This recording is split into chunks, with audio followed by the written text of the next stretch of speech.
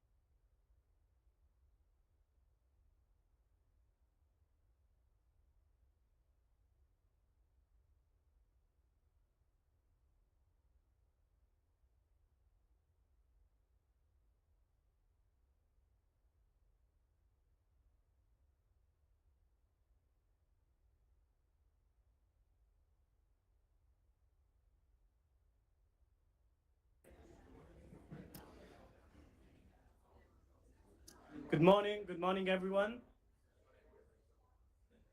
Thank you for joining today, and welcome to what promises to be a most inspiring and insightful event on the role of blockchain and in the context of emerging technologies and AI to help us achieve the UN Sustainable Development Goals.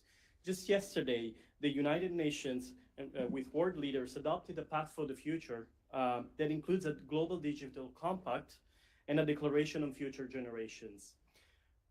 As the Secretary General said, we cannot build a future fit for our grandchildren with a system built by our grandparents. This is why we're here today. We're trying to discuss the role of blockchain technology, and to kick off the day, I'm very pleased to introduce Dino Dell'Accio, the Chief Information Officer of the United Nations Joint Staff Pension Fund, who's an innovation leader at the UN and has worked on some highly impactful projects. Dino will set the stage with his welcome remarks. Please join me in welcoming Dino to the stage.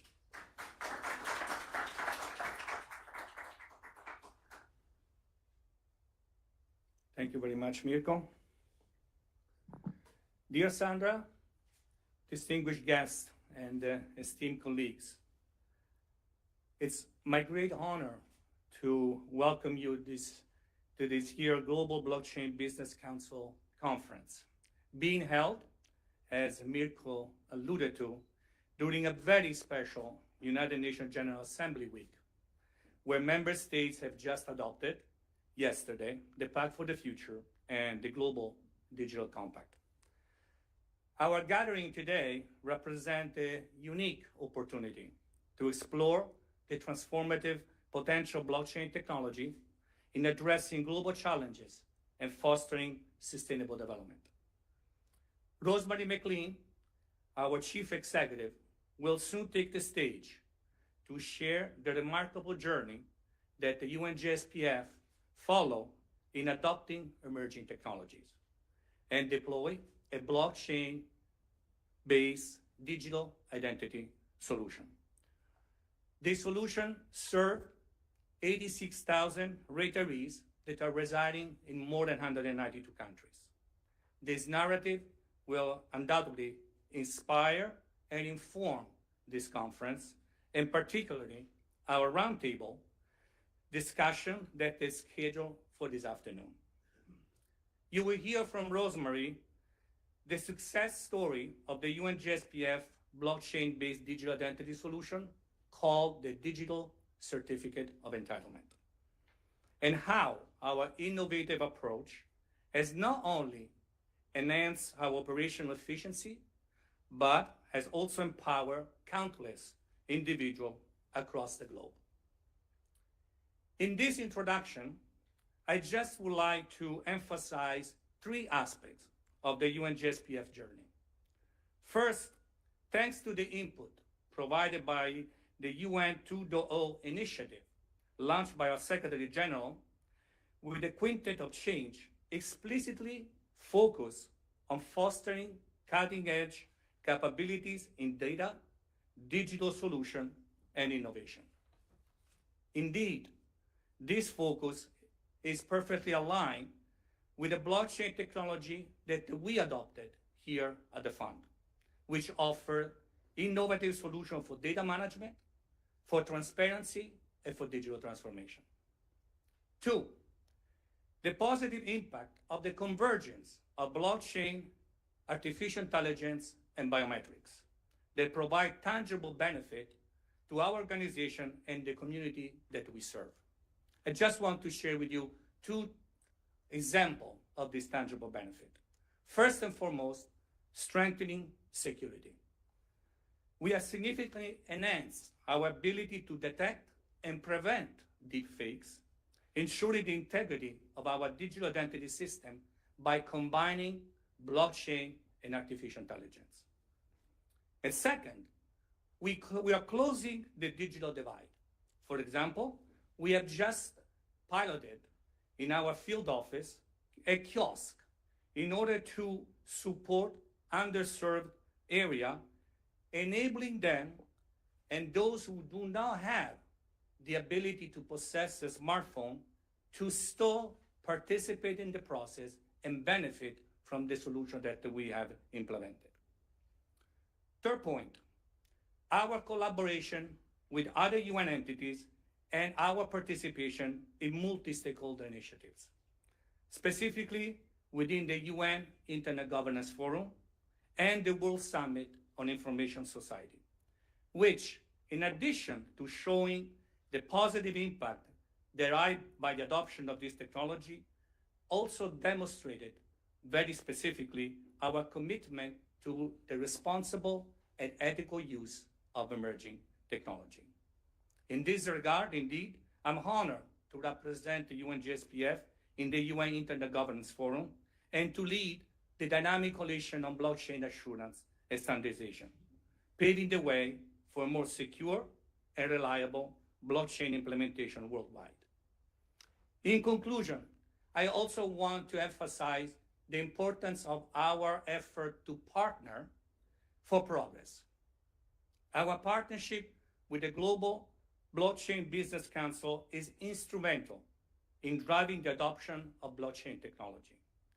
Through a multi-stakeholder approach, which is exactly the principle that is envisioned in the Global Digital Compact, in the UN Internet Governance Forum, in the World Summit of Information Society, we are sharing the mission of GBBC in bringing together regulators, business leaders, and global change makers to foster collaboration and advance a dialogue for a more secure, equitable, and functional society.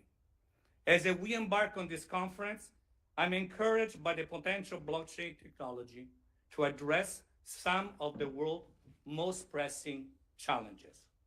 The discussions and the insight shared here will undoubtedly shape the future of this transformative technology. Without further ado, it's my pleasure to introduce Rosemary McLean, our Chief Executive, who will provide the context for our conference and delve deeper into the UNJSPF journey with emerging technology. Thank you for being here today.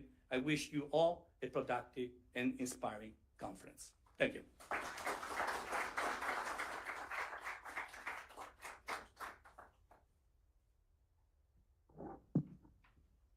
Good morning, Sandra, and esteemed colleagues and guests. I am very pleased to be with you today at the opening of the event hosted by the UNJSPF at our New York headquarters. We have a productive history of collaboration with the Global Blockchain Business Council, and I deeply appreciate their invaluable role in convening and driving the adoption of blockchain solutions to foster sustainable development. UNJSPF provides pension security to staff of the UN Secretariat and 23 other member organizations since 1949. Our 75th anniversary this year gave us an opportunity to reflect on the journey so far and on how we can better position the fund for the future. While our client-oriented mission has remained the same over the years, the tools to serve our clients have considerably changed, and they will continue to evolve as part of the fund's modernization roadmap. Since my first day as Chief Executive of Pension Administration, I put a special emphasis on the importance of modernizing pension services. This serves a dual purpose, in my view, to improve client experience and to use the fund's very valuable human resources more effectively. And I'm proud to report that our modernization efforts have already produced positive results. Leveraging AI and new blockchain technologies, we have successfully introduced the Digital Certificate of Entitlement, which has been in production since 2021. The Digital Certificate is the first fully deployed application in the UN utilizing blockchain technology. It is a state-of-the-art mobile and web-based authentication solution to verify the identity and location of our retirees and beneficiaries. It provides a fast, easy, and secure way to complete their annual proof of life exercise, which is an essential step to ensure continued payment of their benefits. With this solution, UNJSPF clients have the opportunity to conduct the exercise entirely on a digital format, instead of relying on paper and postal services and waiting for months to complete the process. The Digital Certificate of Entitlement has won several awards, including the UN Secretary General's Award in the Innovation and Sustainability category. It has been recognized as a pioneering application of emerging technologies, including AI, blockchain, and biometrics, that facilitate a critical transaction to our clients, ensuring data protection and privacy in accordance with international standards. At the same time, the solution has reduced carbon emissions by eliminating paper-based forms and avoiding the need for physical archiving and storage.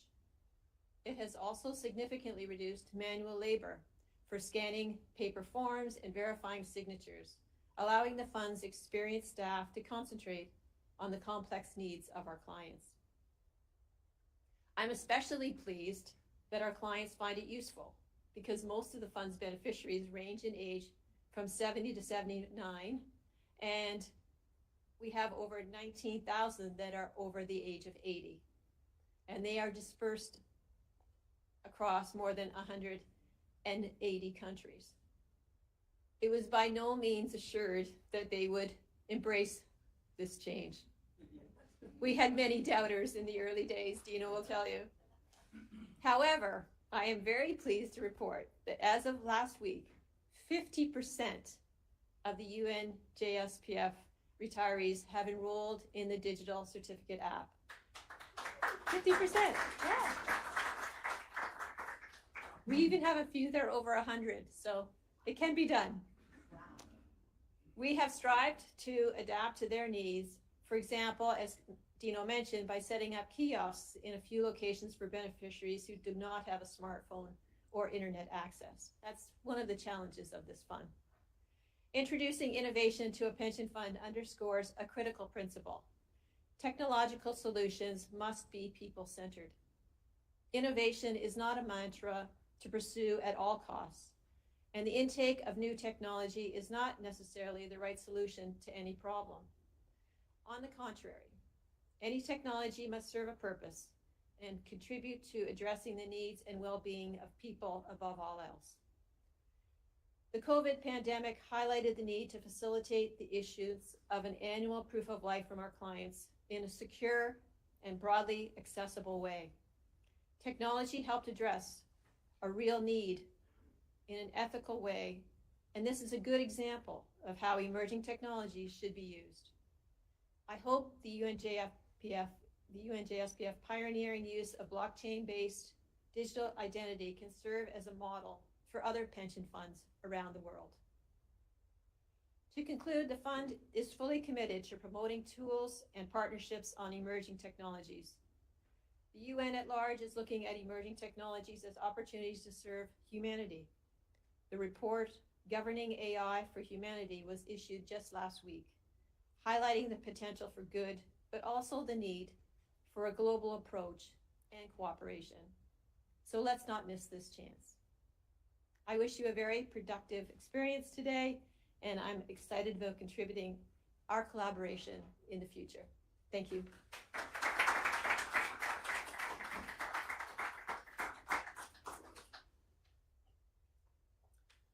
Thank you very much, Rosemary, for your inspiring words. And this year, the Lord Holmes of Richmond from the United Kingdom, House of the Lords, was unable to join us in person. So he wanted to share a message with the audience today and on the importance of the United Nations Sustainable Development Goals, especially when it comes to the impact of supply chains across the globe. So we'll have a video of Lord Holmes of Richmond now. Thank you.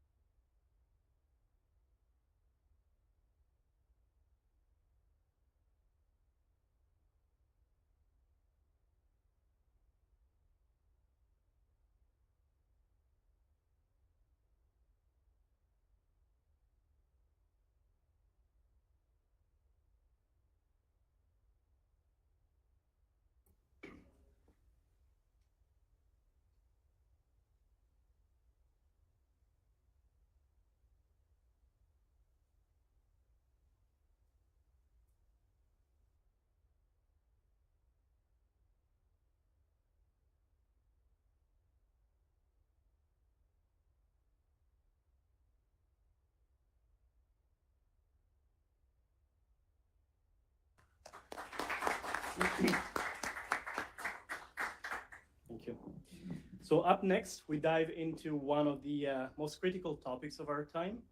How can we secure our digital future while balancing ethics, AI, and data? Moderating this panel will be Sunny Jiang. She'll be joined by Stuart Haber and Scott Stornetta, who are the co-authors of the breathtaking paper, How to Time Span a Digital Document, and Jen Lee from Accenture. So let's get started with this panel. Thank you.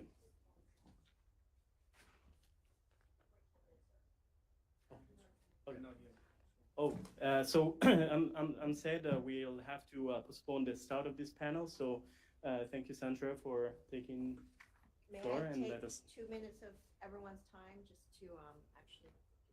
Okay. So first of all, welcome everybody. Thank you for joining us today. My name is Sandra Rowe. I'm the CEO of the Global Blockchain Business Council. I wanted to actually share something with you, and we promised to give a shout out to the weavers of Assam, India. For those who are not familiar, it's the furthest northeast, if you look on the map of India, is a region called Assam. And we learned of these weavers in this village when we attended an event in Delhi last year with Algorand Foundation. And they made these beautiful woven gamozas, as they're called, very distinctive in their coloring and their design. And we said, well, why don't we commission them for GBBCs? You see the logo? This is the sample. So we had a supply chain snafu. Each of you was supposed to receive one today. So what we're going to do instead, and by the way, the weavers are heartbroken. So we're going to give a shout out to the weavers in Assam to say that we thank them for all the hard work they've done to put together about 200 of these. And if you are interested in receiving one, just let us know. We'll make sure that one gets to you at some point. It won't go fast, but we will do our best. But here's the beauty of what our technology can do. So each of these in the back have a little QR code, which has which is an NFT, and it explains the journey of this scarf, of this gamoza. And it also gives a bit of history of the weaver who actually wove this for you. And when you think about, it's a remote village that, by the way, we were their first export order ever. I think these are the kind of things that are the reason why many of us are in this space. Yes, many of us are in the space to make money and for profit, and that's not a bad thing, that's a good thing. But in order for us to connect around the world and to actually give economy and business to those who would have never dreamed otherwise, and we will probably never meet them. But the beautiful thing is we can attach something as lovely as this with technology and learn a little bit about their history and where this came from. That's kind of the beauty of the supply chain end-to-end, discussions we keep having, which is where is our stuff from? Where did it come from? And who are the people who actually made it? And I think that personal connection is something this technology can do, beyond also verifying that it came from good sources and the commodities that were used to do it, are from places that we want to support. I think what we really are talking about here is how do we connect the world in a way that is actually very human and very personal by using this tech. It's not just about the making of the money. It's not just about ensuring our supply chains and transparency, but it is that human element. So, as I said before, if you're interested in receiving one of these lovely gamozas for free, we are happy to get you one. Just let us know and let one of the team know. But shout out to the weavers of Assam. Everyone's gonna have a gamoza. Thank you.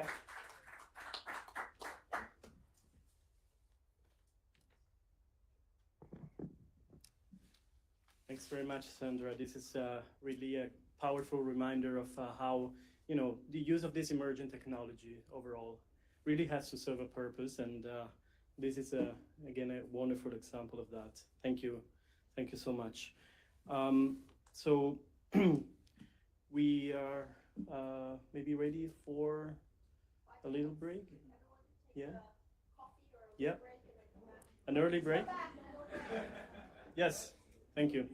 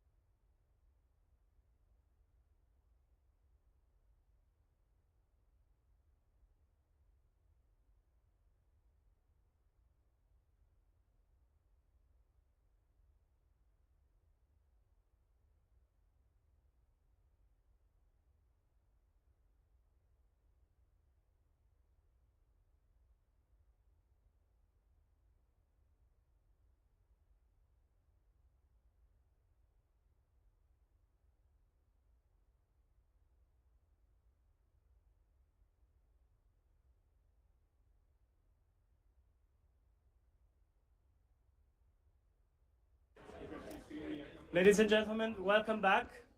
We're now ready for our first panel. So I will leave the floor to Sunny moderating this panel on securing our digital future, ethics, AI, and data. Thank you very much.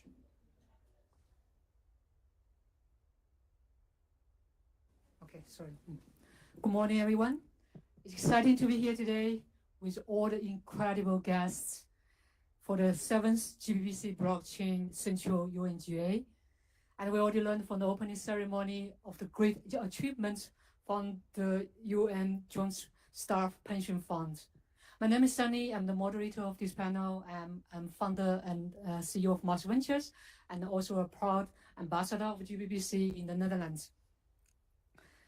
We all know that UN General Assembly is going on today, and the Climate Week has just been kicked off. I was at the summit of the Future Action Days Saturday, and I feel great energy from everyone for building a digital and a sustainable future. And looking ahead of our future, we are in the 4th industrial revolution, the information revolution led by the emerging technologies such as AI and the blockchain. As addressed in the opening ceremony, technology has never been so close to our business and to our daily life. It's crucial to secure our future with harnessing the power of data and AI. AI is increasingly popular in recent years, particularly because of the development of generative AI and the large language model. Meanwhile, there are a lot of concerns about ethical. How can we shape a future with better future with technology? Let's start this panel. First, let's have a short round of introduction of our amazing panelists. Maybe we start from Stuart. Yeah. Can you hear me? Yes. Oh, even better with the mic on, thanks. I'm Stuart Haber. I'm a cryptographer, these days a freelance cryptographer. And along with Scott at the end of the panel here, the two of us designed the world's first blockchain beginning some 30 odd years ago.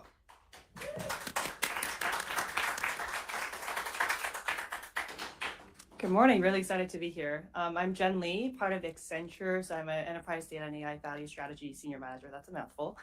But in my day-to-day, I focus on AI, nowadays especially Gen AI. So for the past couple of years, as it's really come to our focus, my day job is to look at everything from data to prompt engineering to reg architecture, all the way to enterprise governance. My specialty is regulatory and compliance requirements and looking at how AI can either meet those or help embed and help those as well. So great to meet everyone.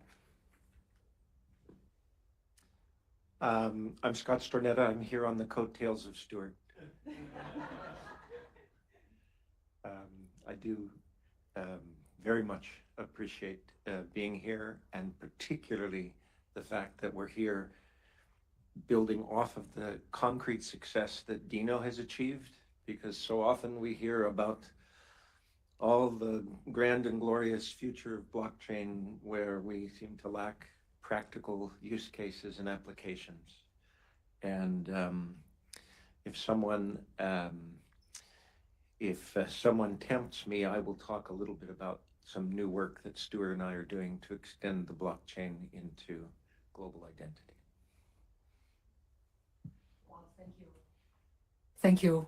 Wow, this is thrilling to have this very important person in the history of blockchain here in this panel, and also our experts for the enterprise AI. So let's start the first question. What is your vision of our digital future? Why are there ethical concerns? Maybe we start, yeah, any of you, it will be okay.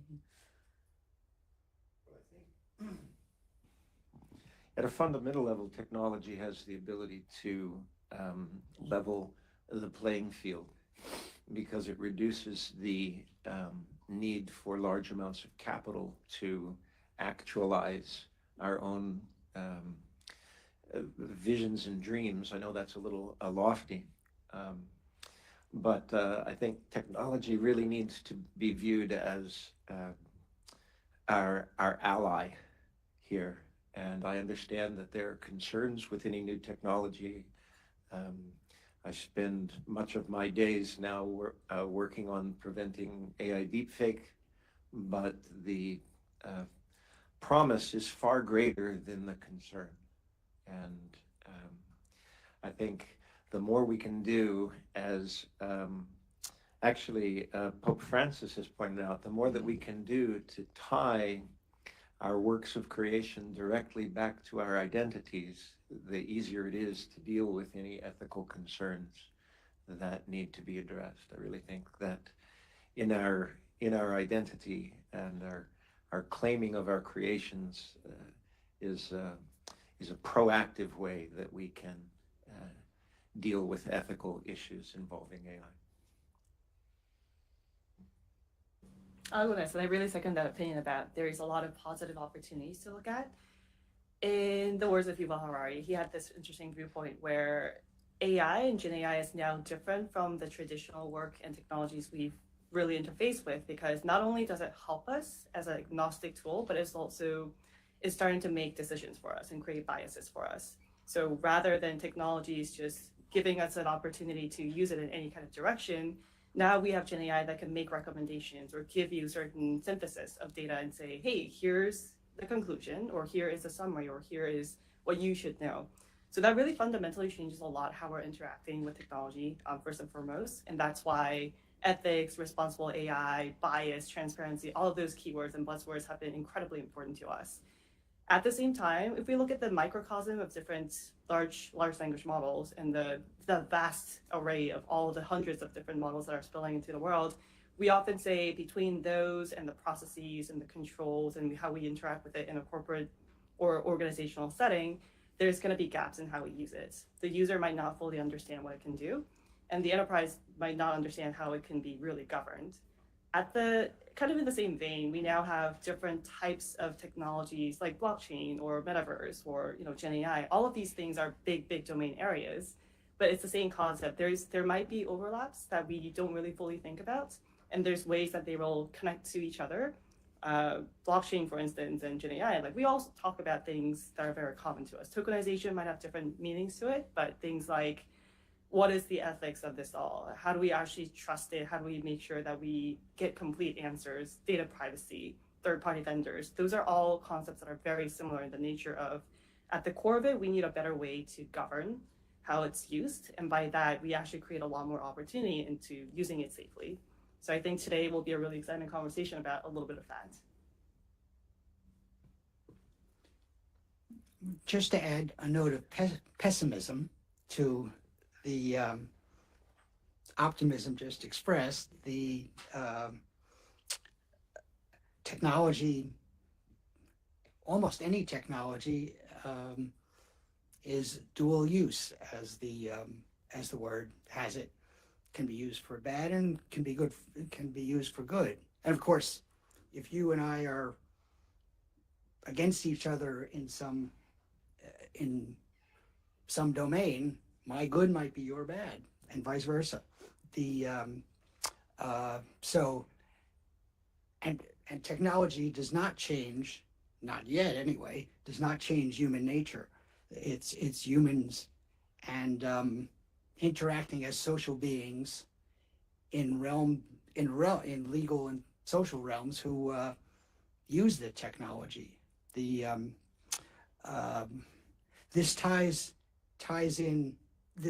concern ties in to my professional life as a cryptographer, where I sometimes try to design secure systems. And the only way to design a secure system is to put yourself in the chair of your possible adversaries. So I'm throwing out some caution. Yeah, I think it's to mean the empathy, right? So, no, okay. Well, it's great. Thank you for all the inputs. And we somehow touch base about ethical issues. So, in your work, in your experience, what are the biggest ethical dilemmas when we are on the way to transit to the digital future? I can kick off. So I think when we say ethical dilemma about using AI, largely speaking, the industry has started off with looking at areas where it's not making direct decisions for a business or an organization or even a person, and then going from there. So we're still looking at it as a co-pilot or a partner or a supporting agent of sorts that can help you internally. If somebody's doing homework with GPT, I think a lot of schools will now kind of recognize, oh, well, students have this at their fingertips, they're using it. Now, do we prevent them from using it completely, or do we let them try to experiment it and then use it responsibly? Same thing with organizations. We have all these financial institutions that at the onset of ChatGPT just blocked the whole thing. Now we're getting to an understanding of what it can or cannot do and starting to realize, well, we need to democratize the experimentation of it, the play around with it, to be able to continue to progress how we actually use it, because that technology is not going anywhere, as you know. At the same time, external threats like deepfakes or cybersecurity issues or any other external factors for fraud, those things are continuing to evolve. So to understand and to prevent it is a critical concern. So long story short, I think there are ethical dilemmas on how far do we let this be used in our day-to-day and how much control do we let it have. And I think the core of it is we need to make sure that there's education and training on what it can or cannot do. We can't really govern a model without, say, our model risk management organizations or data privacy organizations understanding what exactly happens when you feed data into these models. I think the same thing is probably applicable to how blockchain has grown in the industry. There's data privacy concerns, there's data transparency concerns, and the fact that a lot of these information become public, when we say, hey, something becomes public, that tends to ring fire bells. And when we say, oh, well, GPT or Gen AI can do this or that, that tends to also create alarms. But when we actually sit down and rationalize what that means and what we can do about it, I think that's actually the critical part about how do we describe ethical dilemmas? Because at the core of it, I don't believe that it's actually a dilemma. I think it's a matter of we have the full capability to be able to design the security and the safety around it, and we need to understand and do that faster and better. Yeah, let me just build on something that Jen said, as well as I'd like to go right back to the opening remarks of Rosemary McLean, where she said, technical innovation must be people-centered. And I think the only ethical concerns, in a sense, that we have to address are taking responsibility for our creations and making it clear to those that are interacting with them that there's a person on one end and a person on the other end, because all of these innovations are means to people ends. And so for me, it's simply not shirking the ethical responsibilities that we have to retain with any new technology that we collectively create. Yeah, I think rather than imagining that we need a new kind of ethics, we need to ground it in people, and the ethics that has worked well in the past can continue to guide. I think there's another aspect of it, and this goes to inequality issues, and that is ensuring that these tools are broadly available, that they can be widely leveraged. I often am asked to respond to issues about whether AI will take over all of our jobs. And my response is simply that, well, someone that is doing your kind of work using AI is going to take over the job of someone that is doing your kind of work and is not using AI. That's where the jobs, that's the direction that the jobs will flow. And so I encourage people to be proactive in taking advantage of the opportunities that are freely available to greatly enhance your ability to do your work. And I think that goes again to this people-centered innovation. I'm no expert in AI, and so I won't say anything more about it than I can't say anything more about it than any informed reader of of the newspaper, or at least of accurate newspapers. We will get to the topic of accuracy anon. But I'll just underline, I share my fellow panelists' concerns with the human-centered use of technology, because there are people involved, there are ethical concerns involved. The fact that it's a buzzword, a technology with a buzzword attached, changes nothing there. Yeah, thank you so much. And yes, I think it's highly resonating because we are human. We are using technology that should be building around people and the human. So this morning I had a little bit chat with Scott, and you mentioned about the deepfake technology to help on fighting against deepfake, and that's really something I think is a big problem in our near future when we apply the deep learning, the machine learning, and also the model. Can you show us a little bit more about that part? Because it's highly related to the human-centric AI. Sure. I guess as a prelude to that, I hope people are starting to see the yin-yang dynamic that's worked well for Stuart and I over 30 plus years. Stuart often suggests that I am the person that leaps off into wild forays, and he is the person that grounds us in reality. And you can see that still playing out here.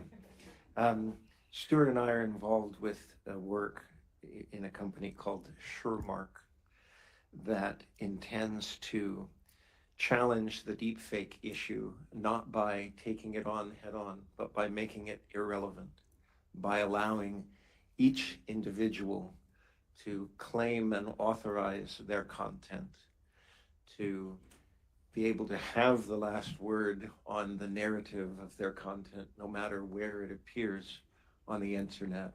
And in that way, rather than fight deepfakes, the goal is to simply deflate their relevance. And I think when the day comes that each of us can assert proactively our identity throughout the world and take responsibility for the work that we create is in a way that is easy to verify by anyone that wants to get to the truth, that's the day that deepfakes can become irrelevant. It reminds me a little bit of the scene, for anyone that remembers the movie, in Indiana Jones and the Raiders of the Lost Ark. There's this very threatening scene where Indiana Jones is confronted by this very large, black-shrouded master of swordsmanship. And it's not at all clear how he's going to find his way out of the morass. And finally, he just reaches out his gun and shoots the person and moves on. And so this notion that we have to engage with these deep fakes and confront them and whatnot is giving them more credence than we need to. What we need to do is speak with a clear voice about our own content and that of others, and have the narrative around our authorized content and others' authorized content. Whether they present different viewpoints is not the concern. And in a similar fashion, whether we choose to use these new tools to synthesize our own creations, what matters more is that we take responsibility for them and that others know they're engaging with something authentically authorized by us. Then deepfakes have nowhere to hide, because the essence of deepfakes is the anonymous creation of material without attribution. We can just banish that to the shadows. Anyway, I didn't mean to make that a sales plug for SureMark, but if you're a high visibility individual and you're concerned about losing control of your narrative, you should get a SureMark credential. Yeah, I'm already a fan of that, and would like to try that later. So, okay, we will talk about the ethical concern about data integrity, accountability, fairness, privacy, and IP, human rights, all of these kind of things. And this week is especially for climate, for sustainability. How do you say all of these are linked, for instance, to the ESG? What are the social, environmental, and governance impacts concerning about the ethics, AI, and the data? Oh, great. Wow. So yeah, I work with financial services who oftentimes say that they are working on ESG as a key goal, but it depends on what that variance in the flavor really looks like. I think when we think about sustainability, starting from how we manufacture GPUs and how we run these computational huge models, from using all that energy and all the computational power, all the people, all the locations, and anywhere to how we actually ensure sustainability into our business models. Like, that's a very, very wide spectrum. One thing I will mention though is how we create sustainability and innovation is not necessarily a way where we just think about, well, it's a very one-dimensional way of saving energy, right? So when we say that ESG and AI intersects, I think in the past few years, there's been a lot of lessons learned where we think about certain metrics and for certain value goals that we put on, the leaders of any organization, and then the day-to-day of how that really plays out is just not very connected. I don't know if that's a quick answer to how we actually look at ESG, but at the core, when we start applying some of these principles of how we actually think about the environment, it's not just that we are looking at, hey, so we are going to try to do this as economically and environmentally as responsible as possible. If we are able to automate and look at processes in a way that it's not just automating some one step, but really reinventing certain things and creating value and arbitrage, where fundamentally maybe you are changing the workings of an organization, maybe you are changing the way that we're interacting with the environment, by being able to, for instance, use AI to identify where can we cut down costs in operations where we know we are creating a lot of pollution. That's another way to think about it, rather than try to hammer top down, hey, ESG is important. So I think there's lots of opportunities that are bottom up that are business that are also in need of a conversation for how we actually ultimately tie these into these initiatives. And do you want to add up anything, or maybe you can? So How to deflect to Stuart. I'll say a few words now about what the basics of blockchain technology can add to this area, and for that I'll come back to the topic that I alluded to before about accuracy. When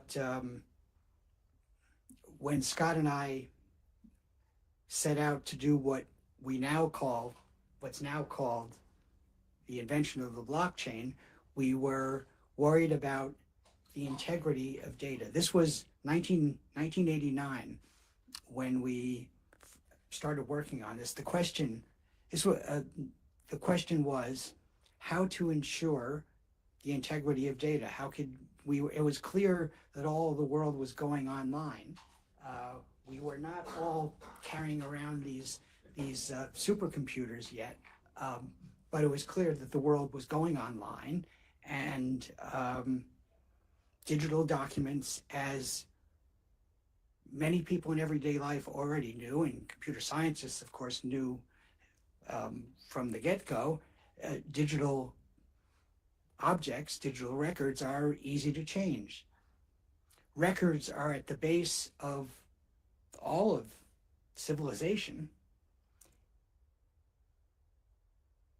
How could we use algorithmic and digital tools so as to ensure the integrity of records in a way that required making as few trust assumptions as possible, trusting people, trusting software, trusting hardware, trusting mathematical assumptions? We ended up with what's now known as the data structure of the blockchain, which can be used to ensure the integrity of bit strings. connecting the integrity of bit strings to assertions about the real world. For example, carbon credits, for example, things happening in a supply chain. There was a recent, very newsworthy attack on supply chain of objects like these very recently.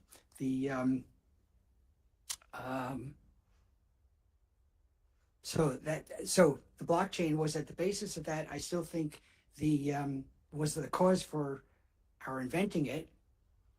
I still think it's the killer app. Exactly to that point. Maybe you didn't know that Scott and Stuart, you know, I just ask, how many of you read the white paper of Bitcoin? Yes. And did you know there are 8 citations of Bitcoin white papers? 3 out of the 8 are from them. So it's so amazing that they are sharing their views today, talking about blockchain and the vision of the future. So a question to both of you, following your inputs. When you published the paper, How to Timestamp the Digital Documents, early 1990s, did you expect its impact of, by today? And what is your initial intent? What's the difference of now?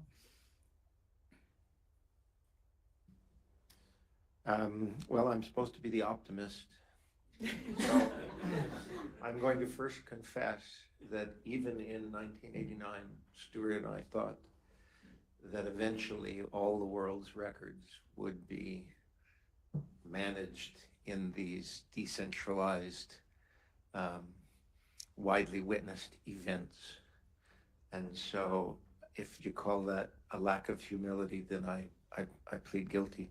What is so amazing, however, is the flourishing and diversity of use cases and additional technical innovation that's been built on top of this one layer in the stack that Stuart and I had something to do with. So again, just as we take credit for innovations that are the foundations of our own work, it's just very gratifying to see others have the chance to flourish and innovate, building on something that rests on one of our layers. And I think the future, again, how can an optimist say anything but that the future for good is limitless? I think we should think of the Sustainable Development Goals really more broadly as the human and life flourishing goals.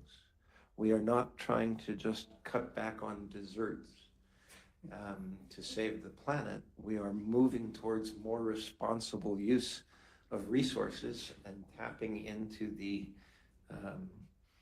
essentially inexhaustible energy of the sun to make the world a more livable place, but not one where we can eke out an existence, but one where we can flourish. And so I encourage people to exercise some caution about the technologies that are being built, but not in any sense use that to surrender taking human initiative to make the world a better place.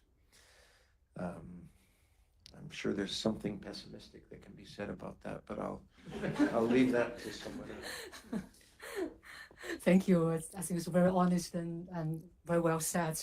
And we have sort of maybe the last question to you, Jim, because you are expert of enterprise AI.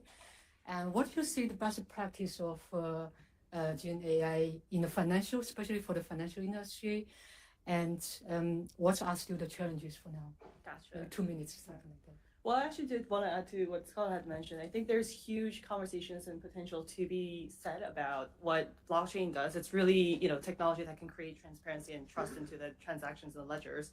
Gen AI does the opposite right now. It's creating a lot of these machine-generated data, and every year we have more data than all of history combined. So imagine what machine is doing right now. So I think there's a lot of conversations we need to have together to make sure that we understand how those can help each other.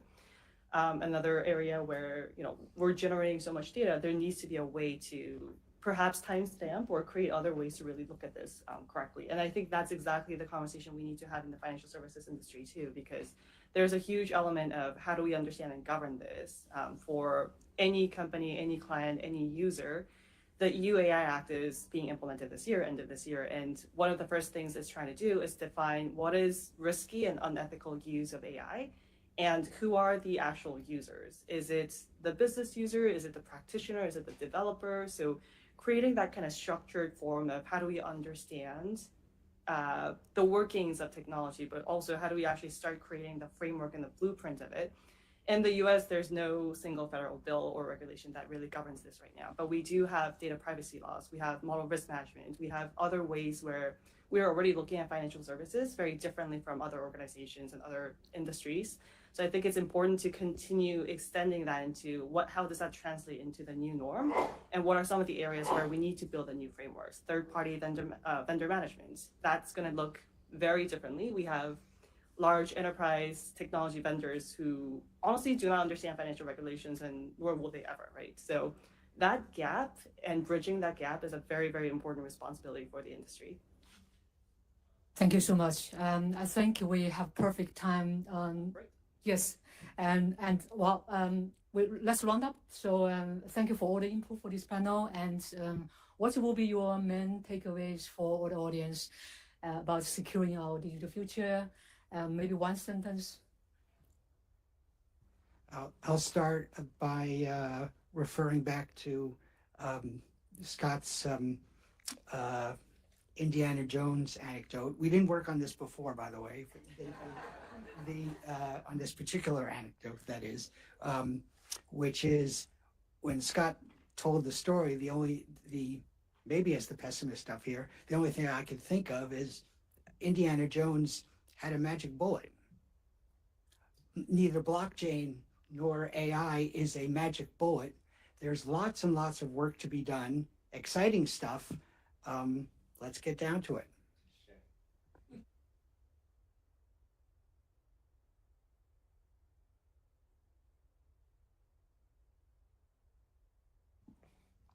Press forward. Okay? Don't apologize for being who you are and having hopes of wielding technology in a positive way for yourself and others. Yes, you should be cautious, but press on. I think I have to rewatch that movie. But also, I think this has been a really good learning conversation for me as well, to understand there's definitely some interesting things we can think about the crossroads of blockchain and AI, and also to start thinking about it's not just one discipline or the other. It's not one dimension or the other. There's going to be a mix of things that help us for all of the industries, for all of financial services, and try to understand like where those opportunities are and who actually needs to be at the same table like today to have those conversations. Thank you. So let's conclude. So it's really amazing input. Thank you, everyone, and hope that you learn. Wow, have a great takeaway from this panel. Thank you.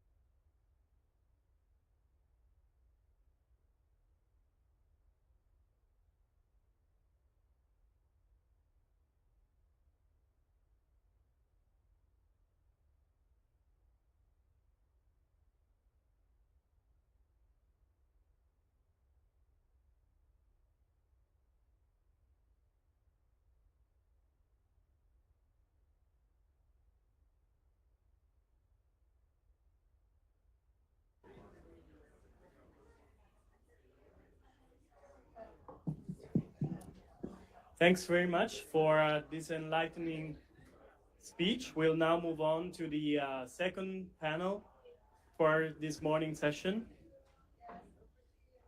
So next we'll be discussing blockchain and global finance, exploring how this technology is shaping accessibility in financial systems worldwide. And we are pleased to have here Joe Castelluccio, partner at Mayer Brown, who will moderate a distinguished panel. We'll have apologies from one of the speakers, actually, Puneet Singhvi from Citi, who couldn't be here. But we're very pleased to welcome Raunak Mittal from the World Bank, Hanson Lo from Hong Kong Monetary Authority, and Pui Yi Lai from the Monetary Authority of Singapore. So let's hear from them now. Thank you very much. Hi, good morning or good evening, everybody, if you're listening from the live stream. Hopefully you can hear me. My name is Joe Castelluccio. I'm a partner at Mayer Brown. It's a global law firm.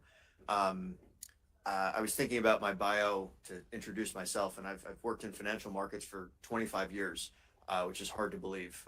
First on a trading desk as a banker, and for the almost past 2 decades as an attorney. So I have a little bit of perspective when I can say that the blockchain and the topics we're going to talk about and how blockchain intersects with global finance is some of the most exciting things I've seen throughout my career. I'm also the least interesting person on this panel today. I'm really honored, and I'm personally excited to hear from our panelists. We had some discussions before this, so I know a little bit of what they're going to say, but sit back, take notes, and enjoy. And I'll ask Hui to introduce herself, and we'll go down the line, and then we'll get into some of our questions. Hi, everyone. My name is Pui Yi. I'm the Chief Representative of the Monetary Authority of Singapore's New York office. In short, we refer to our organization as DMES. So here, what we do, we are an integrated central bank, financial regulator, and we also develop Singapore's financial industry. So it's great to be on this panel. I just moved here to the city at the start of this year. So everyone that you meet from our New York office actually has spent some time in Singapore before we come here to be exposed to the US markets and continue flying the flag high here. Thank you. Hi, everyone. It is a pleasure to be here on the panel with our esteemed panelists. I'm Raunak Mittal. I'm part of the Technology Innovation Office team at the World Bank Group. We are housed within the ITS Vice Presidency, which is under our CIO of the World Bank Group. We look into various emerging technologies, and we work very closely with our teams at the World Bank and IFC and other units at the bank group to see how we can bring in these innovations, technological innovations, into some of the work that we do. So we really sort of collaborate and see how we can solve challenges, how we can solve problems using these emerging technologies. And here, looking forward to discuss more about some of the work that we are doing around blockchain tokenization and more broadly on Web3. Thank you so much. Hi everyone, I'm Anson Lo from the Hong Kong Monetary Authority, currently Chief Representative in the New York and London offices. My career with the HKMA has been mainly focusing on 2 areas. One is private market investments, so private equity, venture capital, real estate investments, etc. Then the other half of the time has been on market development and promotion. HKMA is the central banking institution of Hong Kong, very similar to MAS of Singapore. So we regulate banks in Hong Kong. We maintain the Hong Kong dollar, US dollar linked exchange rate. With that, we invest a pool of money currently standing at around 430 billion US dollars into different asset classes. At the same time, we're also charged by an ordinance in Hong Kong to develop and maintain Hong Kong's status as an IFC. And that's why we have a very strong house of colleagues working on market promotion, market development, including our work in recent years on blockchain, on AI, which I will be very happy to share in the ensuing discussion. Thank you. Thanks, everybody. So with our first question, kicking it off, inclusion and accessibility are 2 of the themes of today's session. And blockchain has the potential to address these challenges in our financial system, as well as many others.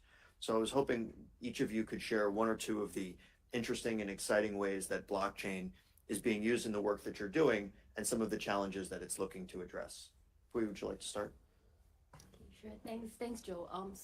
Well, I mentioned a little bit earlier about how the MAS is a rather unique organization. You know, that we have multiple functions within a single agency, and that's really quite unlike what we have here in the US. I think this actually puts us in a strong position, right? It helps us to adopt a very unique lens when it comes to many things, including blockchain technology. In that we're always looking to strike a fine balance between, you know, how can we manage systemic risks in our financial system, and at the same time, you know, we want to allow business innovation to take place. We want to allow new activities and technologies to emerge, and we don't want these to be inadvertently stifled. So our vision with blockchain technology really is that we want to be able to build the next generation of financial market infrastructure to better support financial transactions, right? And we want to allow broader access to everyone, basically, who wants to be in the financial markets. What this really means is, you know, we want to see a network of interoperable systems that allow for payments, for clearing, for settlement, and all of this to take place not just instantaneously, but also seamlessly. And this really is aligned with our broader vision, you know, where we see our financial center be one that can connect global markets, support Asia's development, and also serve the Singapore economy. So with technology changing so rapidly today, I think we all thought, you know, the internet was like the major, like we don't know what's going to happen with the internet, but I think blockchain is going to change the world even more, right? And our approach here is to learn by doing, and we recognize that at the MES, you know, we don't have all the answers to the questions or the problems that we're trying to solve, and hence we always want to work with like-minded partners who are experts in their fields. So you asked about maybe an interesting project that we're embarking on or have been running. So you'll see that we've actually done quite a few asset tokenization projects over the last years. And this is done together with industry partners under the umbrella of Project Guardian. So put simply, Project Guardian is a collaborative initiative between financial institutions as well as, you know, other central banks, regulators, industry associations across the globe, not just in Singapore, not just within Asia. But the goal really is to explore use cases for asset tokenization and capital markets. To date, we've run about 17 industry pilots, right, under Project Guardian, involving 6 currencies in asset classes such as FX, fixed income, and asset and wealth management. Maybe one recent example that I can share is in Franklin Templeton. Most people here, I think, should be familiar with that name. They were one of the early ones who issued Bitcoin ETF, for example, and now tokenized money market funds as well in the US. And now they're launching a pilot to explore the issuance of a tokenized money market fund, which utilizes the digital asset network, right, to maintain the record of fund shares. And with this, you know, if it's successful, the tokenized fund will really make investment much easier for investors. Aims to offer higher transparency, lower minimum subscription costs, and faster processing as well. That's great. I was hoping you'd talk about Project Guardian. Yeah. I can go on because there are so many industry pilots, but I'll also leave some time for the rest. Of course, and these are great examples, right? And I think our colleagues at MAS have been leading the space along with some of the other central banks. We have HKMA here and doing real industry pilots, real transactions. So that's great to know and learn from. But on this question on inclusiveness and access, if I may expand the narrative that Sandra actually brought up about this beautiful piece of clothing from a small village in Assam in India, and there's an NFT attached to this beautiful piece of clothing. So hypothetically, if you expand that example and sort of, if you are able to then scan this piece of QR code, which takes you to a non-fungible token, and hopefully we'll try to demystify what of these things are, but being able to sort of do that and pay for the effort that has gone into in making that piece of clothing from here to that small village in Assam, and they receive that in real time. You pay in your local currency, they receive in their local currency. That sort of expands the boundaries of what can be done, right? Now, in that scenario, there is a lot that is already happening, right? So the governments and the central banks around the world are doing a lot of work in this. And there are some examples around innovations on fast payment systems, and we have these great examples on UPI from India, and we have PIX in Brazil, and various other jurisdictions are innovating. How can we take that one step forward, right? How can we think about a more connected global financial ecosystem? And do blockchain and tokenization and technologies like these provide an opportunity to think about that in a more global form? Is I think the question to sort of further probe. We've been doing internally a lot of experimentation. So we work very closely with some of our partners from central banks and emerging markets to sort of assess what are the possibilities of technology. We really get our hands-on into this example that Pui mentioned about learning by doing. Like, how do we do that? We get our hands on the tech. We help build capacity to our partners in some of these central banks, working closely with the technologists and try to sort of demystify the tech, right? So how do we also, there's a lot of this talk about bridging the gap. So how do we sort of make sure that everybody's being able to make informed choices on some of the design and tech in the space? If we try to overlay these innovations into existing systems that they are today, we would miss on an opportunity. So how do we, if this is providing an opportunity to rethink systems, how do we do that in a way where we are not borrowing some of the frictions of existing systems into the new domains, new opportunities that are there, right? So this notion of interoperability as a key feature is very interesting, very important. And you see how it enables new products, new services, and maybe just piggybacking on this initiative that has gone into fast payment systems around the world, where if you have this notion of interoperability at the key of your design choices, you start moving away from siloed systems to open protocols. How do you move away from restricted platforms to open protocols, which can enable then scale, which can enable access, which can enable new services that can speak with each other? And I think that needs to happen as well in this new exploration and innovation that we are doing on tokenization on blockchain. And maybe just to highlight one specific example, and then I'll hand it over to Anson. Our colleagues from Monetary Authority of Singapore did an interesting work around programmable and purpose-bound money, right? Which is the idea of how you could embed logic within these new instruments of tokenized form of money.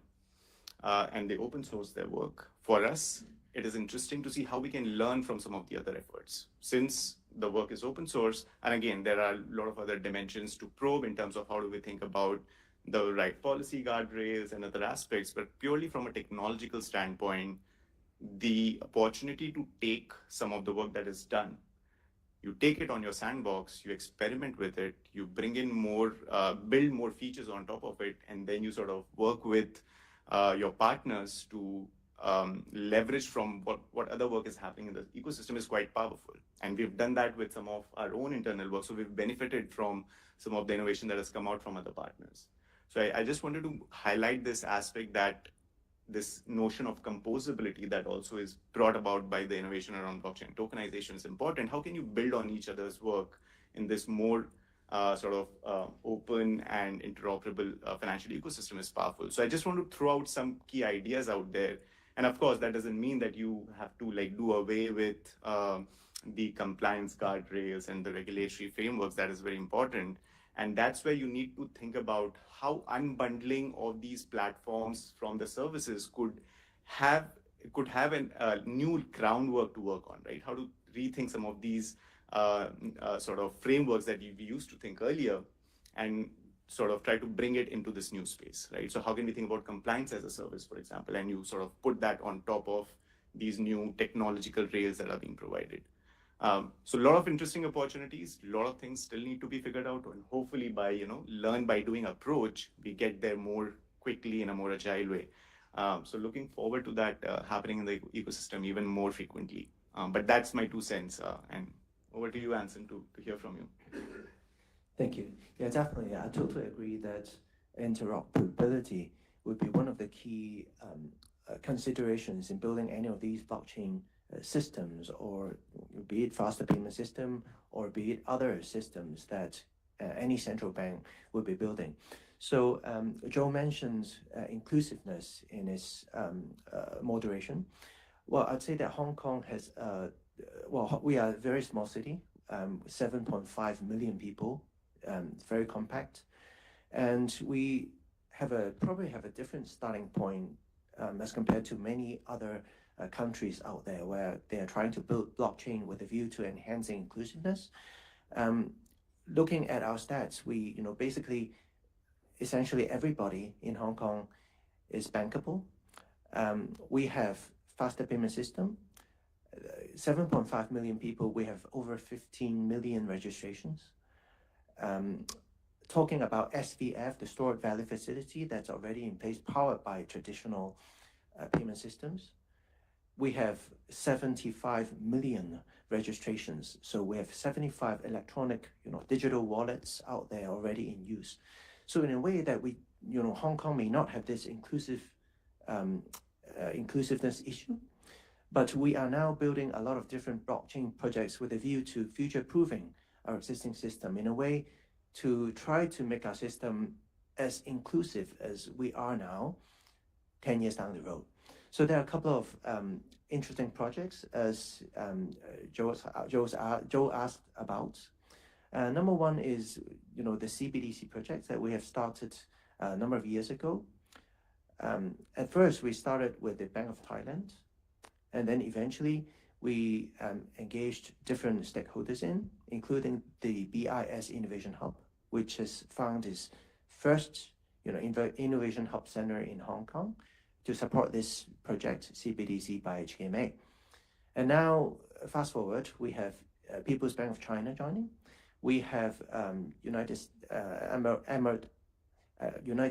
Emirates Central Bank joining. We have Saudi Arabian Central Bank joining, and we have a number of other observers to this project, which has already reached its MVP. And I'm glad to say that last year, there's already connection between the Hong Kong and the Thailand faster payment system. So in a way that now any Hong Kong resident or vice versa, Thailand resident coming to the other jurisdiction, they go to spend money, let's say at a restaurant, then they can, by simply scanning a QR code, and money goes from their local bank account in local currency to the restaurant's account in the restaurant's jurisdiction's local currency instantly, real time. And that's powered by, the infrastructure that were built in recent years. And apart from faster payment system, apart from, the transaction of monetary value, we also utilize blockchain in many other contexts. Just to give you an example, we've recently, a couple of years back, we've launched what we call a commercial data interchange, which essentially is a project we try to build and help SMEs in Hong Kong to get finance from traditional lenders, i.e. banks. And now this gateway has been connected to the Hong Kong government's consented data interchange gateway. So how it works like this. Let's say Mr. ABC who runs a small business, who wants to borrow money from a bank in Hong Kong. Now, instead of providing all its audited accounts, the incoming, outgoing, the revenue expenses, and everything in a thick pile, he can just give consent to the bank, and the bank goes to the CDI, and instantly he's got all the data, including, his revenue in the past, his expenses to his vendors, etc. So within an hour or so, they can get the credit approval secured.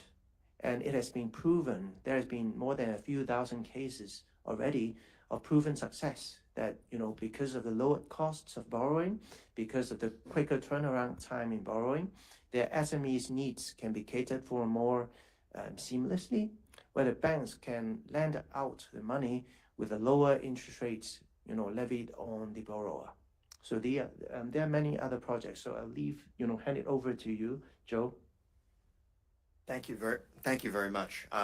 We have enough questions and content to talk for 3 hours, so I'm gonna streamline it just a little bit. It's just a testament to how interesting and influential I think these panelists can be. And so I'll direct this to Anson and Pui in particular. given your role in two, I'll say, regulators that I think personally, my opinion is they've shown some of the most leadership in developing regulations and fostering innovation in a responsible way in the world, what role do each of you see, I'll say regulators and policymakers generally, obviously you're probably going to speak to the role that your particular regulator has had, but you know, what do you see as their role in the developing the way that global finance and blockchain intersect? I'll go first. I think, you know, for example, in the previous panel, Stuart mentioned that, you know, with this technology, right, it really can be used for good and bad. And I think in our position, and I believe this is what probably Hong Kong is also desiring, right, is to see how we can allow space for experimentation and new models to grow while we address, you know, any key risks that might arise. Sandra, we had a brief chat with Sandra earlier, and we were just saying, you know, we're all privileged to be in a place where we're all gathered. We're really at the cusp of, you know, seeing some transformation in our financial industry. And I think I mentioned earlier what we have found useful is to learn by doing. But from our personal experience, I think as a policymaker, as a regulator, as a developer, what has been useful for us is that we also partner with the industry. You know, whether is it the individual firms or whether it's a broader industry association, but really we partner on the pertinent needle moving use cases, right? So that we can really see how we can scale the solutions that we have on hand. Earlier, Anson mentioned about, you know, the example about how, you know, the monies can just be transferred so seamlessly. I think this is a testament of how, you know, when there's early involvement of policymakers, whether it's the international organizations, other central banks, regulators, etc. You know, whether we're there to closely observe or to proactively shape, you know, the regulatory or policy responses to this new technology that blockchain is presenting to us. This helps us to also then, you know, when we decide to introduce regulations, we ensure that they're proportionate to the risks that might arise. You know, we don't want to put in regulations that end up stifling the growth of the industry and making it difficult for things to progress. I think we recognize that, you know, as part of innovation, failure comes with that. If you don't fail, you don't succeed, right? So if we can create an environment where an experiment is allowed to fail, but it does so safely and with minimal cost to the financial system, I think that's a win. And really with all of this, the goal really is to achieve interoperability so that we can foster connectivity and not just contribute to fragmentation. I mentioned earlier, you know, for example, some of the asset tokenization projects that we've done. I think that has highlighted to us opportunities and risks in asset tokenization. But there are really some existing challenges that we need to address in the space of interoperability. I think what we're seeing now is that there are a lot of disparate infrastructures with limited interoperability between them, and this is really creating market fragmentation. Right, and existing public blockchains, you know, without the additional safeguards, they might not be fit for purpose for regulated financial activities, which a lot of us here operate within that regulated financial space. So we really need to open and interoperable networks. I think this is something that Ronak was also emphasizing quite a bit, that are compliant with regulatory requirements. And so, you know, I didn't get to mention earlier, but another exciting project that we're embarking on is what we call the Global Layer 1 Initiative. And this is really a grounds-up initiative, right, from financial institutions across the globe, including Citi, although they were not able to join this panel today. But we really envision, you know, the establishment of a shared ledger infrastructure that can host multiple types of tokenized financial assets and support different use cases for the financial sector. You know, I think more importantly, it's going to be built with the regulatory compliance and technical standards at the forefront. And we hope that this will be beneficial and transformational for the industry. Anson, over to you. Thanks, Puyi. So Puyi has covered a lot of grounds. I'm not going to repeat. And while I totally agree with everything she said, in particular the points on interoperability, which, you know, all speakers have touched upon in earlier discussions. So I just want to add one point here, which is governance. As regulators, we come from we evolved from the traditional world of finance, you know, and government, you know, governance, how we approach it, used to be highly, you know, centralized. That's how you had, you know, regulators came into place many years ago. And now when we talk about blockchain, it's a totally, fundamentally different concept of democratization, fundamentally different approach of, consensus, be it proof of work, proof of stake. It's a different mechanism essentially. So what any regulator, in my opinion, would look at any blockchain system, be it faster payment, be it other blockchain system, is that how we can still exercise our role of being a proper, respected regulator out there. So definitely there are some bottom lines that we cannot compromise in terms of, regulators all share a responsibility of protecting the retail, of protecting the public, from being scammed, for instance. There are considerations like this that we are inherently risk adverse to a certain extent, that if not managed carefully, would not be conducive to industry development. So at HKMA, we always question ourselves as to, what we can do or how we can be more facilitating. And that's why we're put in many sandboxes to try to understand and talk to the industry through various working groups, steering committees, and other platforms, incorporating inputs from industry players, from the academic sphere, the experts, professionals, other central banks, just to, try to find a better way to navigate without compromising the notion of governance. So I wrote down a few things: that governance and responsibility for regulators can coexist with sandboxes and innovation, and in particular that the regulation should be proportionate to the risk. I think there's a few folks in the US that hopefully are listening to this right now as well. So with the few minutes we have left, I have a few other questions, but this is a fun one that we talked about. Predictions can be hard sometimes, and none of these are meant to be guarantees, but sometimes it's fun to say, let's picture ourselves sitting in these chairs 12 months from now. Hopefully we're doing a program like this.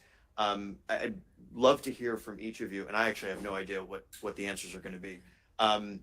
Look back 12 months and say, tell me about one thing that is interesting, exciting, that's been able to be accomplished or that's been tried in the last 12 months at this still very early stage in implementing blockchain in global finance, or in the roles that each of you have. I don't know who wants to start. Ladies first. Well, I guess going back to some of the examples of the projects I highlighted, I hope 1 year from now we would have, made great bounds and be able to share positive news in terms of, what we've experimented with through Project Guardian, and hopefully with Global Layer 1, we issued a white paper earlier this year just to detail what are the opportunities, what we think some of the key principles should be in terms of operating, this foundational layer. But I guess more broadly, I do hope that we will see, this is my personal hope, that we'll see greater regulatory clarity and international standards. Because to me personally, when we talk about blockchain, this is going to be a cross-border technology, right? It's not going to be something that I'm just going to use in Singapore, and so it's just going to use in Hong Kong, and Joel's just going to use in the US. Ronak's the World Bank, so I'm not sure. But I really hope that there will be greater coordination across borders, so that when we can mainstream blockchain technology, we can see greater adoption. And I think, the purpose, whether is it to enhance inclusion, to enhance access, to lower costs, I hope all of this, we can feel the effects multiply, not just within our individual scopes, our individual jurisdictions, but across the world. So just to build on that point, and Anson said earlier about this challenge around the governance aspects of thinking about, distributed, decentralized systems, platforms, protocols.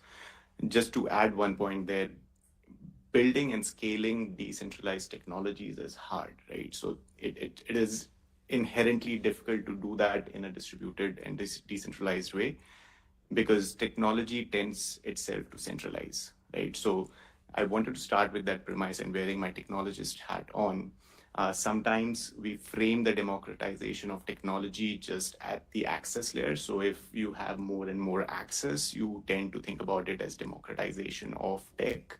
However, there are different layers in the tech stack. And I think it's important to think about how can you democratize more and more as you go down in that tech stack. How do you democratize that even further, right? It is important to think about democratization, I think, and that's my personal opinion, across different layers of the technology stack.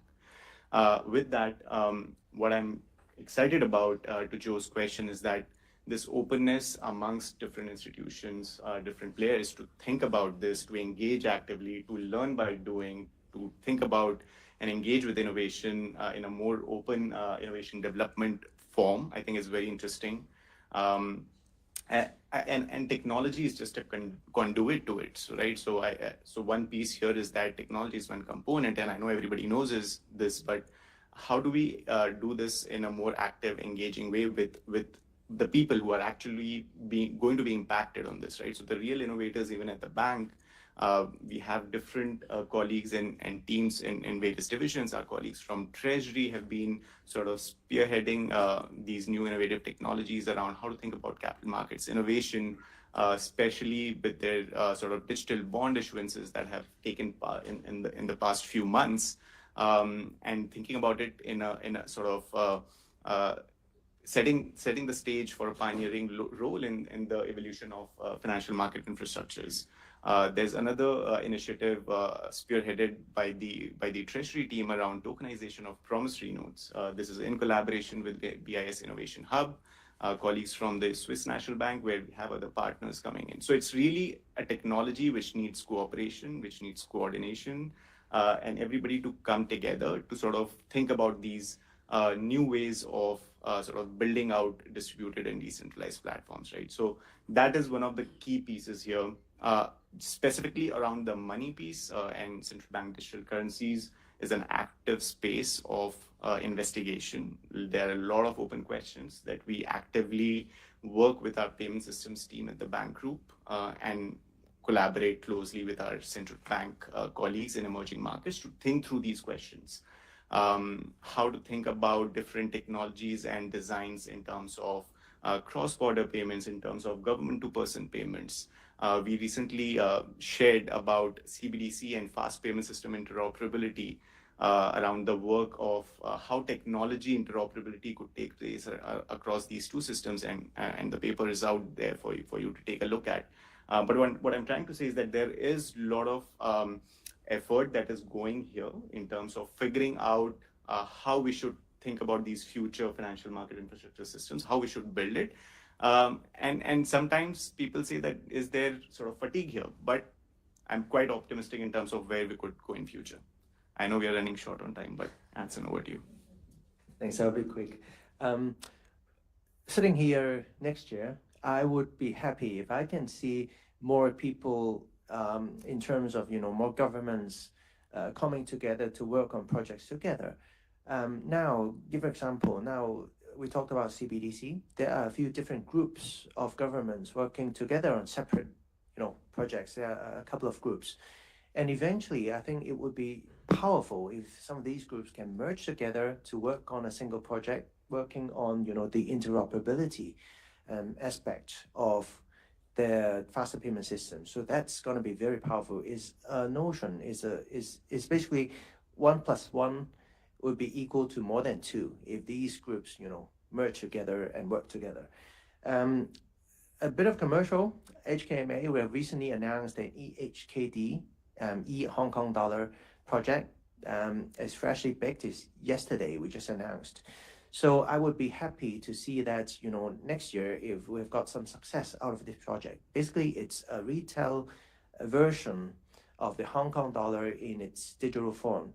So right now we are adopting a user case-driven approach, i.e. we're trying to identify with industry stakeholders who have registered to join our sandbox to explore successful user cases. If we manage to get some of the cases, then we will seriously consider really embarking on another phase of project to build it.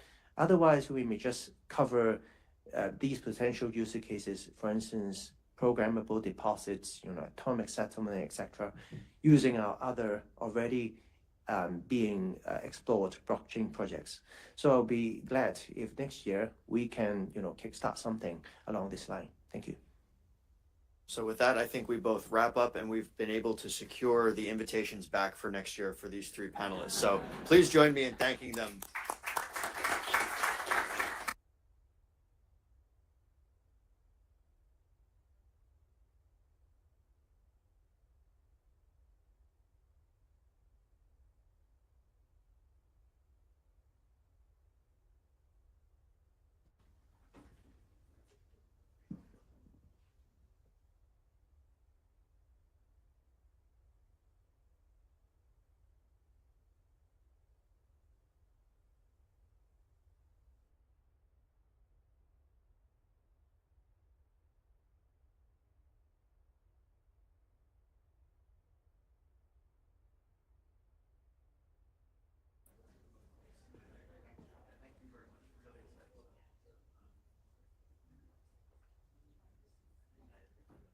Ready?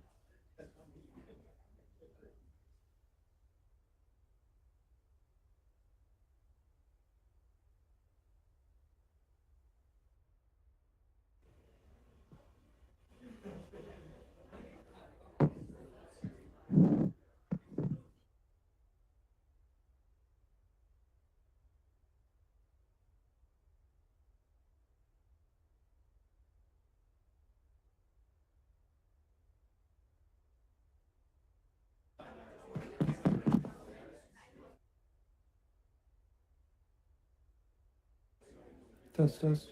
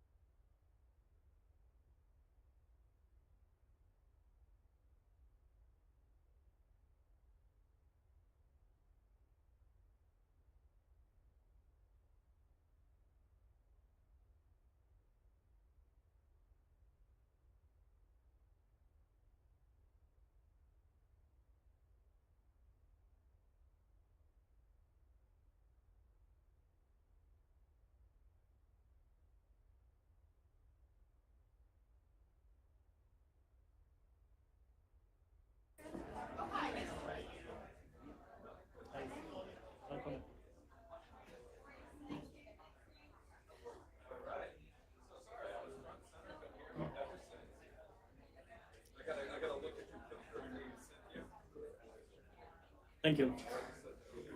All right, ladies and gentlemen, we are ready for the last session of this morning.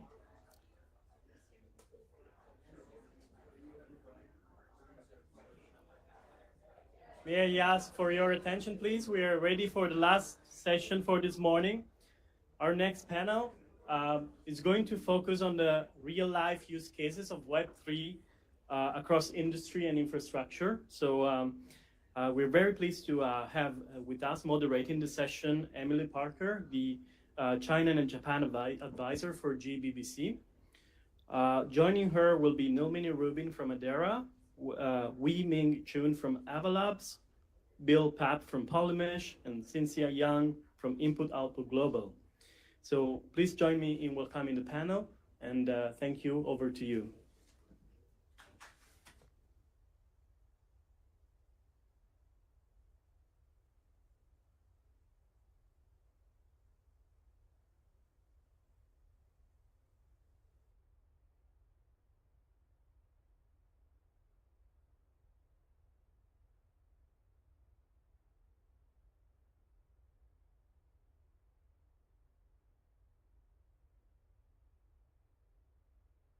Oh, is it not on? Oh, excuse me. All right, let's start that again. All right, so I was going to say that just saying this is a very difficult topic and a big topic. One, because there is a perception out there that there are still no real world blockchain use cases. And I think like if we wanted to test this hypothesis, we could literally go outside into Midtown Manhattan in New York City and ask people what is the real world blockchain use case. And most of them are probably not going to be able to think of one.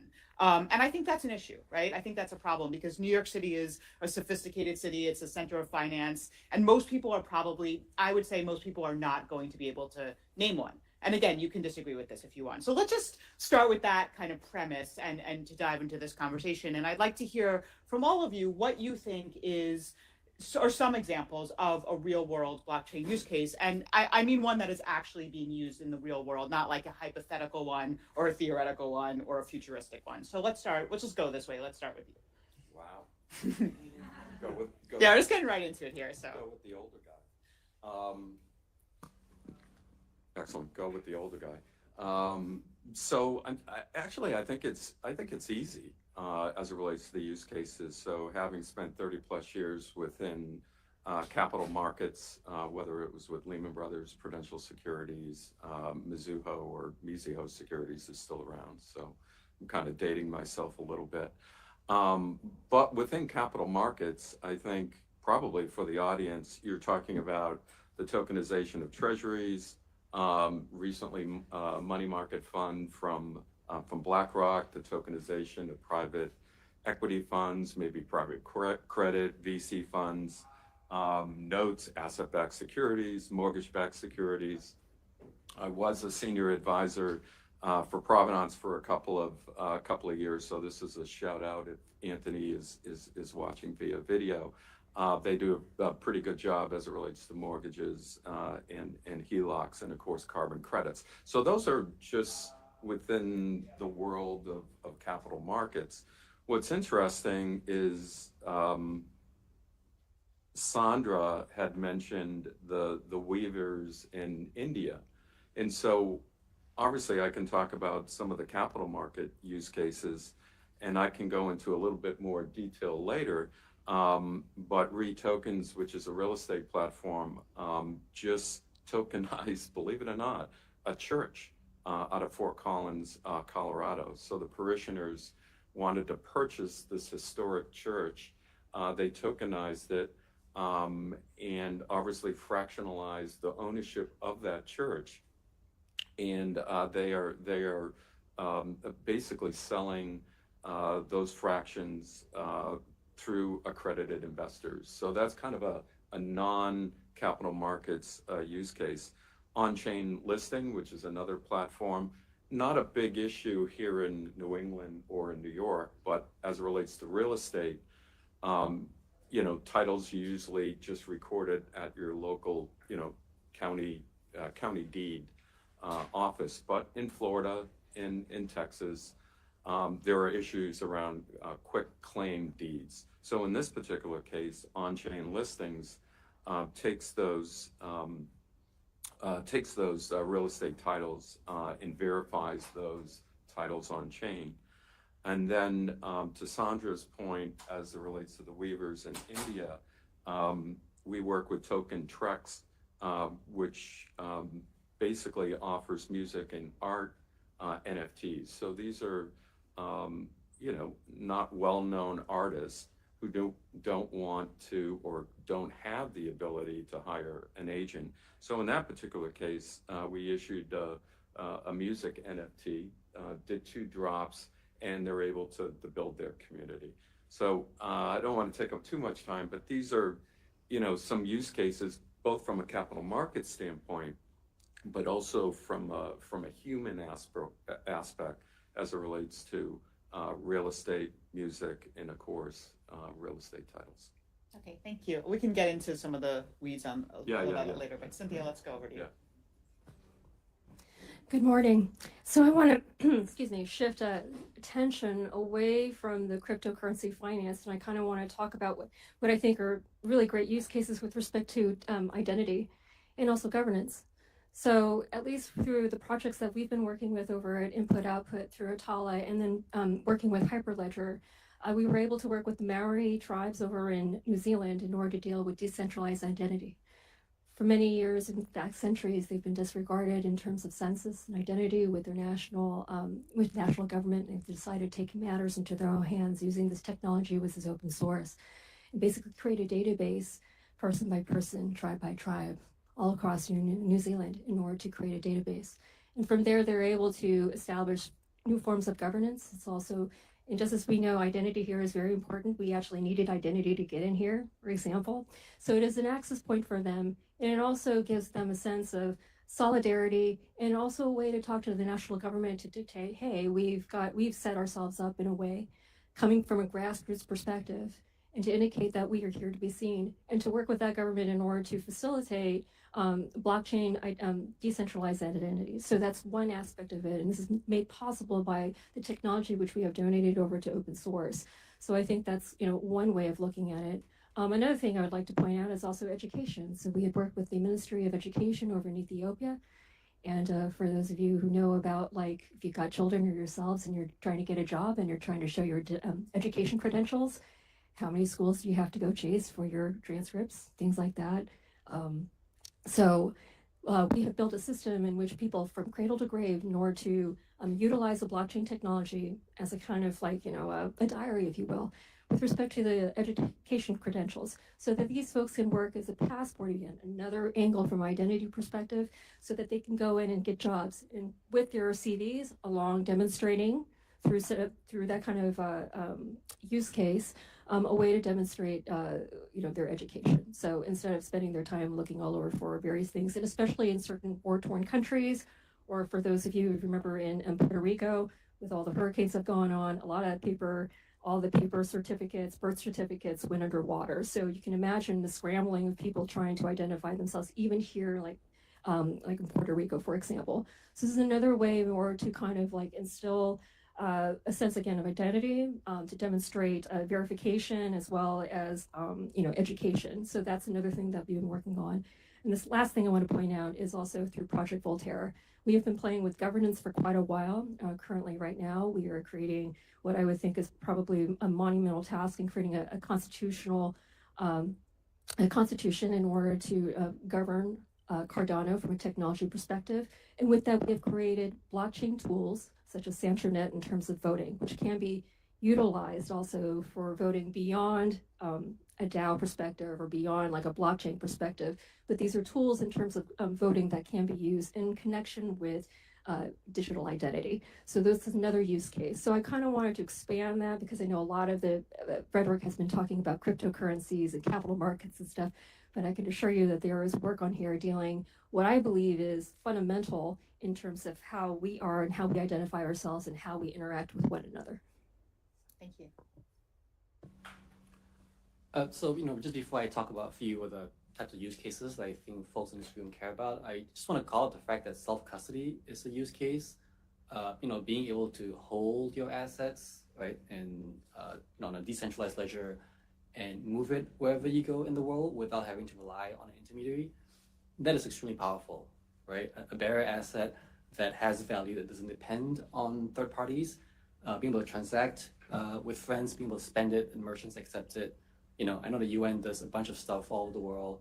I've heard of a program where prepaid cards and that are backed by crypto assets were given out to refugees as a way for them to claim goods and services.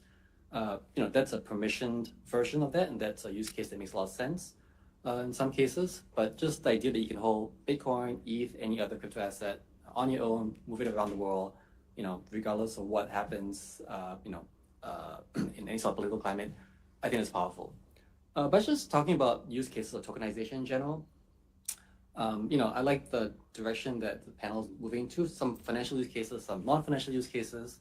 On the financial side, I've seen things like home equity loans being tokenized, and so the projected increase in value of your real estate can be something that is digitized in the form of a token on the blockchain, and that can give you access to a loan provided by a registered loan issuer.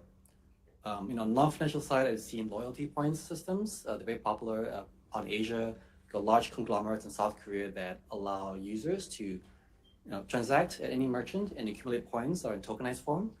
And this allows them to spend it, provides better engagement with the users, allows users to track in real time what they have in one system, rather than have to rely on a bunch of different systems coming together.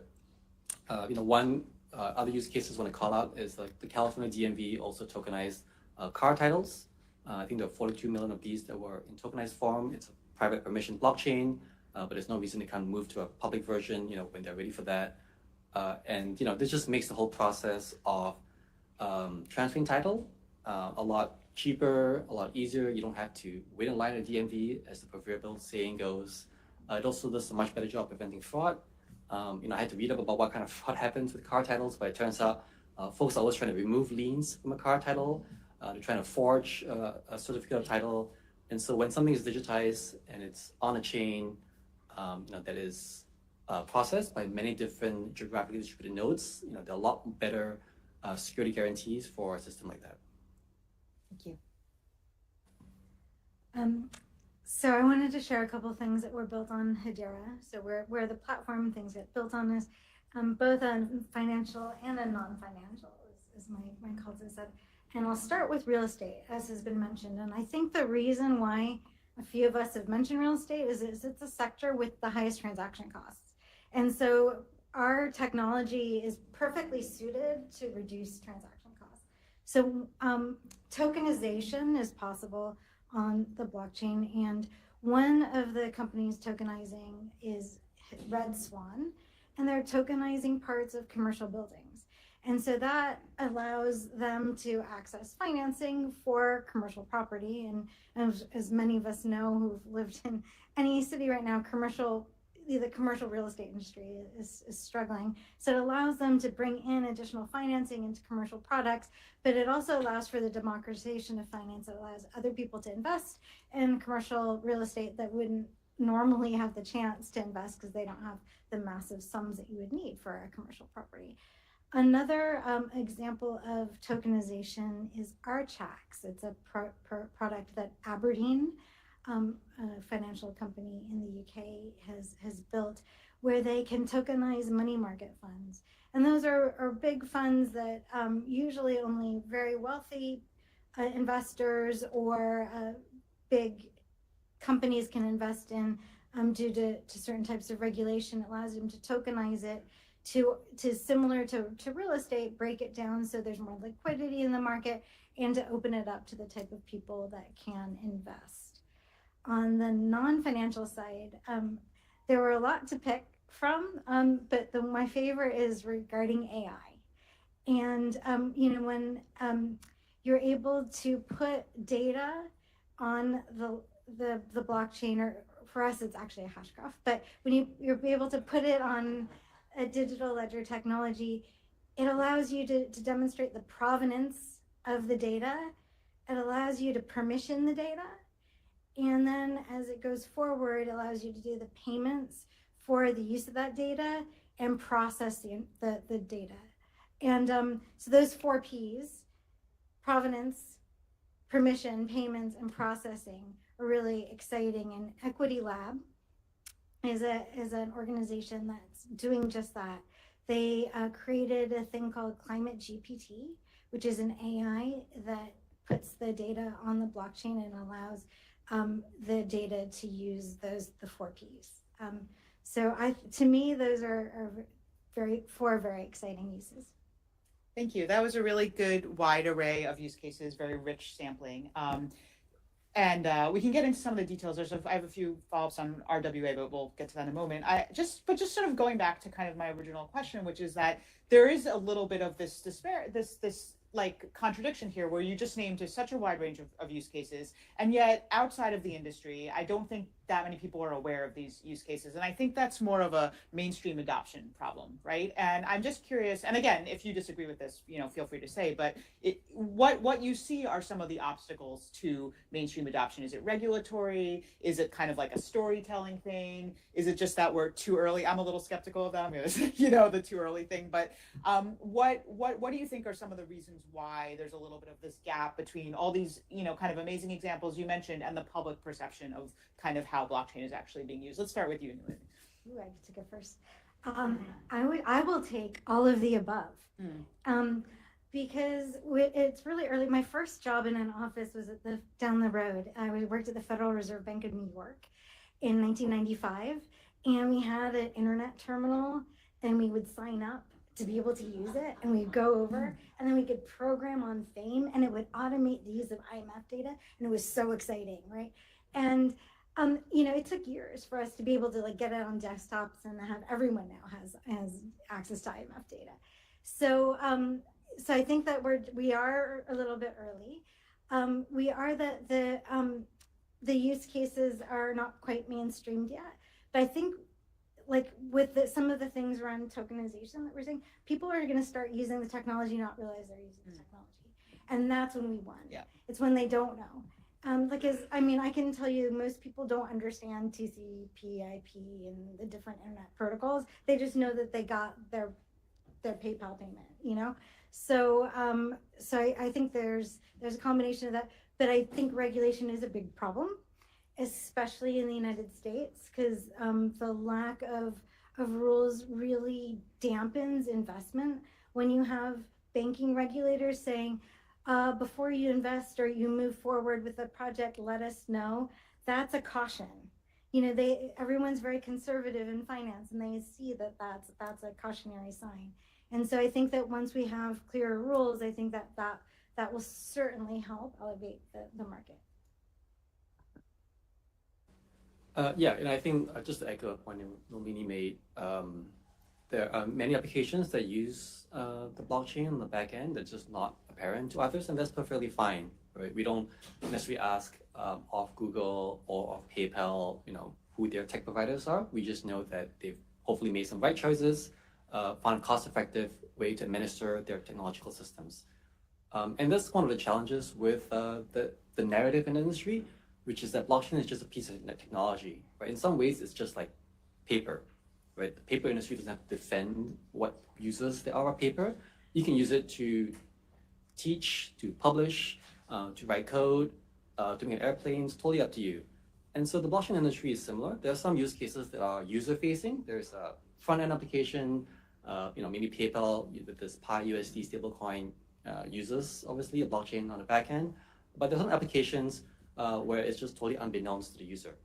And so trying to come up with one reason for why there hasn't been mainstream adoption, I think is tricky, because different industries have seen different types of adoption. So for example, in the gaming industry, and I mean the console games and video games, in-game items have flourished because users want to acquire new items, a car, a piece of weapon, a house, for example, and it enriches the game experience. And the way it works today is that most of these items are basically a number on a database managed by the publisher of the game.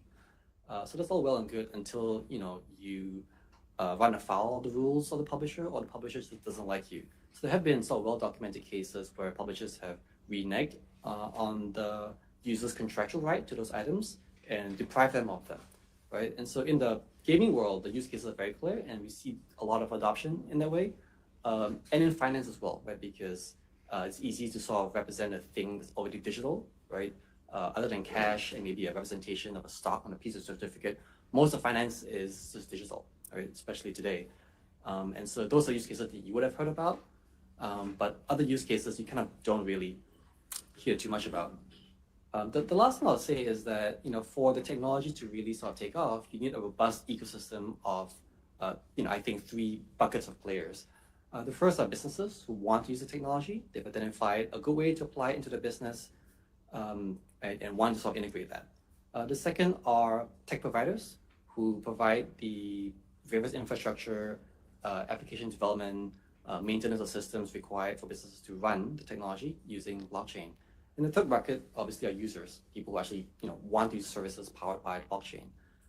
So with the first bucket, right, the businesses, the regulations are critical. If all businesses hear about, that the technology is risky, there's lots of scams around, all it does is facilitate unlawful activity, that, understandably gives them caution, right? Businesses want to be compliant. They understand the risks of not having robust systems to comply with the law. And so the narrative that's pushed by, very conservative folks, even in government, I think harms the ability of businesses to sort of experiment and try this technology. In contrast, there was a panel where there was someone from MES in Singapore earlier, and she talked about the openness of the Singaporean government to a sandbox and understanding the opportunities and the risks. And I think that's the right approach, right? With any technology, you've got to sort of think about both. Moving on to the developers, there's risk everywhere, right? If all you do is provide some sort of technical infrastructure for a business to run the application on chain, it turns out you have to worry about a ton of regulations. Whether you're just running nodes, right? You're running a blockchain, you're developing smart contracts, you're deploying smart contracts on chain, you're providing some interoperability facility, you're helping design the token, you're advising on tokenomics. These are all things that somehow touch some financial regulation in the US and globally.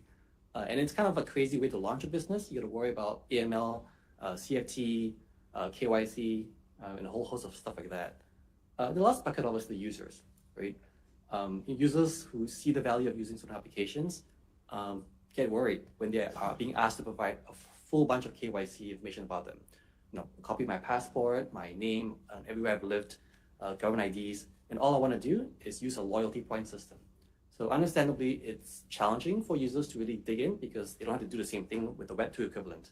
And so there's a bit of a double standard going on when it comes to Web 2 and Web 3, and that makes it hard to launch, use, and provide services for blockchain.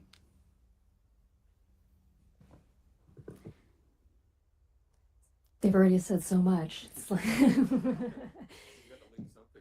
yeah, I know. So let me leave with 2 nuggets here. So the first one has to deal with consumer protection.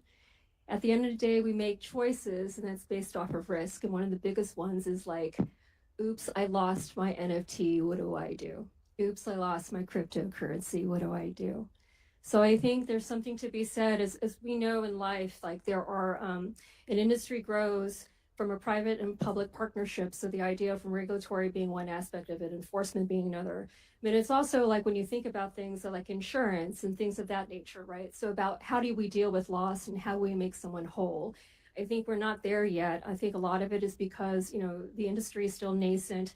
There is still, people think it's too risky, so people don't want to dedicate themselves. I know a lot of insurance companies, when you talk to them and you're like, can you give insurance to a blockchain technology company? And you could see them kind of shaking, like, okay, well, I can give it to you, but it's a high premium, right? So I think things like that we're used to, because I think ultimately transactions are based off of ladders of different kind of controls, and also risk tolerance and risk mitigation. So I think that has to come in, but first that bottom line of regulation and governments blessing it in a sense of we're going to give you clear guidelines on it so that capital can flow in and people can do what they want to do.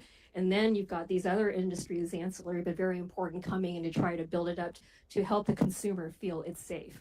So I think safety is the first thing. Second thing is privacy. Everyone talks about public blockchain and everyone's like, oh, how is my transaction going to be recorded? Do I really want anyone to know that? So I think that's also something that's being addressed right now. I know, for example, over at Input Output, we're dealing with Midnight using ZK proofs in order to hide certain, information, because we understand certain industries, they would like to use blockchain, and it's actually from a decentralized area, it's probably safer from a cybersecurity point of view, knowing that's a decentralized system. But the thing is like, well, what do I do when you're putting everything on a public blockchain? So the idea of trying to give people the ability, in a compliant way, of course, in terms of shielding information. So like from stock transfers as an example, right? So you don't want everything recorded on a blockchain. So I think that's another thing about dealing with the privacy layer is also something I would say is a resistance point, but it is being addressed by many, including our Project Midnight. So let me try to take this down to the kind of the human level. So I grew up in a blue collar family, had an uncle who drove a truck, long haul.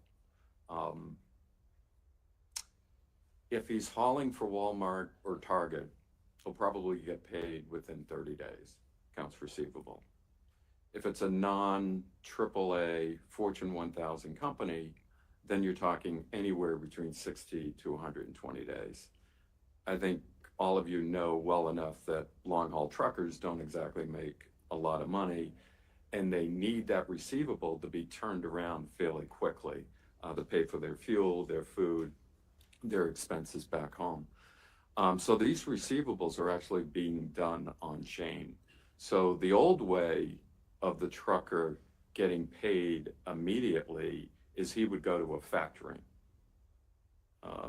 company, and it would be anywhere between a 5 to 15% discount off the receivable, depending upon who he was shipping for.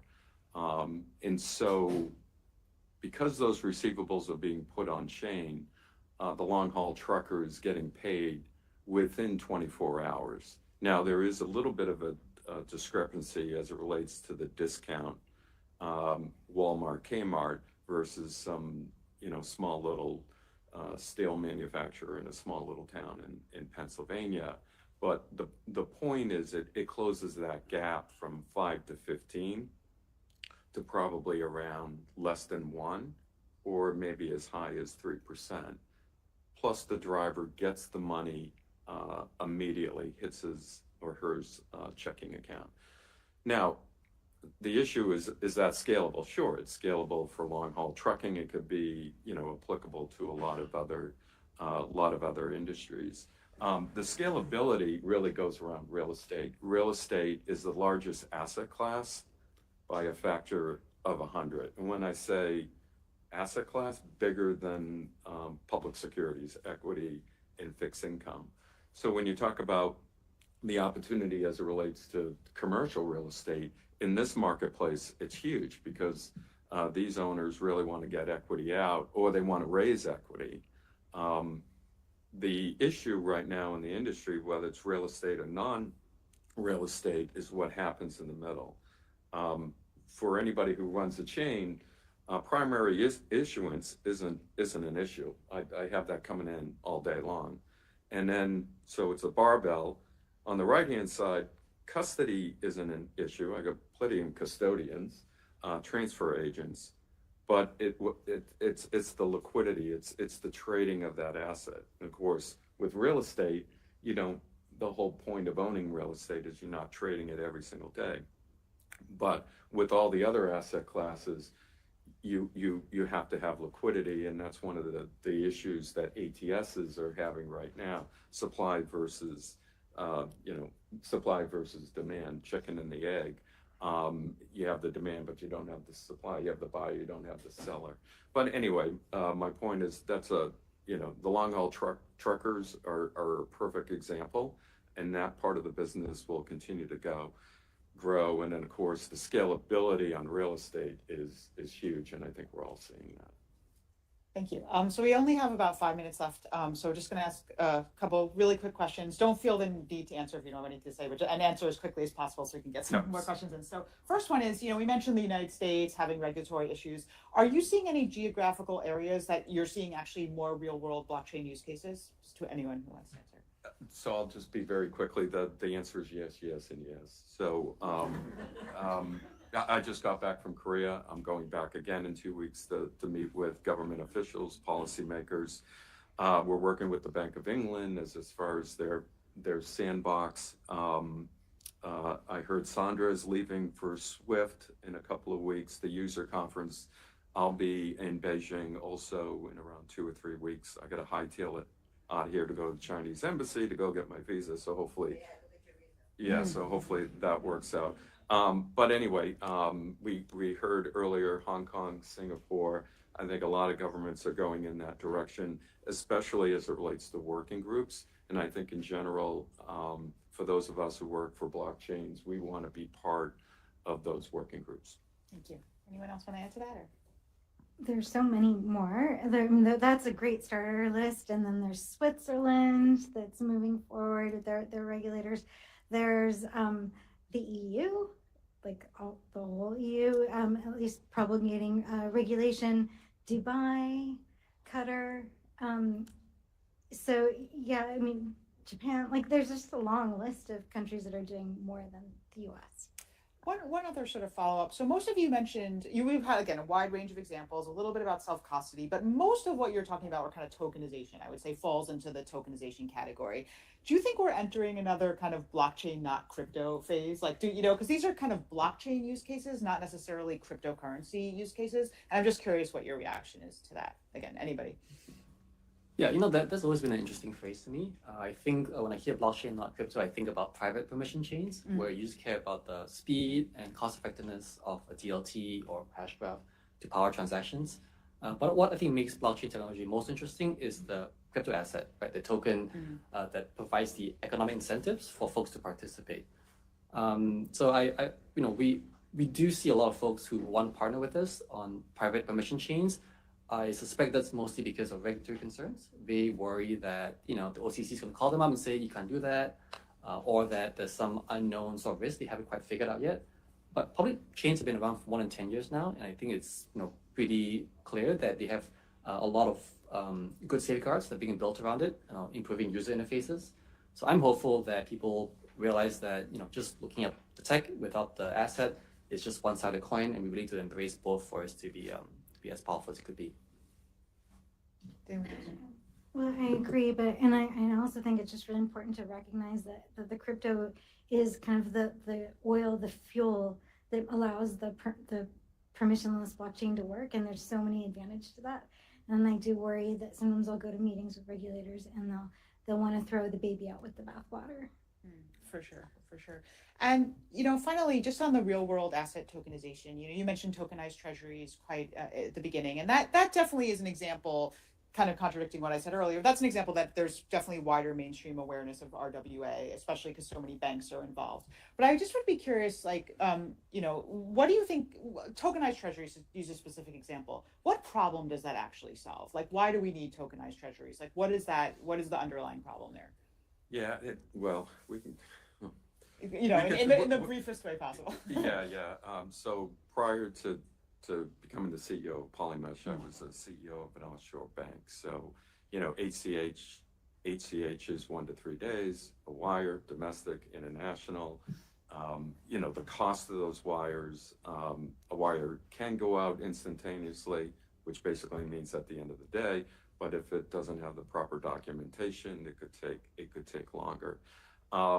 And so tokenization of money market funds and in treasuries, basically in a nutshell, comes down to transparency, much more cost effective, and be able to really transfer that asset immediately. I can kind of go on a little bit more, but I'll leave it up to others.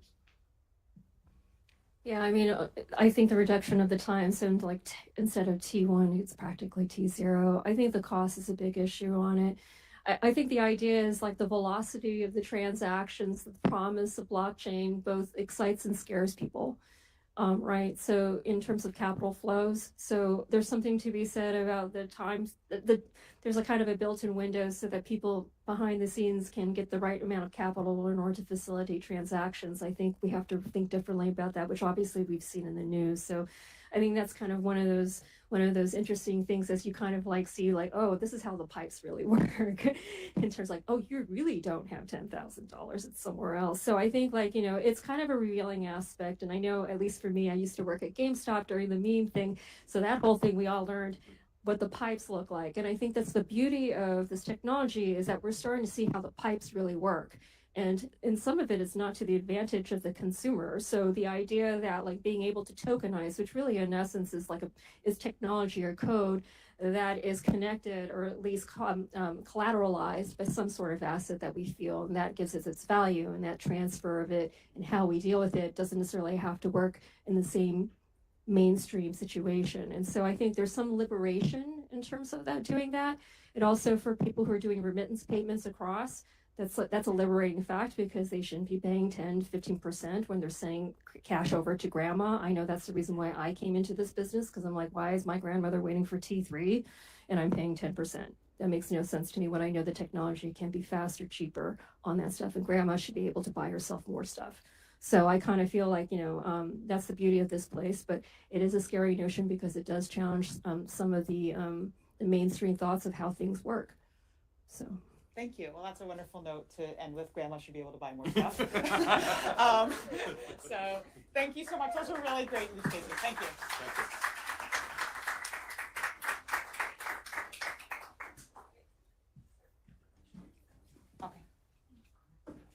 Thank you so much. It's actually time to refuel. We'll start a lunch break now sure. until 12:50, when we will start the second part of the day. So thank you so much. Oh, sit down. Oh, yeah, sure. You're the professional.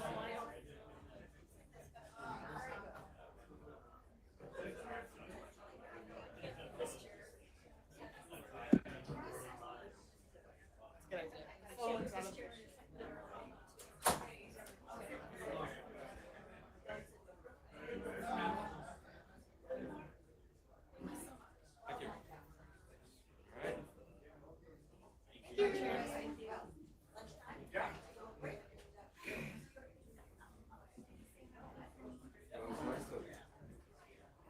good.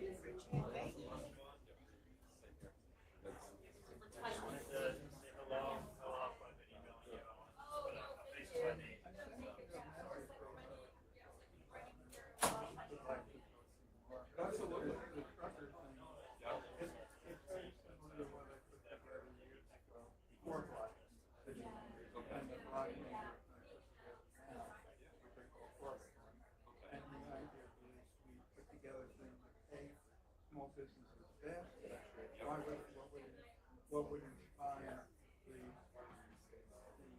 bill holder? We put together. Yeah.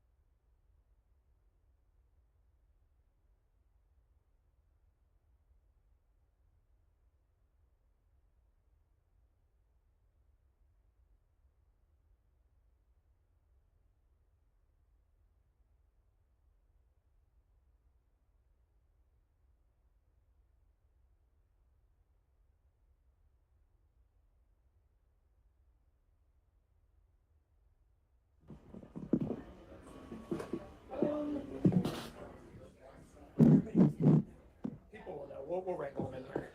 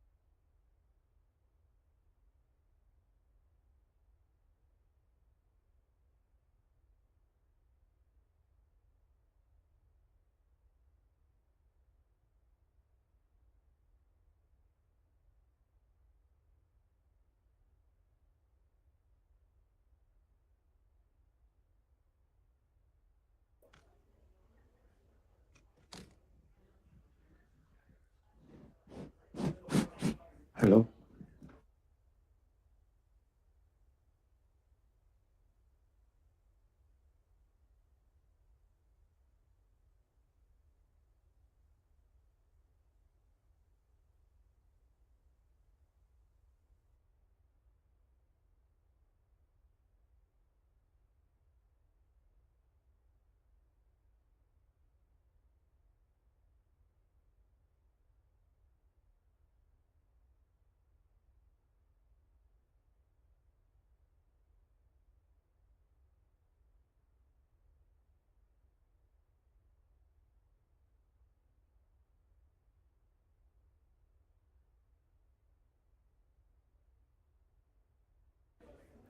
I think we're about ready to get started with the afternoon programming.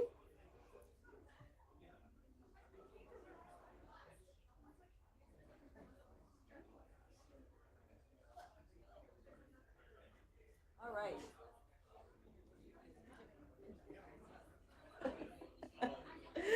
All right, everybody, if you could come on in and we will start with our panel. We're going to try to keep everything on time today. So We're going to get going here shortly. And welcome back. I hope you all had an amazing morning program. I heard it was great. And we will be continuing our fantastic panels for the rest of the day. All right. Our next session is a fireside chat where we'll discuss the importance of driving gender equitable solutions globally. And joining us will be Dr. Nagina Muntian from the UN Population Fund, Michelle O'Connor from TaxBit, and this will be moderated by Philip Gant from GBBC. So let's get started. Hello, good afternoon, everybody. It's wonderful to have you here. Thank you so much for being with us, and hopefully you enjoyed lunch. We're very excited to launch this next panel, our fireside chat on the future of equitable gender outcomes and women-centric solutions, featuring Dr. Nagina Muntian, the Chief of Innovation of the UN Population Fund, UNFPA, as well as Michelle O'Connor, VP Global Brand and Market Expansion at TaxBit. I'm your moderator, Philip Gant, Director of APAC Policy and Partnerships at GBBC, and I'm very excited to speak with our panelists here. I suppose I'll make just a couple brief announcements about, or a couple brief words about Equity 2030 Alliance, which is an initiative of the United Nations Population Fund, which seeks to accelerate actions to normalize gender equity in science and technology. Equity 2030 Alliance membership is open for all established entities that want to commit to building an equitable future for all. In the blockchain and digital asset space, companies and organizations are recognizing the importance of gender equity and increasing their commitment to support it.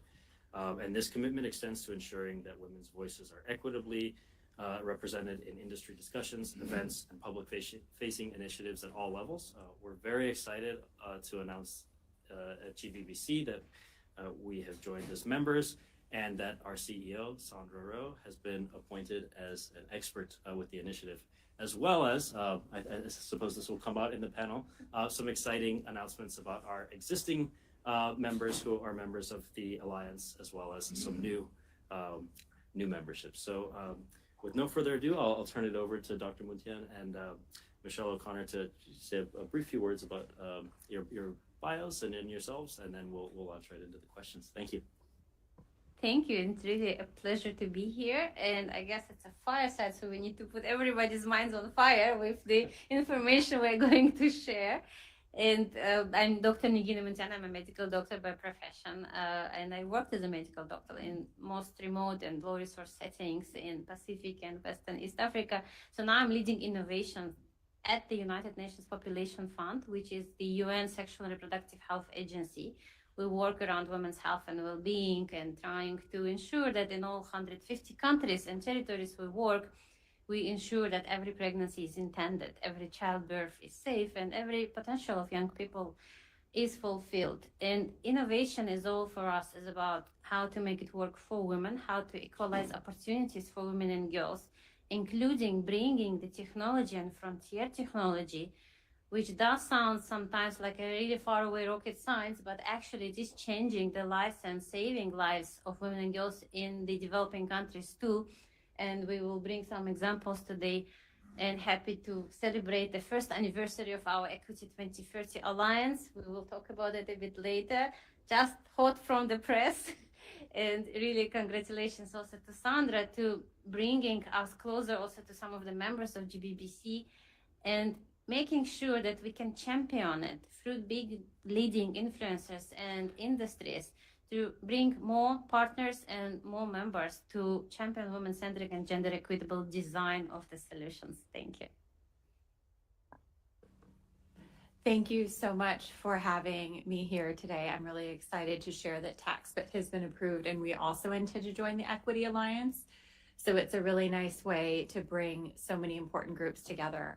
My role at TaxBit is unique, whereas I'm bringing 11 years in the industry of digital assets and forwarding what we provide, which is compliance across the digital asset space. And we bridge traditional finance and this wonderful emergent space that we've heard our speakers talk about earlier. We bring in tax and compliance, which might sound a little bit less exciting to some folks, but if you really think of the first stone and pillar to bring meaningful mainstream adoption, it's usually tax. So that's the role that we play. And I hope to also bring some joie de vivre when you speak about tax and compliance. And I'm excited to speak to everyone today. Thank you so much. Maybe for Dr. Muntian, just really quickly, could you give us a few more words on the Equity 2030 Alliance and how it's intended to promote gender equality? Thank you. It all started with the Global Digital Compact, which just been adopted by 198 member states. And in that current form, what it is now, it does reflect on inclusivity, on gender empowerment of women, on really bringing the tech and connectivity to all who need it in the most right-based and inclusive way. But more than a year ago, when it was just being in the draft, they were asking for ideas, what each agency and member states and private sectors can contribute with what is missing. And we started to explore, okay, what is missing? And we found that women are missing. Women are missing, women are invisible in the design of the solutions, while we did make quite a huge progress in terms of female leadership and the gender parity at work. And like today's panel, probably if it's 3 men sitting here, somebody would ask questions, something is not right. But we looked at the design of the solutions in the data set and the metrics, and women were missing. So we started with tech and contributed to Global Tech Digital Compact. But then we realized that it goes way beyond. It is in science, it is in clinical trials, which is also technology in many ways. And only women are represented only in 22% of clinical trials, basically in the early stage. Pregnant and lactating women largely excluded. We talk about tech where 85% of AI solutions are gender biased, and that's why errors in what the solution produce across all industries. We talk about financing mechanisms where, speaking again about AI has like so-called mum's penalty in HR when it screens the applications, and if there is a maternity leave and few months missing, that person goes down to the list. Because AI doesn't understand it's a maternity leave. It's important. It's not just missing the work. And the woman would be qualified or disqualified as having a gap in her employment history. So it's really across the sectors. And we decided, okay, we as a UN, we do not really produce solutions, not in tech, not in like life sciences, but we have a convening power and we can bring members and experts and champions together to change it. And we started it really with no one being there yet, and we were actually quite cautious. Will we have any members? Well, happy to say now, 1 year after, we are close to 100 with our members and champions and experts. And yes, GBBC in the face also of Sandra joined. And it's important because for some, it's why we should do it. Is it also why we should invest? Because it is a conscious investment. Do we need it? How do I present it to my CTO, CEO, CFO? Do we really need it? And that's why companies like the coalitions and the alliances like GBBC and TaxBeat and Hedera, for us it's important to showcase that successful companies are applying gender equitable design through the very conscious efforts, and they can be successful, they can make profit, and they can showcase others that it is a good case to follow. And I think also a case is here that you basically make your tech relevant to all the population, not just half of the population. And it should be obvious, but apparently it's not. But it is changing, and we're really happy to see, and the results of the alliance also, which we in that report, and on Wednesday we will be celebrating it. We basically, by the members of the alliance, we now close to 400 million of investment in gender equitable solutions and women-centric solutions. Our members produced over 80 products and services specifically with women in mind and gender equitable design. And we also can say that we reached, through the members, over 64 million women and girls in developing countries. And for us, it's a huge achievement because, again, it's all about partnership. We alone wouldn't be able to do it. None of the company inside the alliance would be able to do it alone, but together we can really change the status quo. Thank you. Thank you so much. So we've heard a bit about this, but I wanted to move it over to Michelle with, we discussed setting minds on fire with this fireside chat. And I hope to start with some of the hardest questions. What are the most common barriers that women face when entering science and technology? So I think to take what you mentioned and just build upon it, I have two children. I have an 8-year-old and a 5-year-old. And being in this space for a long time, I was the first woman at my previous company to have a child. And they looked at me and said, what do we do? Well, creating a maternity leave and things are something that you shouldn't have to do. I think understanding for the challenges that women face if you choose to have children or if you don't choose to have children, needing to be louder and more present while also navigating the intricacies of expectations of gender roles that I think that are being improved, but still, I think many of the women in this room have probably been suggested or told to be less aggressive or be softer when you're presenting some things, when you have a strong opinion. That's something that I believe is one of the biggest challenges, is how we remove the implication of gender roles, and especially from leadership down. And it's something that at TaxBit, our CEO is a woman. So it's a really unique place where, as a unicorn Web3 company, we have a female leader who has a traditional finance background. So we're modeling from the top how to navigate through some very challenging space of digital assets and regulation, but then bringing to women at our company and modeling for the rest of our space that it's okay to have strong opinions. It's okay to balance your external life, mother or non-mother, and you can bring all of that in, or you can choose to have it private, and it doesn't have to be both. But I think it's one of the biggest things that women face, and I've seen, is not having to choose one or the other and being able to bring your whole self in an authentic way.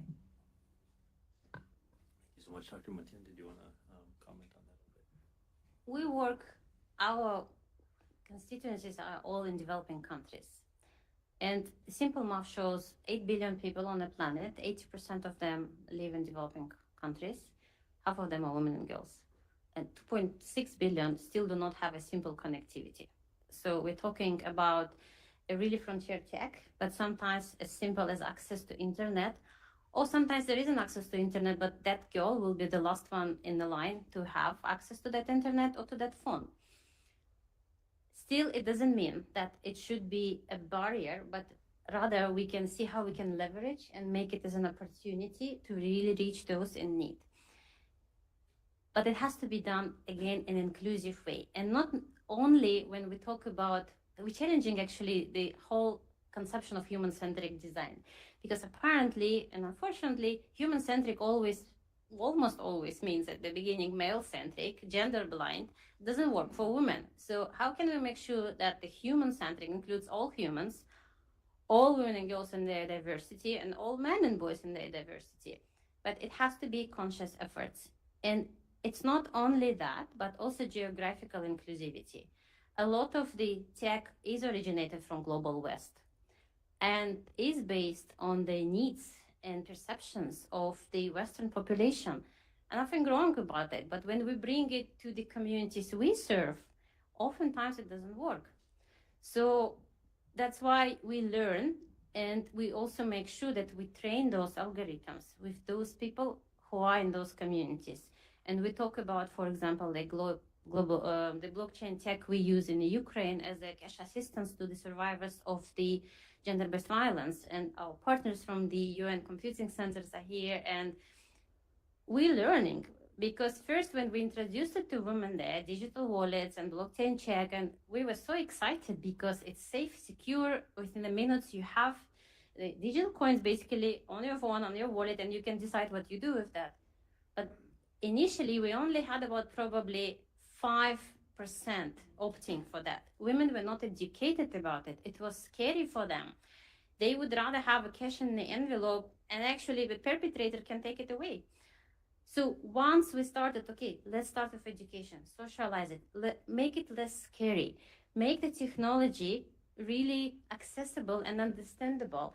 And we like to bring the example, for example, when you vaccinate as a doctor a child, you don't explain a person all the molecular immunology of that. You say how it works, what are the risks and what are the benefits. And we basically do the same about technology, make it less scary, including about AI. And talking about inclusivity, in Bangladesh, we introduced the blockchain technology so girls can access the menstrual sanitary products. And again, they didn't need cash because they were not really even sure as adolescents how to use it. And they didn't have bank accounts also to even put that cash if they needed to convert it to fiat. But when we gave them access to the menstrual products, that was working for them. That's what they needed, but it was designed together with them and based on their needs and also the infrastructure available, resources available, education available. So basically, again, coming back to make it relevant, but you can only make it relevant when you include the people who are the users of that. Thank you so much. And on that note, Michelle, did you want to speak a bit about how blockchain and crypto communities can help create a more inclusive space? Sure. So I think a few cases that I've seen that have been really inspiring is it's hard when you're in a space every day, and we're in the US and we're so fortunate in our financial services ecosystem and what we have access to. But if you step outside our bubble for a minute, the foundation of what this technology can provide is will hit you in your core when you get it. And I've worked with some women who are escaping, to your point, some really dire situations in areas where they could not have access to financial services or hold funds themselves legally. They simply couldn't do that. So working with projects and seeing the projects that can bring forward the foundational elements of what it is and empowering women to take them from the place where they want cash in hand because that's what feels safe, but it's non-global. It's something where they can't take it with them if they have to leave for situations. Those are some of the projects that I see that help me keep working in this space every day, because it really is changing a life 1 by 1, 10 by 10, 20 by 20. You see what it can do in a way to democratize access to something and create future opportunity for independence is really something that I think is powerful. Thank you so much. I realize we're bumping up against time quickly, but I thought I would turn it over to our panelists to discuss, what's still missing, what are the big barriers in terms of achieving these goals in your work, and how do you go about constructing those solutions and partnerships necessary?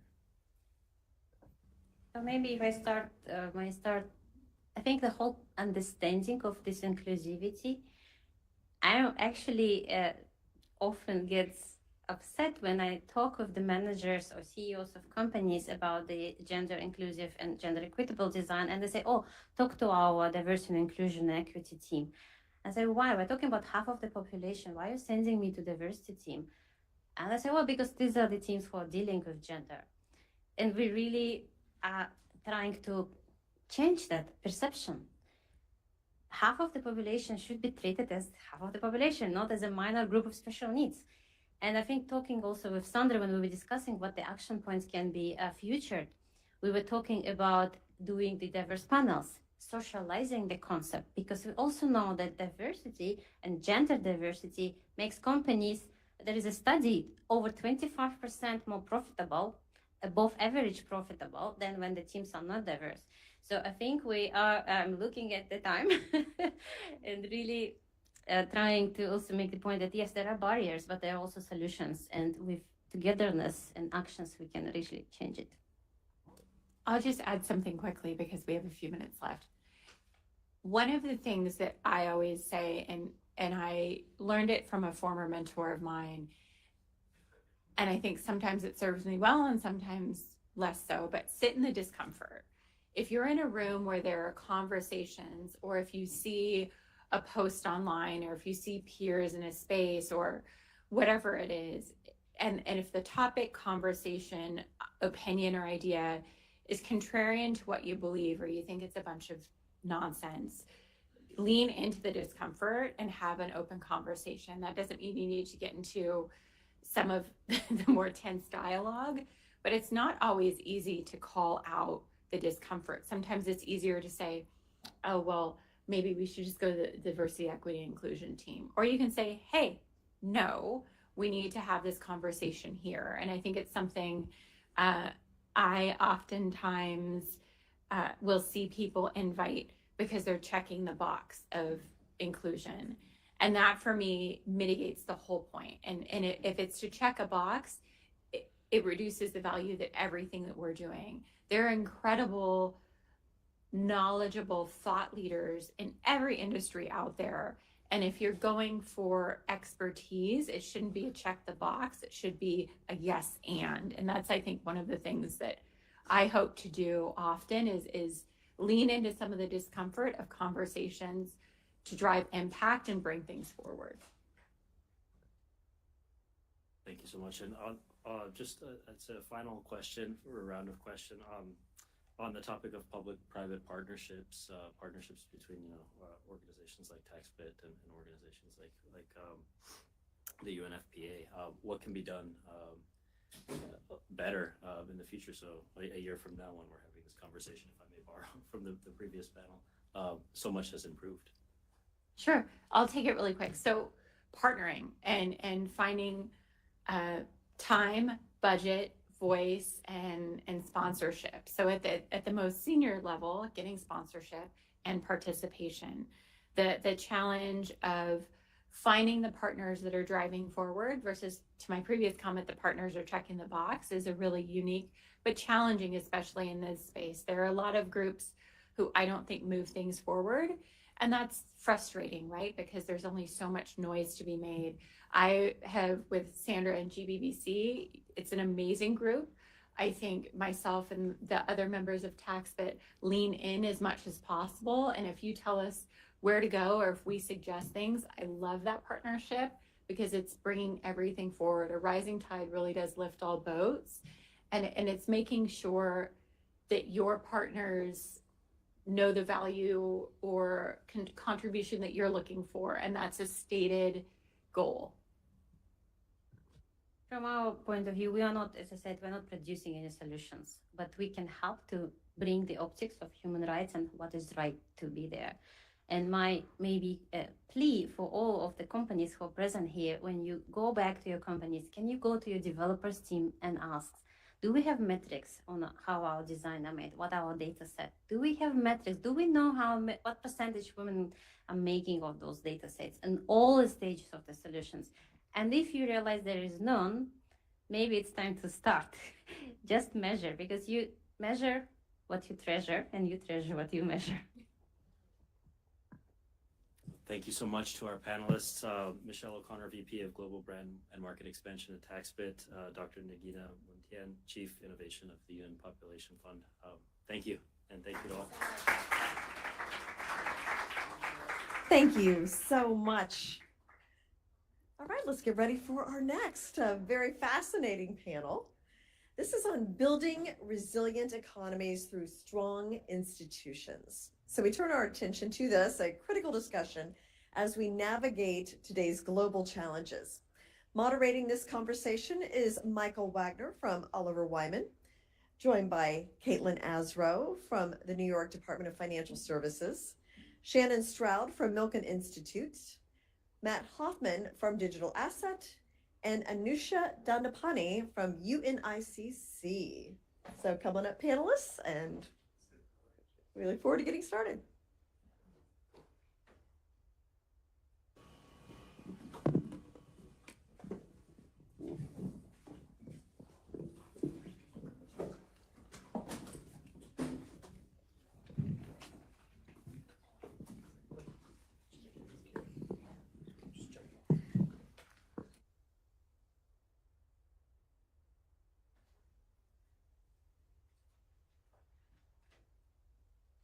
Why don't we do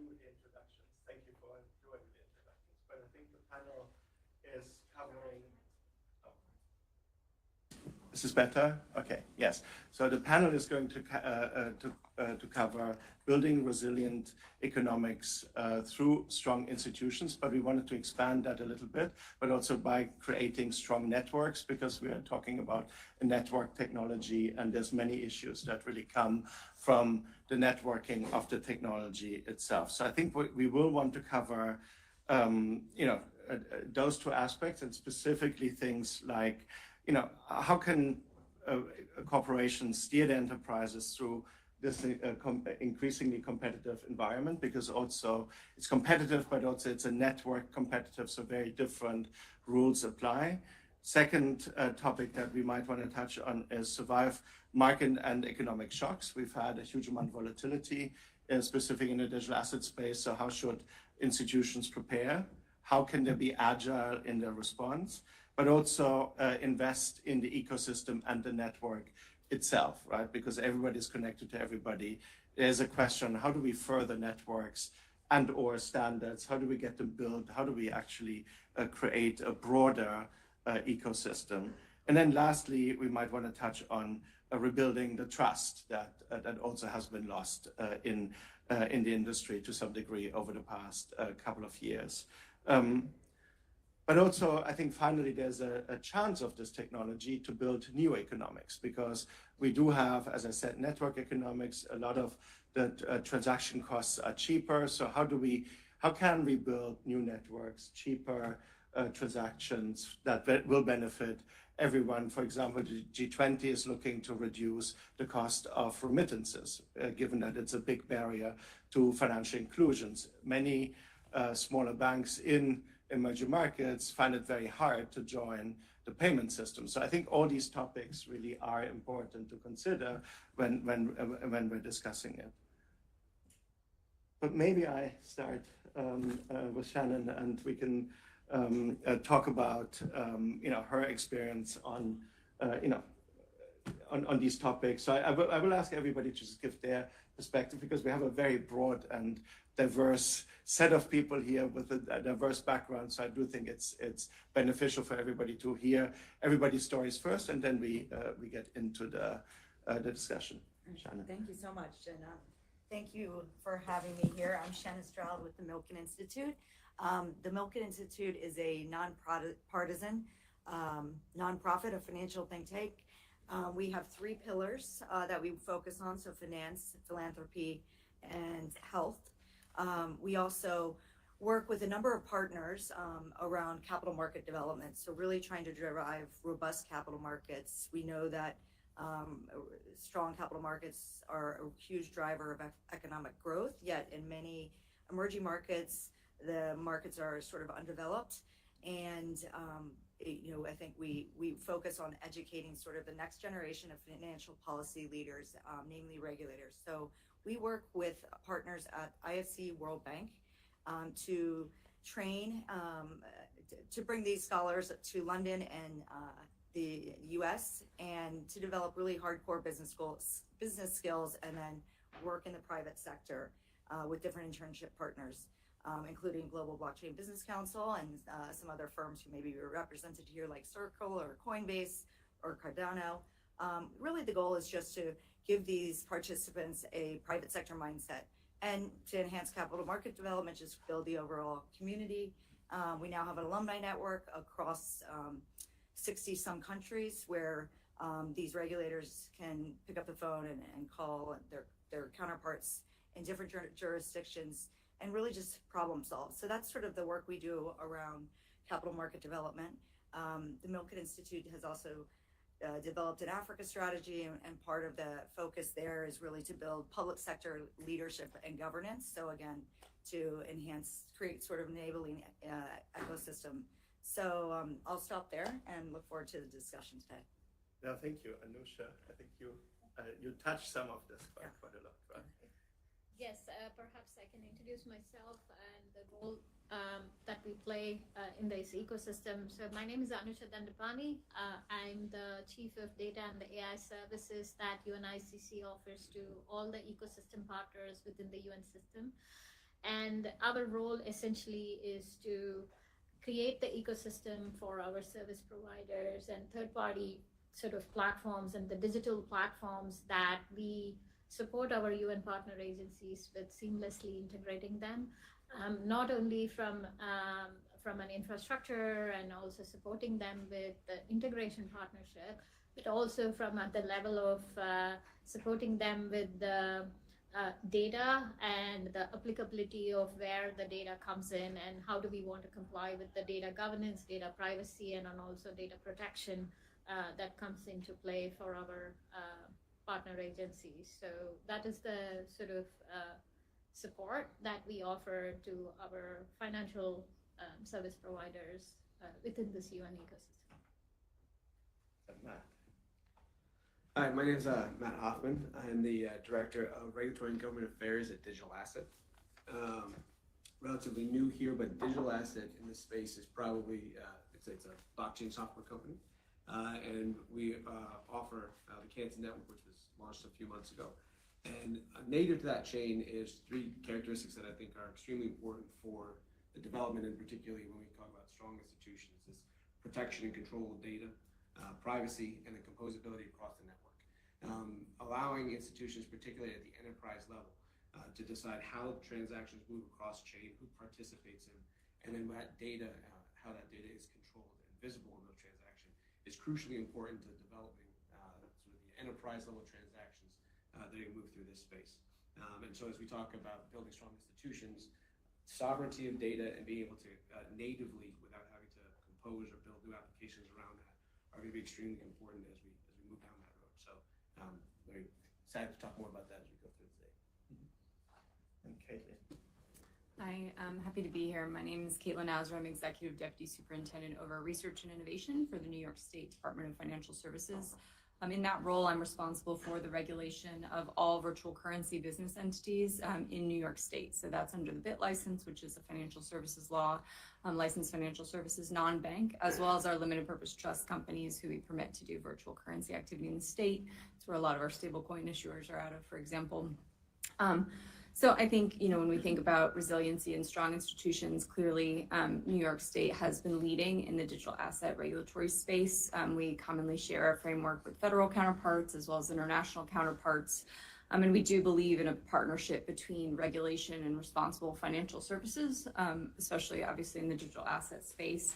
And I think we have that shared goal of resilience for the market and its participants. We do take kind of a rigorous bank-like approach. This is different than other states, for example, if you use a money transmission kind of licensing framework only. And we think that it's been effective clearly because New York has been insulated from some of the volatility that we've seen that I'm sure we'll discuss in this in terms of the winters and the various kind of collapses of different market participants. So, we appreciate the growth we've seen and happy to talk more. Now, great. Maybe we start there because you have the privilege to see the whole market. What, in your view, makes, from a supervisor's perspective, a strong institution and or a strong network that these people interact? Yeah, so I think Part 200, which is kind of our regulation that's specific to the virtual currency space, I think is holistic in its approach. We're not just focused on BSA AML, we're focused on the entire institution from compliance systems to internal audit to board governance. Key to, I think, if we're speaking about kind of the volatility that's specific to digital assets, we have a very strong capitalization framework, again, akin to kind of banking. This is distinct. Our requirement to hold capital is distinct from a one-to-one backing requirement for all custody, as well as all stablecoin reserves. So if you think of kind of something that's distinct from that responsibility to your consumers, it really is kind of a diverse set of assets that's, backing your institution in the event of instability, in the event of a partner collapse. We have a specific focus on resolution planning. That's not just resolution for the enterprise, that's resolution if you're closing down a product, if you're closing down kind of support for a coin, if you're offboarding a partner, if you're closing a line of business. So we have kind of detailed plans and work programs with our entities to think through all of those scenarios. And again, we feel like that's created good resiliency, to date for New York. Mm-hmm. No, thank you, Shannon. But do you have any views on how that can be applied in developing nations for capital market formation or trading, even in capital markets? Yeah, I think what we've seen is, thank you. What we've seen is that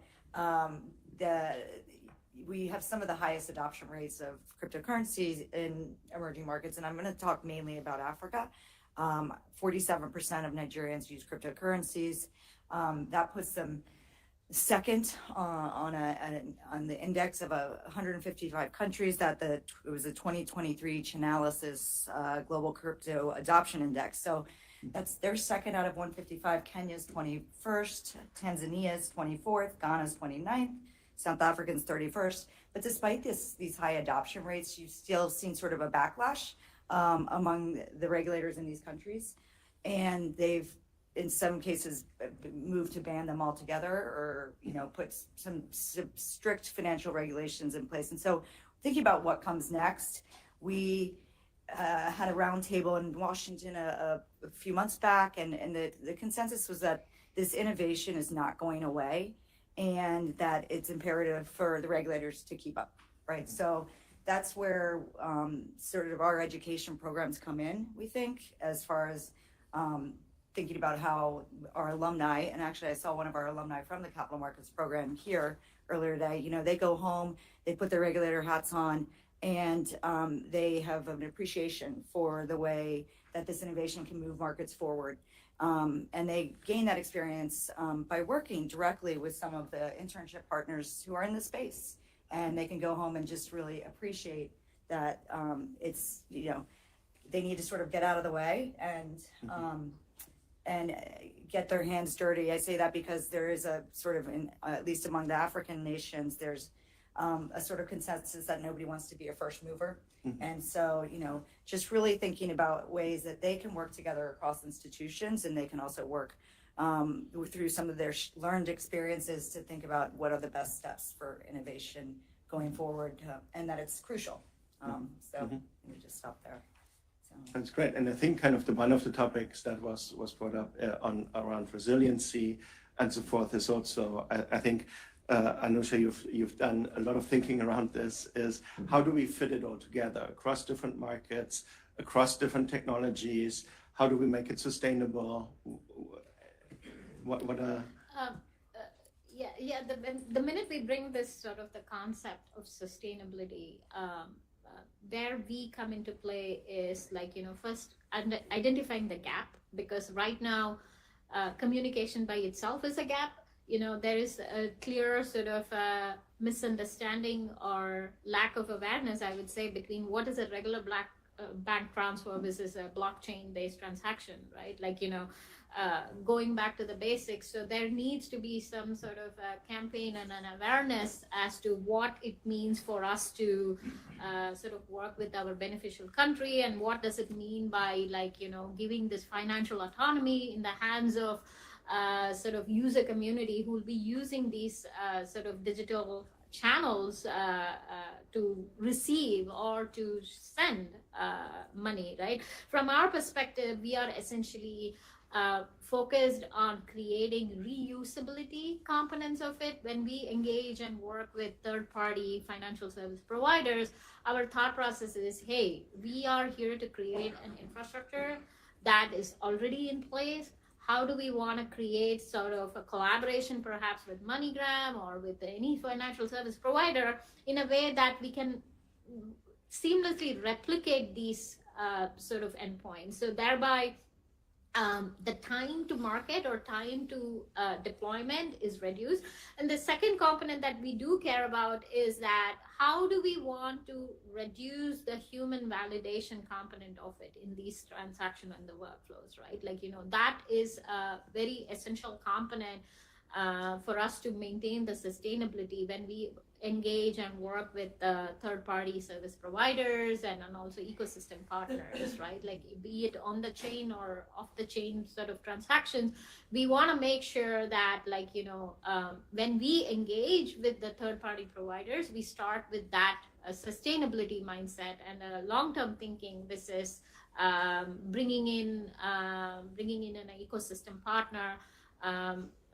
Creating that bottlenecks is the first thing that we want to avoid. And Matt, maybe the same question, because I think you've been doing a lot of thinking around this topic. Sure, right. So coming back to the sort of strong institutions, I think one of the things we are working through a lot is helping our clients think of the full use case of what they want to do with the blockchain. So for example, we just heard Keynote talk about the requirements that some jurisdictions have over control, over visibility, and the asset backing of the particular transaction.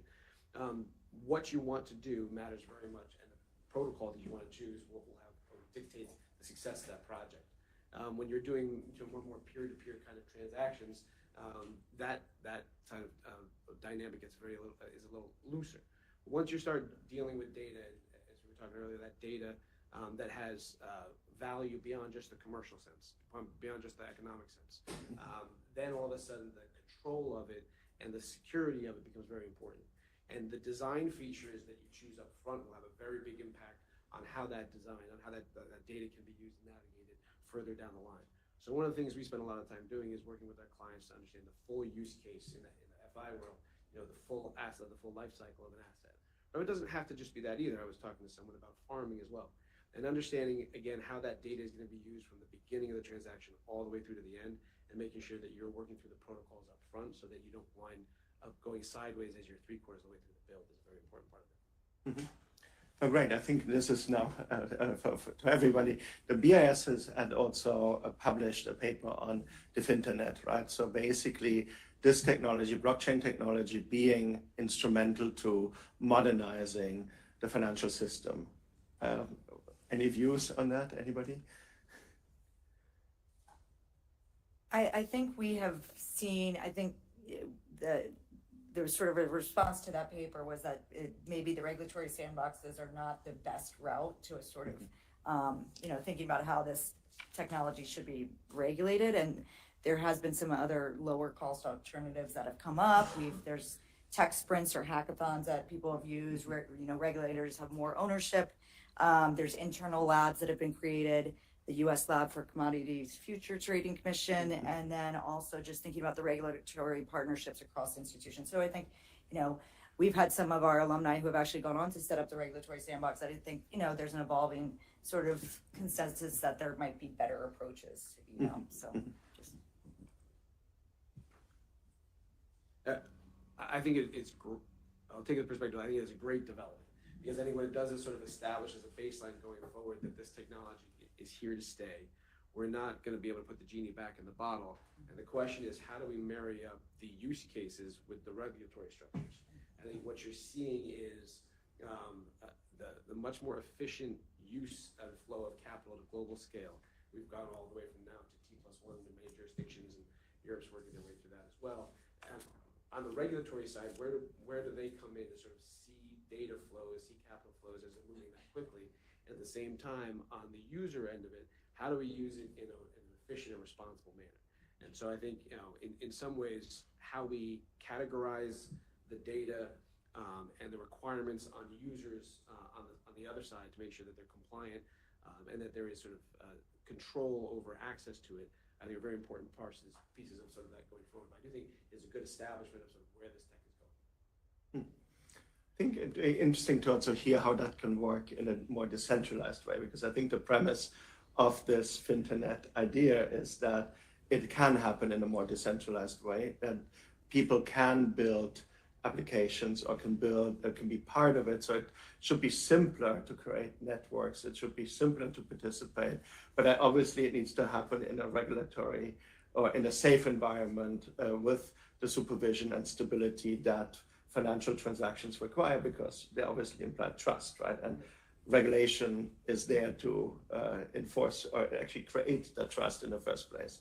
So where do you think are some of these key learnings that still need to be incorporated across the institutions or in networks that gets us there? Because I think it's great to, as I said, very few people would debate that it is the future, because the financial industry is ledgers and this is ledger technology. So therefore, it ought to actually create the future. But where do you think the sticking points are, and what can be done in order to get around it?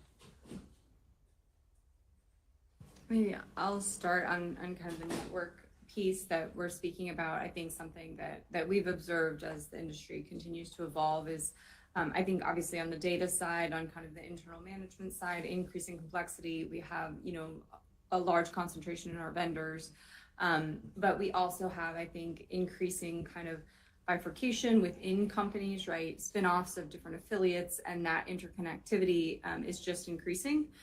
So, for me, the kind of risk that I'm focused on as we think about kind of increasing networks is that kind of both concentration and complexity that's just inherent as you have different jurisdictions, you have different affiliates who are going to spin out and take specific roles that are, designated in that jurisdiction, but still connect in and provide services to a base entity that is regulated by a different regulator. So I think we have to watch the flows of financials, data, kind of business practices, how these affiliates are connected, and then obviously all of the different vendors that they're using, sometimes highly concentrated, sometimes kind of without direct oversight. Mm-hmm. Anybody else? Perhaps I can add to that question. See, end of the day for us, standards and applicability to various jurisdictions, regulations, the tech comes as the last piece. But actually speaking, we should be integrating ahead of time, even to collaborate and work with the regulators to understand the standards, so where the applicability comes into play, right? Like, for us, hey, the real objective is how do we support data transparency, and also making sure that the PII associated with these data, how do we make sure that the integrity of data is maintained? So it doesn't matter the third-party ecosystem service providers who we integrate and work with, how do we maintain the confidentiality where we need it when it comes to data sets that we are sort of essentially handling in these transactions is our ultimate goal. Mm-hmm.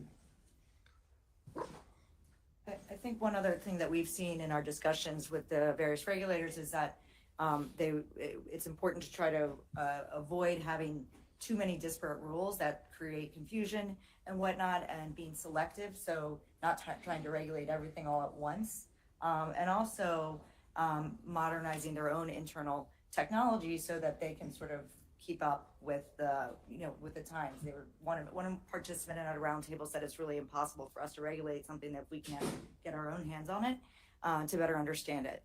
So just all along the lines of thinking about the regulatory approach and what you need as far as a regulatory toolkit as we approach this. I think, but also firms, it's different for them, right? So I think this is a 24/7 technology, and unless you are one of the native institutions, you're not used to that, right? Mm-hmm. Even the markets can now, crypto markets are 24/7, right? So which brings a completely new level of automation, a different approach on managing the risks, right? Because you need to be managing everything and all the time, hopefully in an automated fashion as much as possible. So I think there is some very interesting challenges. And I wonder whether any of the panelists would like to observe on those, and or how this can be developed both in the institutions themselves, but then also for the network itself. Because again, cyber risks are in that context are equally very important. So any observations on those topics?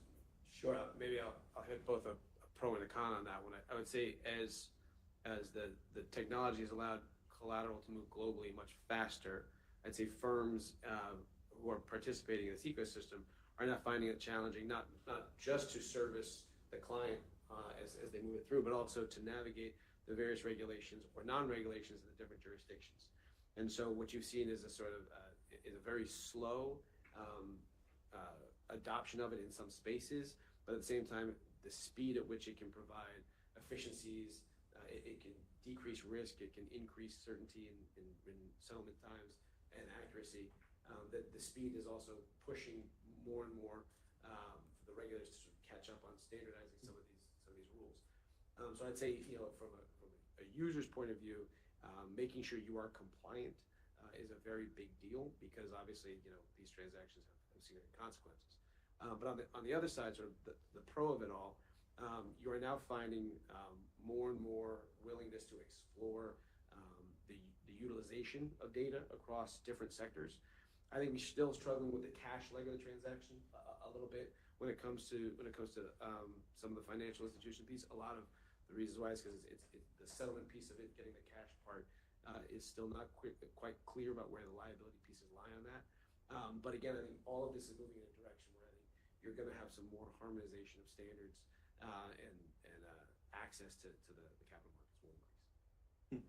Yeah, standards both driven by regulators, but also by the industry itself, right? And I think kind of that part of standard development has been a little bit slow in my personal view. But I think kind of, yes, with this more connected system, I think also supervisors probably and regulators need to develop new techniques as like that are traditionally more used in capital markets, like circuit breakers or any of those things, when you have something that's fully connected 24/7, or if you can pay at any time, right? I think those are all things we need to figure out and learn.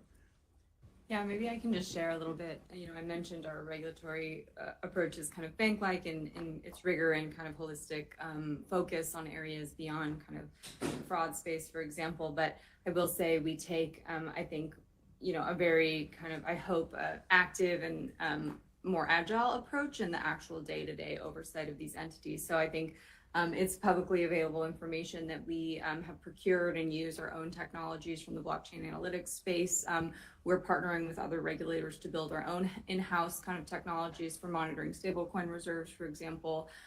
Again, I said we're partnering. We have different MOUs and kind of agreements that we have with other states, our federal counterparts and international counterparts, obviously coordinating closely on the MiCA framework to try to make sure that this is harmonized to the best of our ability, because again, you know, we feel that New York is the leader, both in the United States and kind of globally, to have set out hopefully a clear framework. You know, our framework is, I would say, general, you know, many principles in there, but then we put out guidance that we think is more prescriptive on best practices, such as the use of blockchain analytics. I will say, previous to this role, I was kind of a direct bank regulator with the Federal Reserve. We are much higher touch. So, you know, if a new stablecoin is launched under our administration, my team is expected to have daily calls with the entities to monitor, right, how the mint burn is going. Is it kind of flowing as expected? How are our internal protocols working? We have gates where we're limiting kind of the growth of the product and we're monitoring it throughout. So I think that kind of high touch, constant communication is unique, and we're trying to, again, use those tools, both our internal technologies and just that, you know, human interaction to keep pace. I would just add, you know, we think it's really important for international regulators to be able to look to an organization like NYDFS as sort of, you know, setting the gold standards for licensing. And so we really encourage sort of our global capital markets partners to use that to learn from institutions in the U.S., even when there's an absence of federal regulation, but to really learn from what the other authorities have done going forward, going before them. So I think that's important for them to be able to look to those signposts a bit. Yeah, no, I think the you know, learning from each other in a network is obviously important. I think with the supervisors being directly connected into the technology and actually being able to live observe as well, I think is absolutely new in this technology, right? So I think kind of, I also wanted to, given that we have a very esteemed panel here, give the opportunity to the audience to ask questions if you'd like to. Please raise any questions you would want to.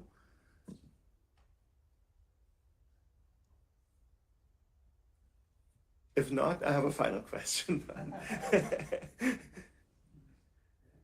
going to have the roadmap that they have ideas for the regulations of the crypto industry as a whole. Yeah, so I'll definitely direct you to our website. So Part 200 is the regulation promulgated under the Financial Services Law of New York State. So that has, you know, I should know off the top of my head, I think more than 20 subsections that kind of go into, again, capitalization requirements, BSA, AML, internal audit functions.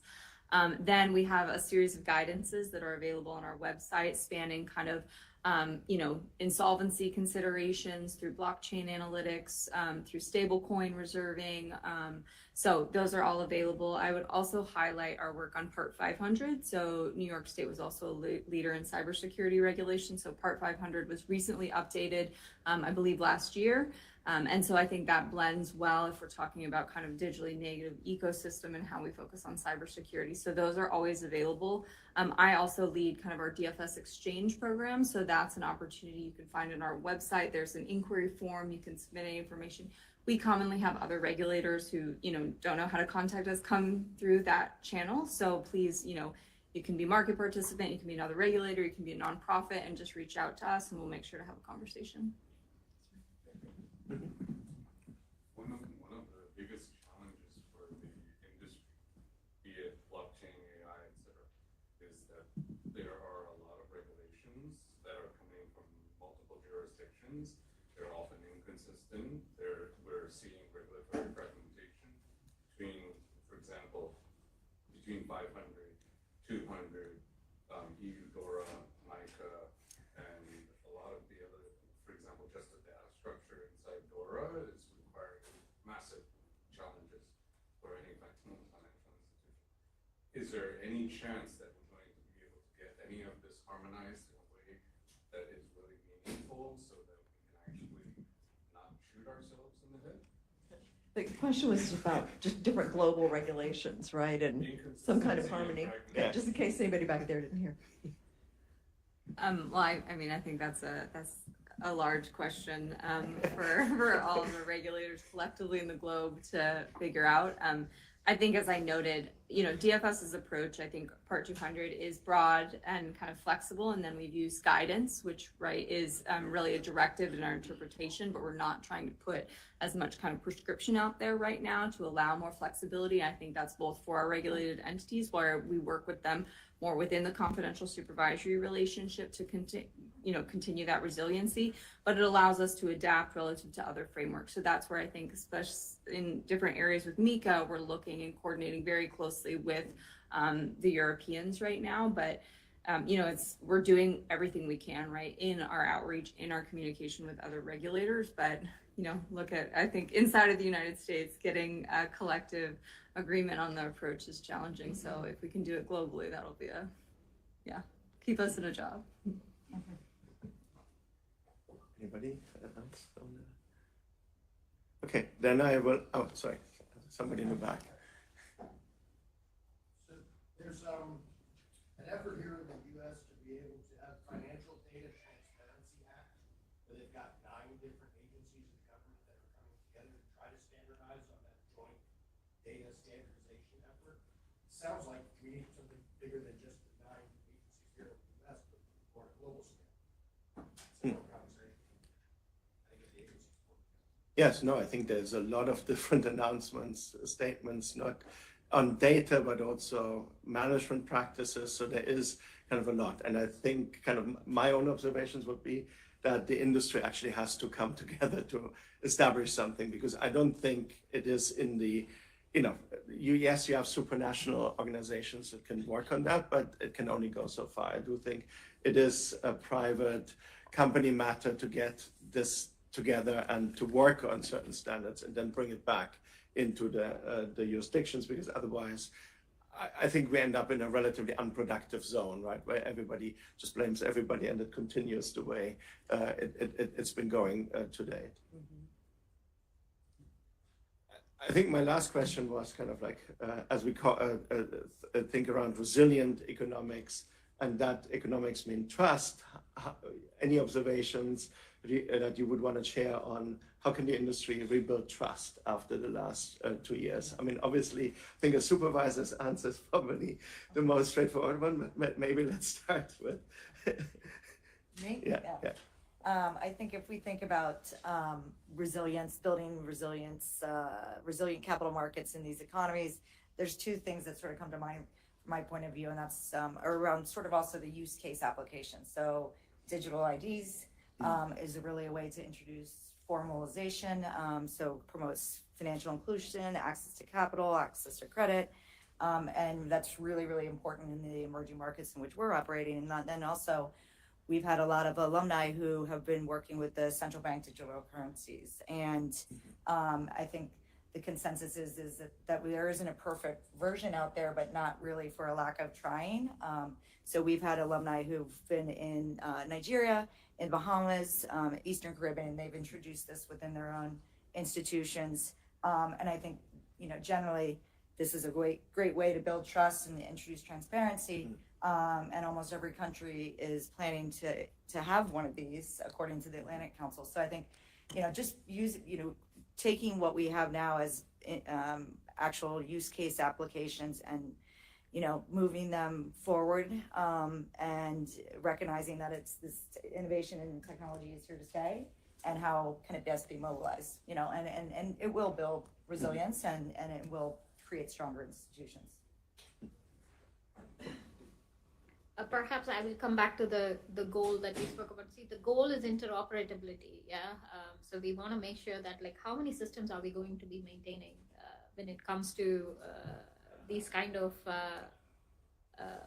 channels that we need to create. See, so long as we maintain standards and there are, like, making sure that the systems can talk to each other, that should be our sort of thought process in thinking around standards. And how do we bridge between one chain to another, and also making sure the data domains between these chains are also connected is something that we need to think through from day zero.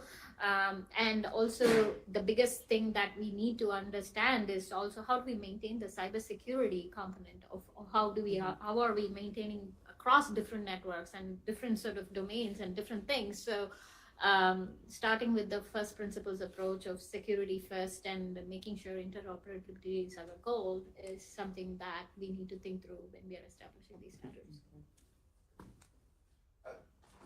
Not much to add. I mean, I think I would just come back to that the use case is really important when you're trying to decide how to begin this process, and that knowing all of the steps in the life cycle or in how the data is going to flow from start to finish as you work through which chain and how to build these systems, because what may sound good at the beginning, by the time we get halfway through the build, realize a solution actually compromises the data, or that a new pivot is going to open up a weakness that didn't exist before. So as we talk about PII, as we talk about assets on chain, those kind of questions really can be solved in the front end, as the use case really gets pulled apart and the design choices are made in the front end. I'll just focus kind of, I think, on consumer interactions briefly. So, I think that, as I mentioned, one of my concerns is increasing kind of complexity and different entities and affiliates who are interwoven here. I think transparency for consumers is obviously essential, but transparency is not offloading kind of liability or responsibility onto consumers for their own protection in this space. So I think it's being clear about where your interests lie as a business and kind of what your goals are, but also layering that with appropriate fees, appropriate disclosures, appropriate protections, liability coverage as needed, and not pushing consumers to products that do not align with their interests. I think holding that responsibility in the businesses while continuing to be transparent. Thank you very much. I think we've used up our time, right, Sandra? But if anybody has a question, we have 1 minute. So otherwise, I thank the panel for the great insights. I'd be happy to talk to anybody if you have any interest in getting involved in this IFC, Milk and IFC and Milk and World Bank Capital Markets Program. I mentioned we have a lot of supporters. Sandra's been awesome as hosting some of our scholars. So happy to talk to anybody if you are interested in that from the the internship standpoint. We will attest. It's an amazing program. You all should support it. So shameless plug, but. All right. Thank you so much. Thank you. Very interesting.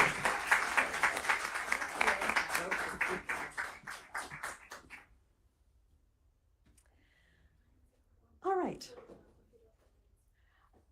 Our next panel, we're gonna get our photos taken, so.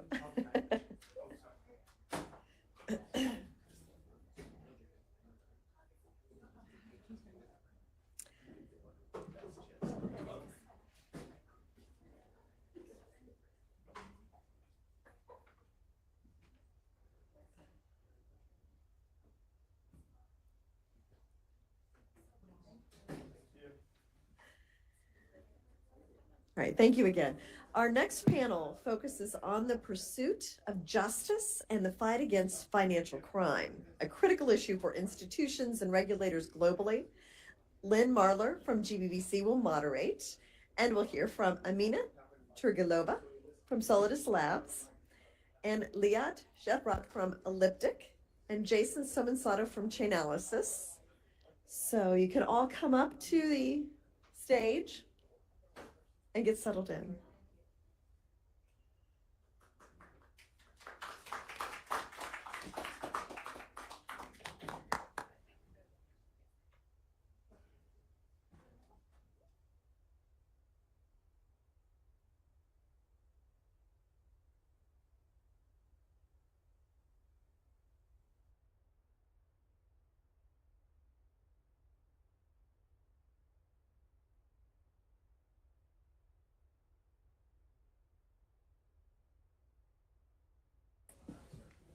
Welcome, everyone, to the panel on the pursuit of justice and fighting financial crime. Unfortunately, Lynn got COVID, so she can't join us. So I'm stepping in for her. I'm Diana. I run research and sustainability at GBBC. And it is such a pleasure to be here, joined by Amina, Jason, and Liat, who are doing incredible things in the space to make financial services safer, especially with the use of blockchain technology and decentralized financial market infrastructure. So that being said, I will turn it to each of you to introduce yourselves. So I'll start with Liat. Good afternoon, everyone. We had a grand plan to align with our pictures, so that's our first fail. We'll make that up by having a very frank, open, and great conversation. So thanks for sticking around after lunch. I'm Liat Chitret. I'm Director of Global Policy and Regulation at Elliptic, which is a blockchain analytics company. I pivoted to crypto in 2019 after spending about 15 years working on anti-money laundering, counterterrorism, finance issues, primarily around the Horn of Africa and Middle East. So it was sort of, banging the head against the wall, tracing cash, and then realizing, oh, we can do this with tech. Let's see how that works out. In between, I spent some time at a large bank, and I'm really delighted to join and look forward to our conversation. Thanks to GBBC, Sandra, the team for everything. Lunch was delicious. Hi, yeah, I'm Jason Somonsato. I am head of North American Public Policy at Chainalysis. I've been there a little bit over a year. Before then, I was in the US government. I was at the Commodity Futures Trading Commission doing two roles. One, I was the acting director of Lab CFTC, which was essentially the outreach arm to mainly the crypto ecosystem, but the fintech ecosystem more broadly by the CFTC. And then I was an advisor directly to the chairman on all sorts of crypto policy matters, particularly as it related to some of the congressional bills being floated in the interagency work there. I'm a lawyer by training and have been kind of working in this crypto ecosystem for about 10 years now, which is kind of wild to me. But yeah, great to be here.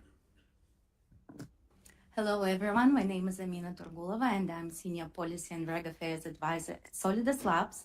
Solidus Labs is crypto-native surveillance system provider, and at Solidus, my role includes working with the regulators and industry players to promote fair regulatory framework and policies, as well as developing industry standards. I also help Solidus to lead the Crypto Markets Integrity Coalition, which is a community of 53 responsible market players who would like to promote market integrity and best practices in the space. My background is in traditional finance. I worked at stock exchanges industry for more than 15 years before joining digital asset space, a fascinating digital asset space. And I primarily worked in the emerging economies to develop transparent and fair capital markets. Fantastic. So let's start talking about the blockchain-based tools to track and trace illicit funds. Just especially because in traditional finance, we know that the statistics of actually detecting illicit funds are so poor, and the infrastructure that we have today, it's not uncommon for the SARs where we report suspicious activity to be full of false positives. So starting with Liat, and then Jason, you can jump in, and Amina after that. How are blockchain-based tools more effective than traditional tools in detecting bad actors and illicit activity? So they're superior. And let me talk about that. No. Okay, so I had to be crass. So let's kind of level set. So when we talk about kind of the blockchain, what is the blockchain anyway, and what does that mean in a sense? So when we talk about blockchain analytics and blockchain analytics tools and what it empowers us to do, we talk about kind of this open ledger that has all this information, endless strings of numbers and letters that point us to wallets, to transactions. And what blockchain analytics companies do is they essentially index these 40 plus blockchains across all assets and try to surface kind of meaningful insights, trends, illicit activities from this open ledger, almost being a bit of a translator, a broker, a conveyor belt between this open ledger and then, giving actionable intel, actionable insights. Essentially, that's when we talk about things like traceability, the ability to literally follow the money across wallets, across blockchains, across swaps. It used to be the case that you would lose track of funds that you would swap to another currency, another token. And now we basically have the eyes and ears to continue tracing that beyond, let's put it very frankly, one Swift message away, and kind of look at multiple origin stories of where funds were created, where they're moving, and also where they're going. That kind of superpower of looking back, what we would call 50 transactions, 50 hops, 100 hops, 50,000 hops ago, gives really incredible powers to judiciary, to investigators, to law enforcement, to financial institutions, to banks, to anybody looking to move money on a blockchain, because you can really see source of funds. You can identify potential nefarious activities online, or understand if money is clean, has there been any interaction with, say, sanctioned entities, things like this. So in a way, there's that element of eyes and ears, and that's super powerful. That's a huge piece. So I'll stop there. Maybe other colleagues want to chime in. No, I think you summarized it well, Leah. Maybe I'll come at it from a slightly different angle, which is not so much like what are the benefits and how is it better, but a little bit of like what is the challenge of taking on financial crimes compliance and investigations, leveraging blockchain data. Because the truth is, there is a lot of data. There is a lot of information to be gleaned as to, the quintessential case I think about is you sit in a compliance office in a bank and a transaction comes in from a customer. You're basically relying on the information that you have, about that customer's actions, about what is the one-step transaction that they're coming from. Like Leah was explaining, when you're talking about a crypto deposit into an institution, they can look at all of the historical transactions involving that asset. They might be able to connect that to other individuals and see what the network of financial transactions that asset was involved with beforehand.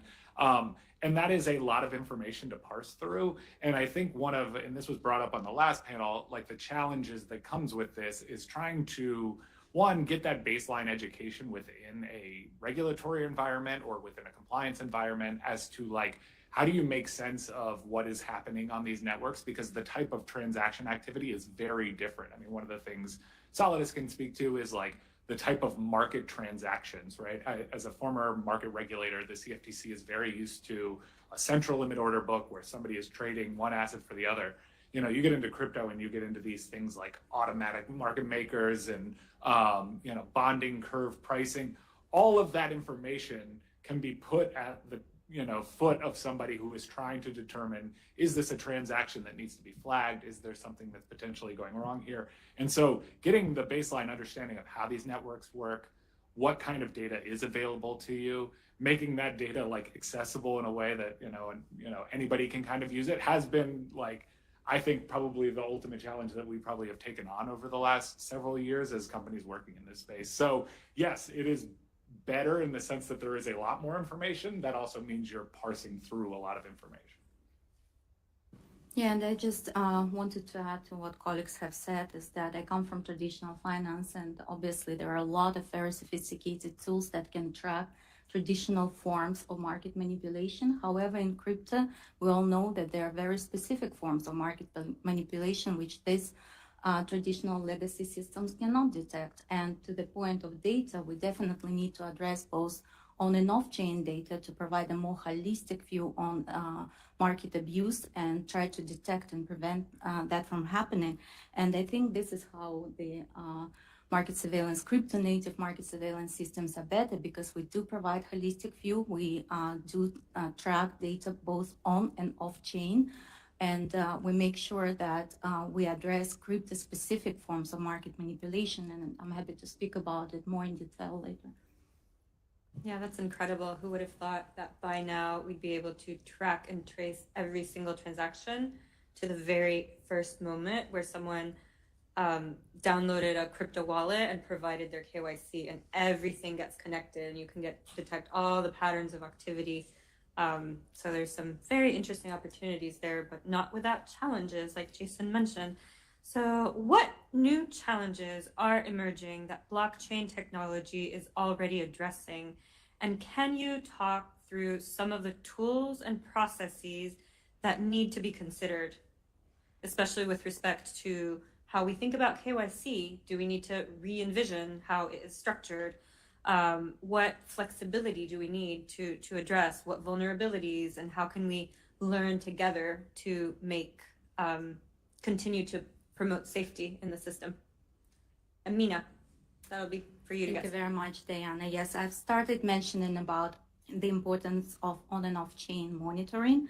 And one of the reports that Solidus Lab has compiled, and which is available publicly on our website, and I recommend everyone to read through this. It's a great example of how on and off chain monitoring is important, and that has to do with the insider trading that's happening both on decentralized platforms as well as centralized platforms. We have indicated that almost 56% of all the new listings actually have some sort of indication of insider trading, and this is something that we can now do with our systems.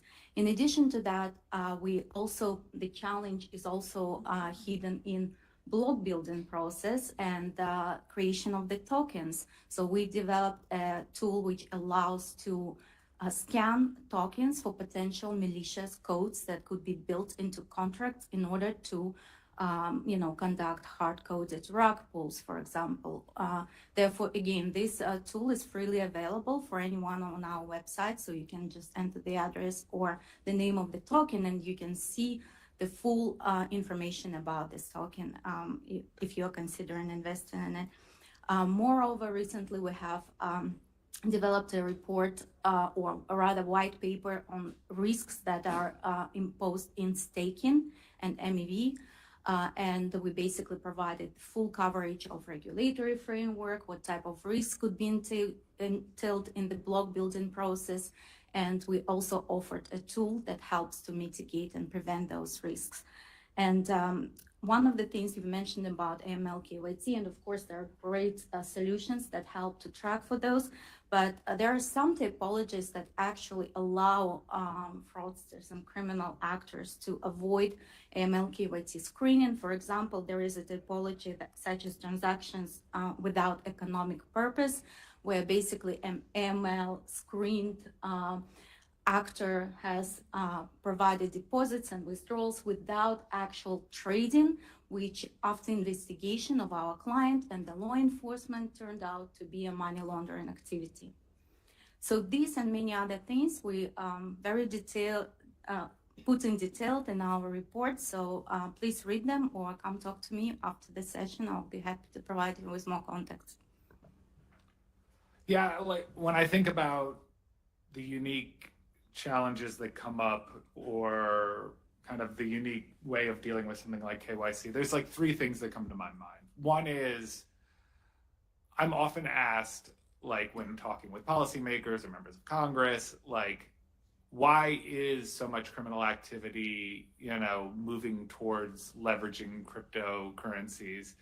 And, putting aside the kind of descriptor of how much activity versus how much financial crime you see in the traditional financial system, I think the important things for people to understand is like the nature of digital assets is this ability to move funds at, the speed of light transactions across borders, and it's basically accessible to everyone.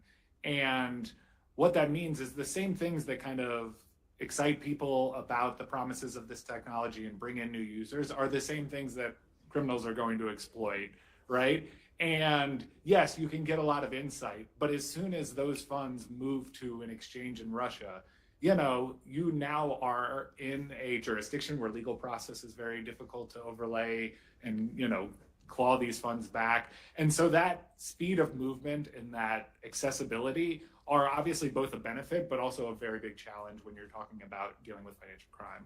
I think another area that's really important, and Amina kind of touched on it a little bit, which is the dynamics of having a permanent ledger where, you know, transactions are kind of never, you know, they're immutable, they're foolproof, is that this all relies heavily on the nature of the code that underlies these networks and on the operational capabilities of the companies working in this space. And I think one of the things that we've seen quite a bit over the years is operational failures, kind of coding failures that lead to a loss of a lot of funds, right? I know, like, one of the things that we put out is an annual crime report that talks about the various, you know, fund movements we see into illicit actor spaces. And like, it is notable that $1 billion worth of digital assets has moved to the DPRK, you know, over the past year or so. And a lot of that is due to, you know, weak cybersecurity, problems with coding, exploitations that can take place in these networks that I think presents a very new challenge. When I was sitting in a regulator seat, you know, you're thinking about what are the things that we need to ask our regulated entities to make sure these kind of things don't happen. And you're not used to thinking about like, hey, you need to make sure the private keys are held in a properly, you know, multi-computer setup with, you know, disconnected from certain other networks that you run. You know, all of those concerns are something that it's going to take a decent amount of sophistication and work, I think, for companies and people developing in this space to cover. And then like the last thing I'll say, and I'll kind of leave it open-ended, is one of the things I do think also is the nature of illicit activity in this space varies very much, right? I was talking about the DPRK and some of the sophistication of those people to like break into systems or exploit. But, you know, there is also very basic criminal activity of just like, you know, which I don't think they even probably recognize that like we can see this activity, we can flag that. And so you have to understand like there's very different actors working in this space. And so it's not just all one kind of monolithic version of financial crime occurring on blockchains. And I want to continue the baton that you've just passed me on this one, which is to say that I think if there's one line that we can trace around, okay, what are criminals trying to achieve? And that's just a speed to liquidity, right? How quickly can they get to liquid assets that allow them to pursue their nefarious act, whatever typology that might be. And I think the speed is a huge deal. You know, we're almost constantly trying to go at this breakneck speed with criminals to see who's going to cash out faster, or maybe law enforcement will catch them sooner.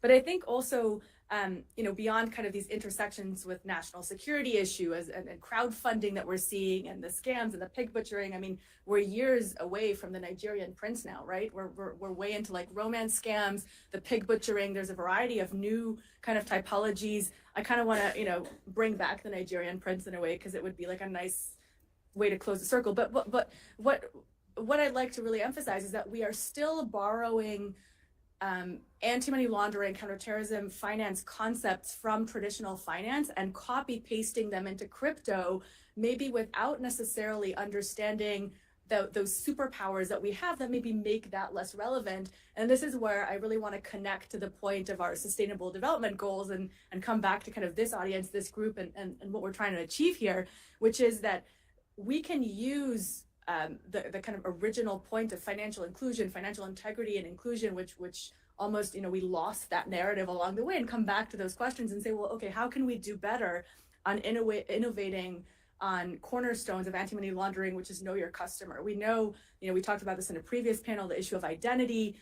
We need to flex the KYC concept. And when you can see into wallets, you don't need to know the identity of the person behind that wallet. All you need to know is that that wallet has a fentanyl addiction and they're, you know, on the dark web trying to source that, right? So you know the ins and outs without connecting to an actual identity. And coming back to this KYC flex piece, you know your code know your developer. There's a whole lot of innovation that we can be doing from kind of a compliance perspective, a regulatory perspective, not just to stop criminals in their tracks and seize them, but also to come back to the panel around the innovation, the industry building, the Web3 kind of development, and the financial inclusion narrative, which, you know, should happen immediately, kind of banging on the table, because that's why many of us came to this space, which is to say there's technology that we can leverage and harness, and we have the tools, the eyes and ears, off chain, on chain.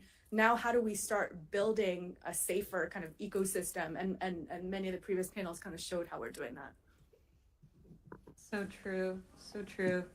So this is where law enforcement organizations can come in. And as you mentioned, and Sandra made us aware earlier of a recent Wall Street Journal article on pig butchering scams and how they have been costing Americans up to billions of dollars, and just that kind of innovation and how criminals are very savvy and they fool people. So more to Jason, because of your background at a regulator, how are law enforcement organizations and financial institutions coming together to adopt blockchain-based tools to fight financial crime, especially in light of public-private partnerships and the collaboration among stakeholders? Yeah, I think most law enforcement, particularly in the US, but definitely around the world, that has some overlap with the crypto ecosystem or has some responsibility for looking at cases involving crypto assets, you know, probably now knows about blockchain analytics and some of the tools that are available. And the truth is, some of them have become fairly sophisticated at leveraging those tools to address some of that criminal activity. One of the very fuzzy metrics that I like to use is we have a Slack channel at Chainalysis that just like it automatically populates whenever the DOJ puts out an indictment or a news release that references crypto. And I would say, like, even just in the year plus that I've been there, the rate at which those come up have come to like about one a day, right? And it's not something, it is, you know, it might be an unrelated case of, I think one I saw recently was like, literally a physically, you know, underground casino that was using crypto as a like means to like allow people to offload money. It was a little interesting, but what that reflects is kind of a growing sophistication and investment by a lot of law enforcement, by a lot of regulatory enforcement to understand what's happening in these networks, leverage the tools that are available to them. Obviously, a large part of our business is working pretty closely with some of those government agencies to bring some of those cases. I think that that being said, there's probably a lot more work to be done, right? As somebody who spent time in a regulatory position, yes, I was looking at the enforcement cases and thinking about how kind of leveraging our existing enforcement powers was working within the CFTC, but you were also thinking like, you can't just enforce your way out of this problem, right? You're going to ultimately need programs, kind of like Caitlin on the last program was talking about, or on the last panel, you know, of full-scale supervision, of bringing these companies within the fold so that, you know, you're not relying completely on the sophistication of law enforcement to keep up with the next, you know, because the criminal activity and the illicit activity does get more sophisticated over time. But yeah, all that being said, I think like I'm pretty encouraged when I spend time with folks inside the US government who have really leaned into understanding these networks and leveraging the tools. Some of the things that they've been able to accomplish are pretty incredible. I mean, I think numbers suggest that there's been about $10 billion in seized digital assets over, you know, the last several years.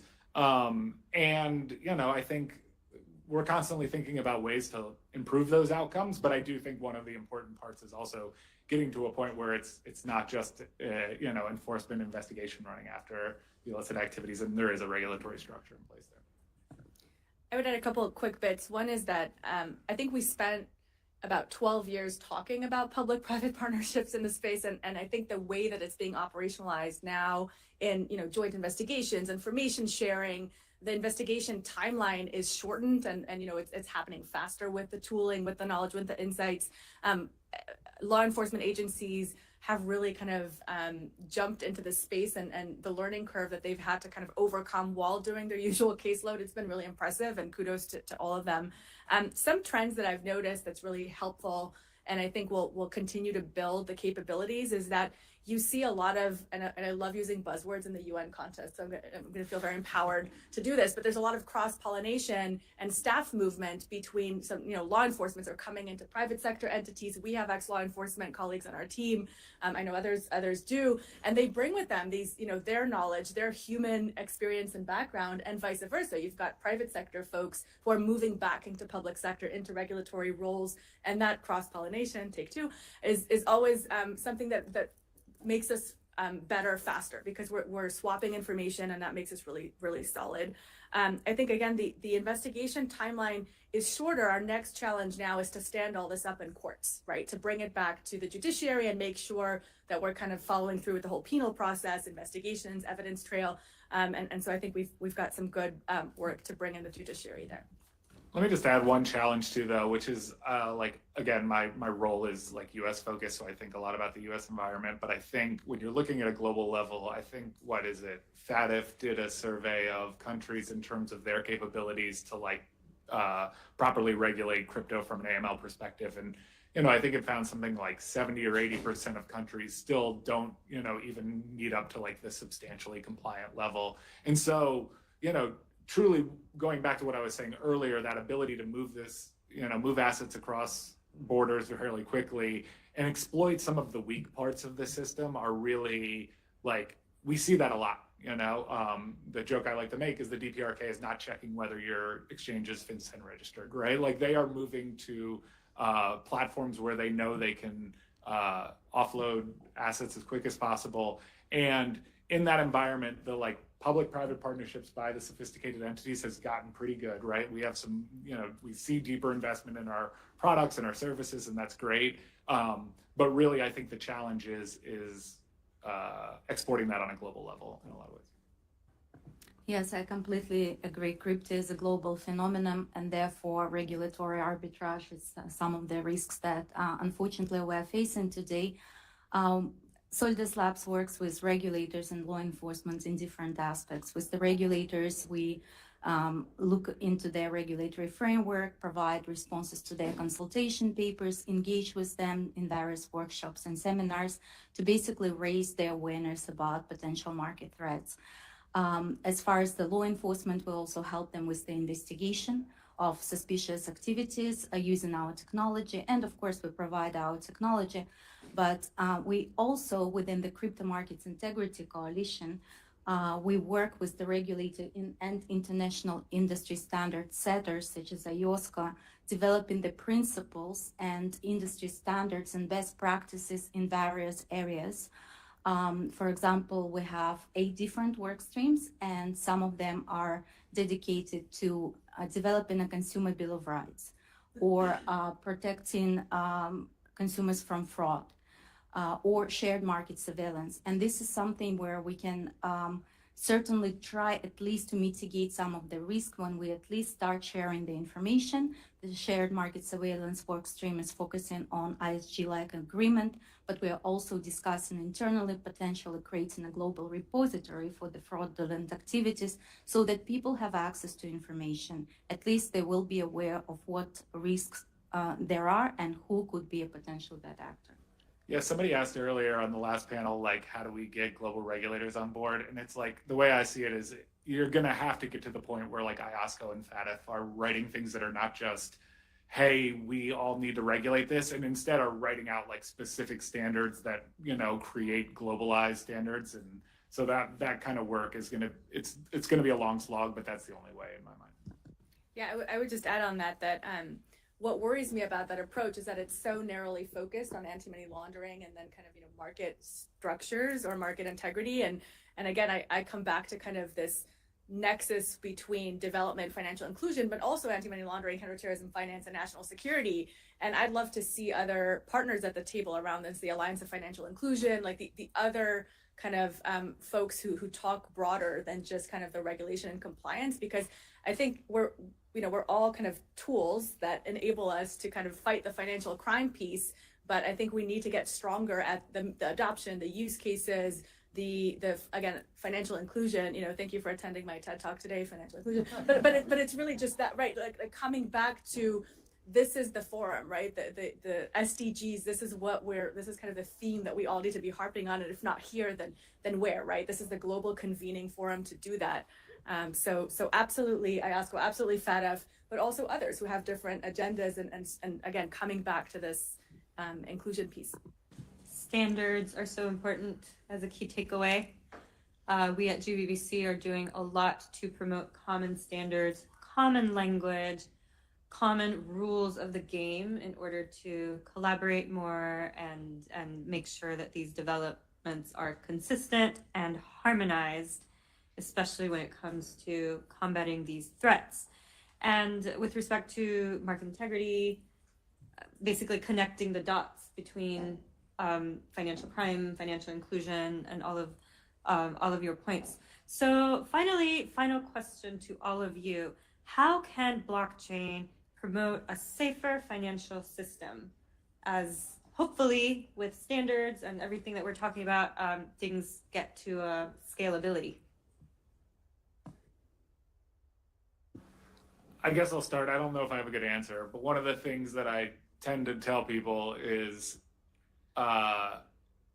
it is very difficult to understand like what you should be doing from a regulatory perspective with entities in the crypto ecosystem if you do not understand some of the cultural underpinnings of how this industry works. Because I think my observation is that over time, and I've spent a decent amount of time with this industry, you have seen a movement of the industry more towards what I would consider to be traditionally regulated mindsets of how they should run their businesses, right? Even if you think about like stable coins are the most transacted in type of digital asset, right? I think 60% of volume on all networks is generally stablecoin activity. And stablecoin businesses look a lot more like traditional financial businesses than, the Bitcoin, core developers group or Ethereum Foundation are, right? And the talking points out of those organizations sound a lot more like probably that people in this group are used to, right? Like, hey, we need to be on top of both financial inclusion and on anti-money laundering law. We need to address the real threats that are in there. All of that being said, I think there is still a very large cultural element to this industry to be, anti-authoritarian, anti-intermediary, that there is a kind of desire to change the very nature by which market activity occurs, and not trying to like pass judgment on that, but like when you are thinking about how do you bring concepts of market integrity and stuff that like as somebody who sat at a regulator, like you think about how this was done back in the early 30s with early versions of derivatives contracts, and that is a struggle to marry up what you think are very important traditional mechanisms for regulating markets with the hey, the code is law and we should kind of be able to gamble our money in any way we think. And so I think that's why I said I don't really have an answer here. I do think the kind of foundational steps are the joke I always made, or the chairman and I always made at the CFTC was kind of like, we could have some of these high-minded conversations once we get some authority to actually regulate this space, right? You kind of have to work through like foundation step by step. I think right now, at least in the US, the regulators are not in a position where they're regulating businesses in the way that Caitlin in the last panel was, right? Where it's like, hey, we're taking a flexible approach. We're looking at these businesses the way they're coming at us. We're worried about the same, market integrity concerns that we have in any other market, but we're bringing a unique perspective onto it. I think that's going to have to happen on a kind of global level for that to work out. Yeah, I think to me a solution is always in education, raising and awareness, providing more information. And it could sound trivial, but this is how you actually learn about the culture. With Crypto Markets Integrity Coalition, we launched the CIMIC Academy, which is offered by the practitioners, the people from our culture, and it talks about different risks and mitigation tools and digital asset space in general. Anyone who would wish to know more about this space can take a course free of charge. And I think education and raising awareness is one of the key issues also for law enforcement, even though I agree that they have expressed a large extent of sophistication in the investigation activities that they're doing right now. 2 years ago, Bitfinex case allowed them to retrieve basically more than 3 billion, almost 4 billion US dollars that was stolen through a hack. Recently, there was a DOJ indictment about the block building process tampering and hacking the block building process. So they become more and more sophisticated and know the ethos of this system very well. But again, just to emphasize international cooperation, interagency cooperation, I think just this week CFTC has announced that they have launched interagency cooperation, in particular in relation to romance, confidence scams, and pig butchering, or less romantic name of it, pig butchering attacks. So, and they're working with SEC, they're working with the American Bankers Association. And even though it might sound like an old story, I still want to emphasize the public-private partnership, because we are working with the regulators, we are working with the law enforcement, and I think we should continue working together. And also in light of the, just to add the latest FBI report, if you have any insights. I mean, I think it's been pretty consistent with probably the data that we put out that there's, like I think the largest illicit finance category that we see in our data is scams, right? Like, so you think about the DBRK, again, funneling funds, or a lot of the discussion around Hamas, maybe fundraising with that. And those are really important discussions, and they have, much different sensitivities and potential risks associated with them. But when you think about like, where is the volume of illicit activity really occurring on the crypto networks, a lot of it is pretty baseline scam stuff. And I think a lot of that is through the fact that like there is both a lack of education of what's happening on these networks, but then also, not a great understanding by the people who are getting scammed as to what they're getting involved with in this very like everyone eats each other world that is crypto networks. So there will be a day when it's no longer kind of like the FBI report on crypto crime or crypto compliance, because it's all going to be crime or compliance, where there's that integration. And I think, I know we have a few minutes, so I'll kind of use this to be the final chat from my perspective, which is to say that I think one of the biggest challenges right now that we really should be focusing on is that fiat and digital asset nexus, where we see kind of banks, financial institutions intersecting with digital assets. It's no longer okay to just kind of like look the other way and assume that that isn't touching platforms. And the integrity of the financial system really kind of relies on that, because the data also does show that funds are being cashed out through traditional financial institutions as well as with crypto exchanges.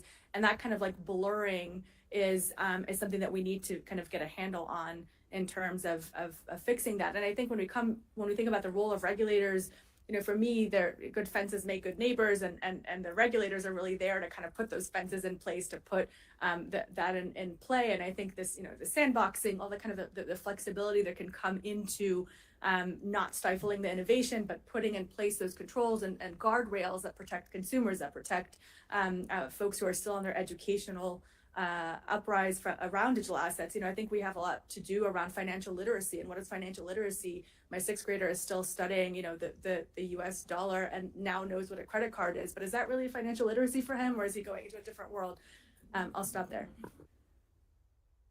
And in digital assets, it's not only financial literacy that matters, but also some aspects of technical understanding. Couldn't be better said. Thank you so much to Liat, Jason, and Amina. That brings us to a close for this panel. And thank you to all of you. Okay, we're going to take a 5-minute break. And then the CFTC commissioner will be in here. Should be very interesting discussion. So enjoy your stretch and water.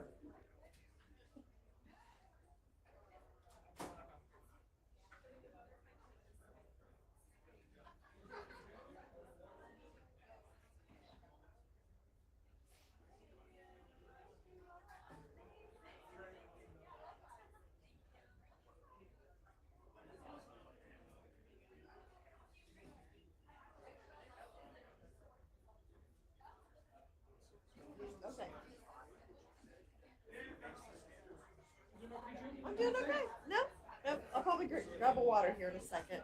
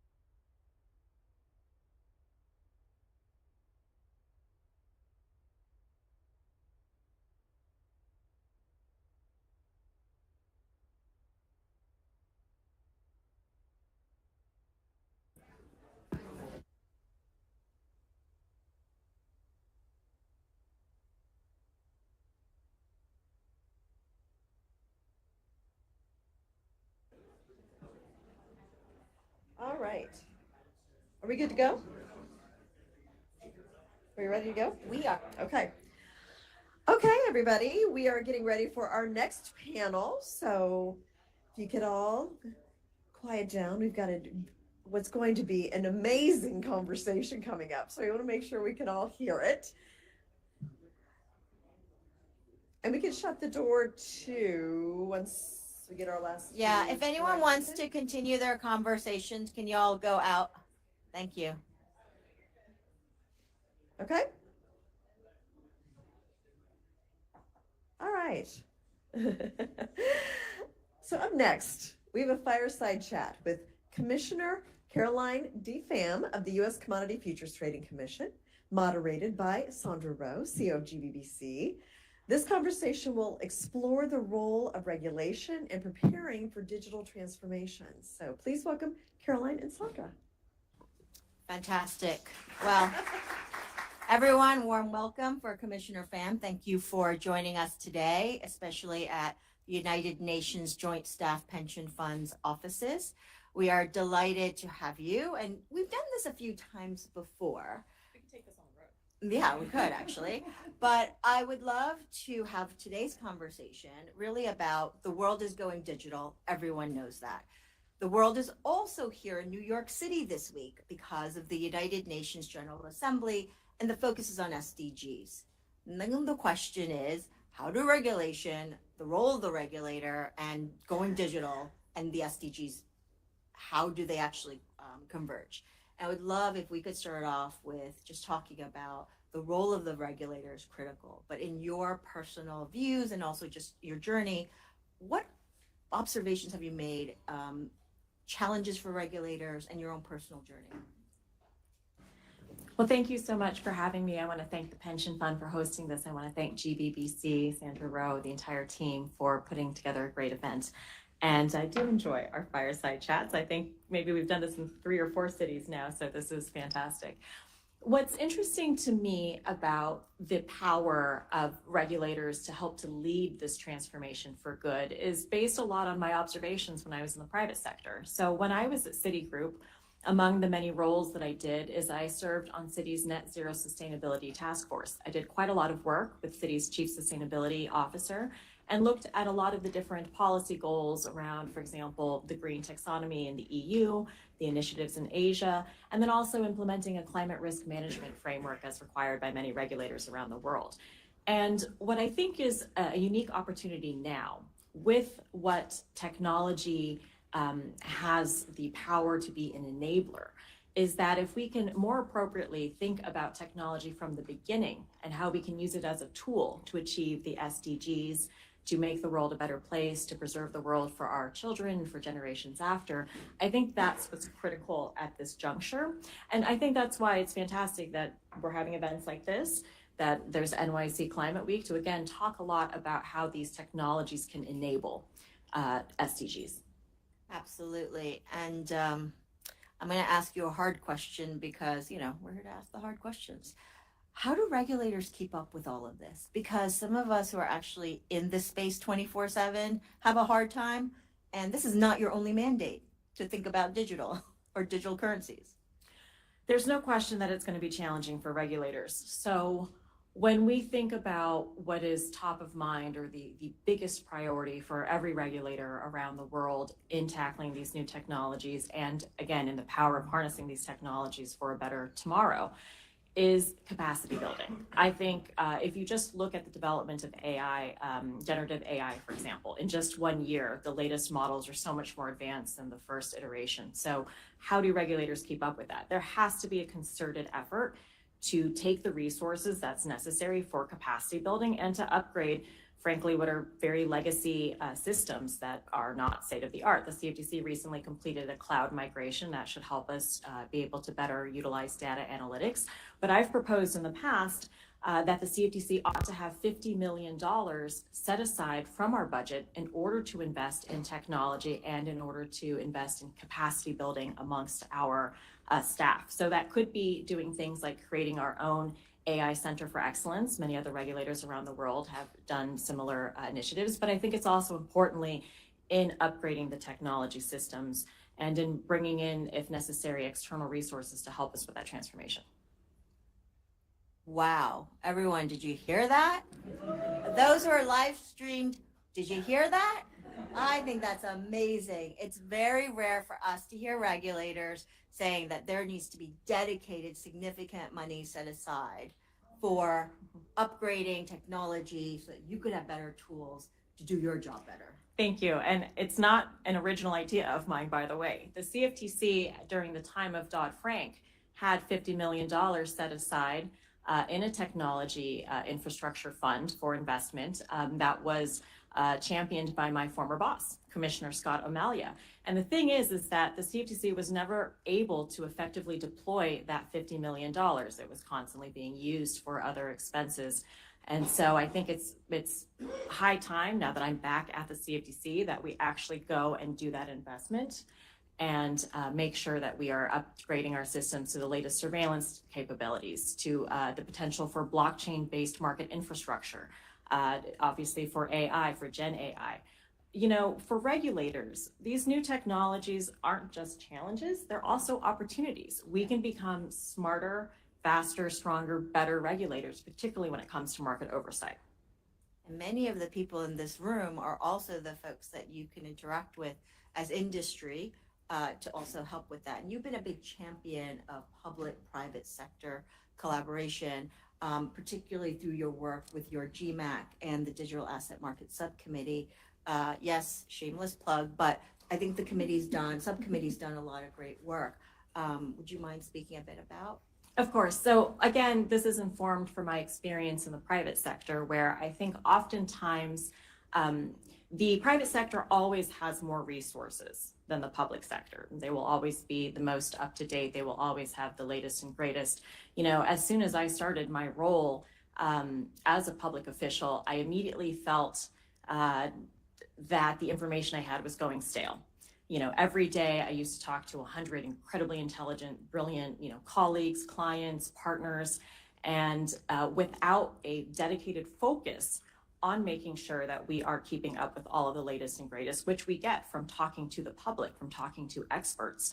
What will we do? So that's why I wanted to create and relaunch the CFTC's Global Markets Advisory Committee. It was originally founded in 1998 to deal with the challenges around an increasingly globalized world economy and markets. Those important concerns from 1998 remain just as relevant today. So under the GMAC's, the new priorities that I have set under my sponsorship, we have a digital asset market subcommittee. Again, just understanding how blockchain-based networks can not only transform traditional market infrastructure for financial instruments, for trading markets, but also more generally speaking, when you look at how companies, how corporates are deploying it for digital engagement with customers, for efficiencies, for logistics, for record keeping, that's something that I think we really need to understand. So I want to thank Sandra for her leadership. We completed a first ever initiative to publish a U.S. digital asset taxonomy. And this is supposed to be a working document that will help to inform U.S. policymakers. I really wanted to bridge a bit of a gap that I saw between the rest of the world, where there's been a deep focus on blockchain-based market infrastructure, versus the U.S., where we still are debating the fundamental nature, good versus evil, of crypto assets, for example. So I hope that this is going to be a document that can be informative, that can help to really educate and inform the specific different use cases, because it has to be use case driven. So thank you for your leadership. Thank you to GFMA, which also co-led that. Absolutely. She's been here. So one other thing, now that we've got the Commissioner fan club, I want to say one other thing, which is really critical, is the global discussion that's happening. And you've been a big champion of making sure that you're talking to other regulators. Can you just give us a sense of where are we with that? And you've mentioned AI a couple times now. We've mentioned it this morning multiple times. It's not just about one tech. It's multiple emerging technologies and then multiple jurisdictions.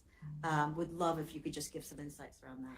Yes, I've actually written on this before. I gave a speech actually at Eurofi to European central bankers and policymakers because it is a global challenge and we're going to need a global solution to it. So I'm going to reflect upon some of the remarks that I've given before. But when you think about the digital transformation, it is that our next life is going to be one where the lines between our physical and digital selves are blurred. You know, we can seamlessly switch from one to the next. It's going to be a layered existence, I think, whether this is just by the increasing use of technology in day-to-day interactions, or whether it's virtual worlds, which is an area that I've been very focused on.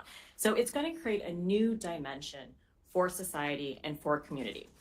One of the reasons why this is so important for regulators to take a forward-looking approach, to be part of the solution, to build it in from the very beginning, is because the early impacted sectors include consumer and retail, media and telecommunications, and healthcare. And when you think about the high potential customer use cases, they include e-commerce, and then enterprise use cases are banking, discrete manufacturing, professional services, retail, telecommunications, media, process manufacturing. You can see how broadly this impacts the real economy. It is so far beyond the financial sector. And so we as financial regulators are going to just be one part of something which I think needs to be through initiatives like the United Nations, but every country is going to be addressing this through their industrial policy. So we have to bring all those countries together to develop a common shared vision for an ethical, safe, and inclusive digital economy, and a world where we can make sure that that happens. And so some of the different areas in order to really make sure that that happens is going to be, data privacy, security, ethics and regulatory compliance, physical health and safety, and equity and fairness. I don't think I'm saying anything that's new. People have talked about this. There's initiatives for this, but it just goes to show the breadth of what we need to do. I mean, I think some priority areas, again, technology, commercial infrastructure, privacy and identity, workforce of the future, regulation, tax, accounting, and social infrastructure. More, open access, competition and promoting innovation, intellectual property rights, commerce, monetization and distribution models between stakeholders, promoting diversity, equity, and inclusion, and securing user safety and awareness. So it is so much bigger than any one regulator. That's why there has to be a global approach to this. And I'll have to say, wow, you managed to get a lot in there. I think we actually covered a good number of those topics today alone, and a lot of them map to the SDGs. And frankly, I think most of them map to the SDGs, which is why I think it's critical here. We've been talking a lot about human-centric tech, people-centric tech. And I think, that resonates with you too. If it's not helping communities and people, the technology itself, might be nice, but what's the utility value of that? And I think broadening the scope of that discussion, which you've done just now, as well as you continue to do, is very important. Yeah, absolutely. And I think that's why it's so imperative that regulators and the global community, there are many multilateral forums for regulators. There's the Financial Stability Board, there's IOSCO, there's the Basel Committee. Those are going to be increasingly important, again, because of the fact that this is a technology without borders. And we have seen what happens when you try to retrofit those protections in. So for example, with the EU's DORA, and the US is looking at trying to come up with its own approach to that as well. And the thing is that why are we reinventing the wheel? These are common issues.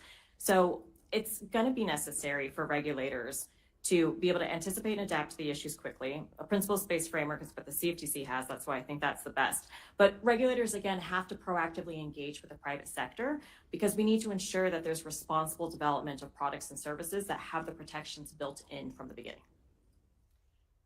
Thank you so much for that. And I think, you have seen and been driving a lot of the global dialogue. If I may ask, if you could put it on a scale of just the maturity level, do you feel that the regulatory dialogue over the last few years has actually stepped up to recognizing the multidimensional, the multifaceted complexity of what's happening? Absolutely. I think this has been top of mind for many research reports, for example, that the BIS has published. So there's no question that regulators recognize these challenges and recognize that we need to work on it. But as always, the challenge for regulators is resources. Again, it's not a world of infinite resources. That's why I think the private-public partnerships are going to be necessary. And national security, I think, provides a very good example for how to succeed in that. We have many different multilateral forums and initiatives for national security. The U.S. State Department is heavily involved in promoting some of the cybersecurity initiatives that we have around the world. And so only by taking a combined approach to addressing these problems. For example, I'm thinking of ransomware. There was an initiative a couple years ago to really come together, private and public sector, to focus on ransomware and the potential for ransomware attacks to shut down critical infrastructure, the power grid, water, hospital systems. These really happened, and countries had to come together to solve that. So I really look to the leadership that I think in the national security apparatus. Great, and we do only have a few more minutes with you. When you look to where we are with respect to tokenization and digital in the US, private sector really is still innovating, and I think it continues to thrive. We've got a lot of the right ingredients for that. How do we help other countries, other places where the same set of ingredients are not there for entrepreneurs to find capital and things like that? Is there a role for regulators to actually play? You know, is it helping other regulators in other jurisdictions who may not have the same sets of tools and resources?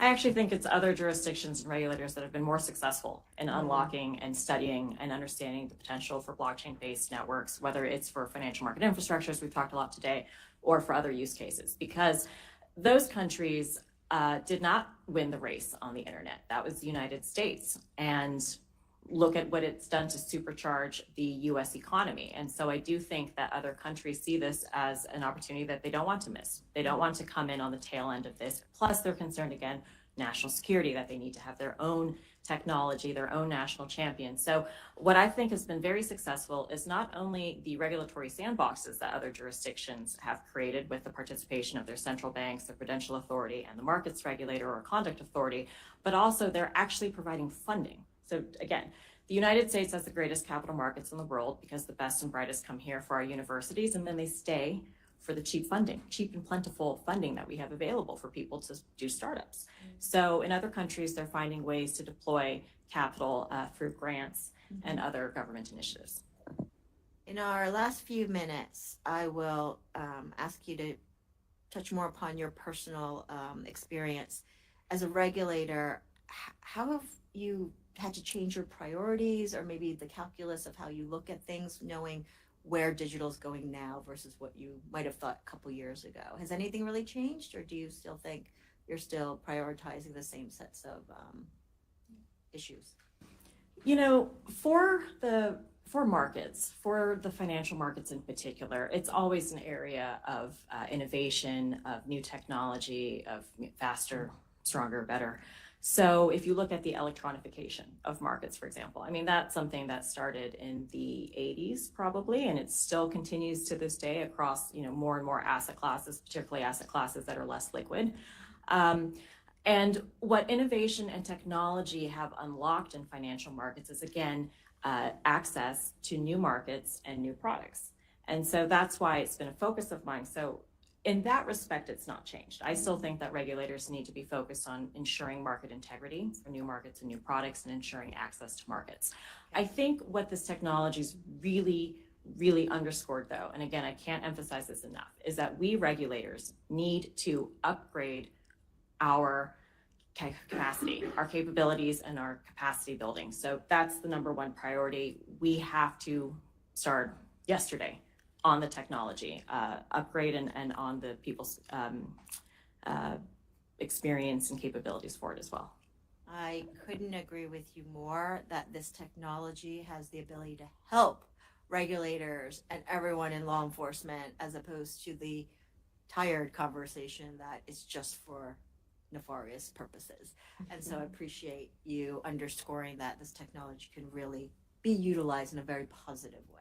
Well, in AI, for example, particularly Gen AI, it amplifies human capabilities. So for example, you can take an exam report, a supervisory exam report. You can have that first draft be done with Gen AI, again, humans deploying it. This is not machines, robots taking over the world, but you can input all of the field work and the working papers, and you can come up with a first draft report. You can upload a firm's entire past compliance reports into it and develop insights over time and use that to inform a risk-based approach to supervision. So again, these are very easily manageable, low-hanging fruit for regulators to be able to harness the technology to make ourselves more productive, to be able to close that resource gap that we have.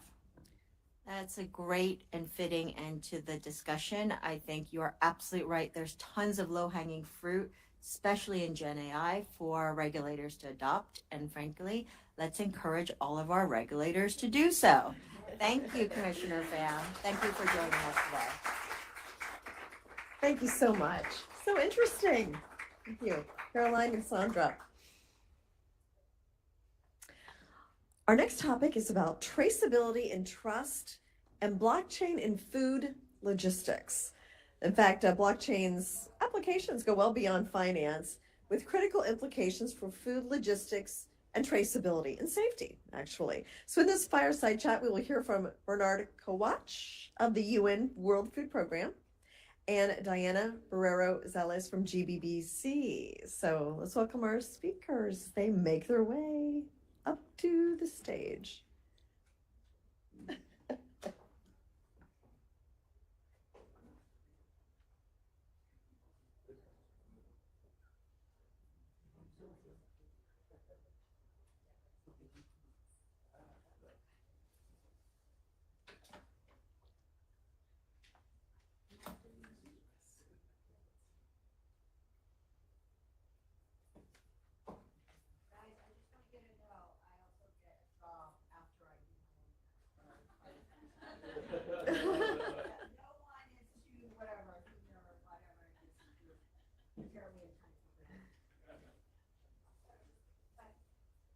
We're just keeping time for Sandra, so we're tag teaming. Thank you, Sandra. Well, thanks everyone for sticking with us.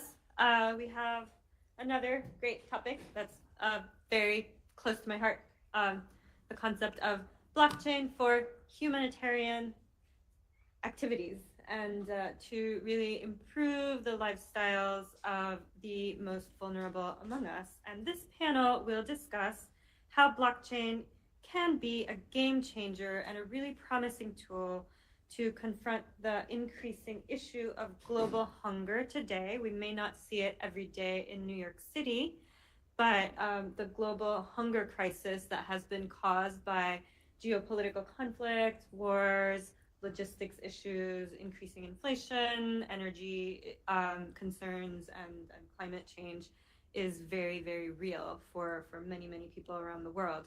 And particularly, we're going to give an update on our Food for Crisis project in partnership with the World Food Program here and with the support of our wonderful colleagues here at Ripple. I'm Diana. I run research and sustainability at GBBC for all of you who don't know me. And it's an honor and a pleasure to be here with Bernard and with John. So I'll let you both introduce yourselves. Sure. Thank you so much. Thank you. Thank you so much. I'm very excited to be here, and I had to run a little bit to make it on time, so I do apologize. But I'm Jonathan Perry. I'm the Senior Manager of Global Social Impact at Ripple.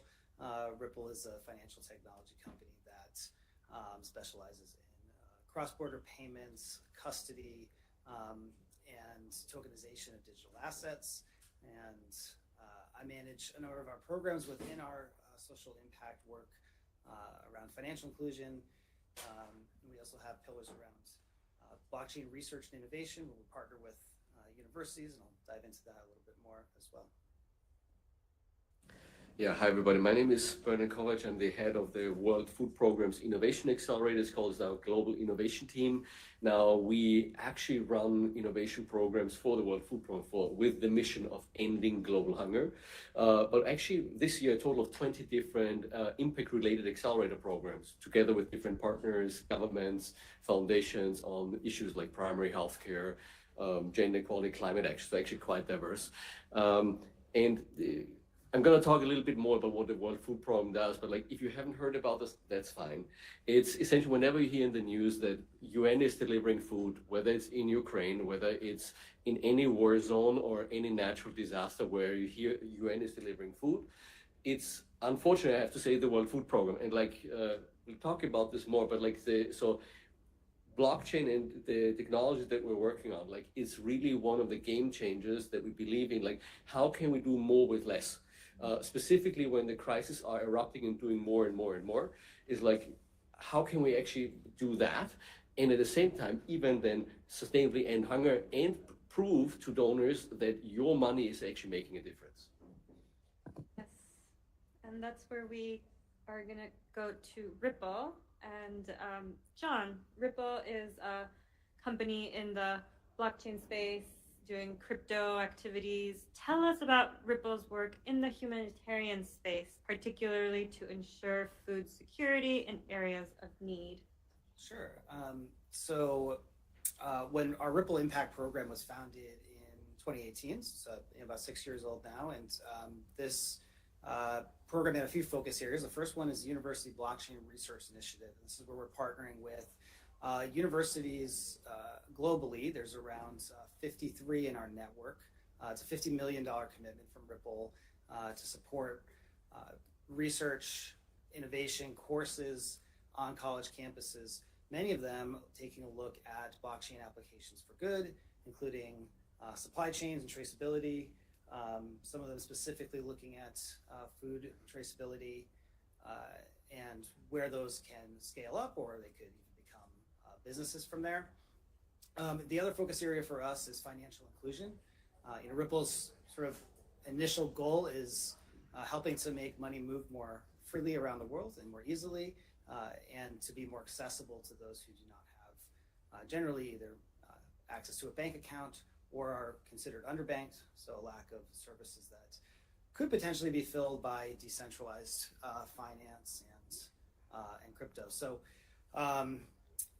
that's a long way of saying that some of the biggest NGOs in the world who are working on humanitarian aid are some of the first to be interested in piloting blockchain and crypto, especially as cash assistance begins to grow.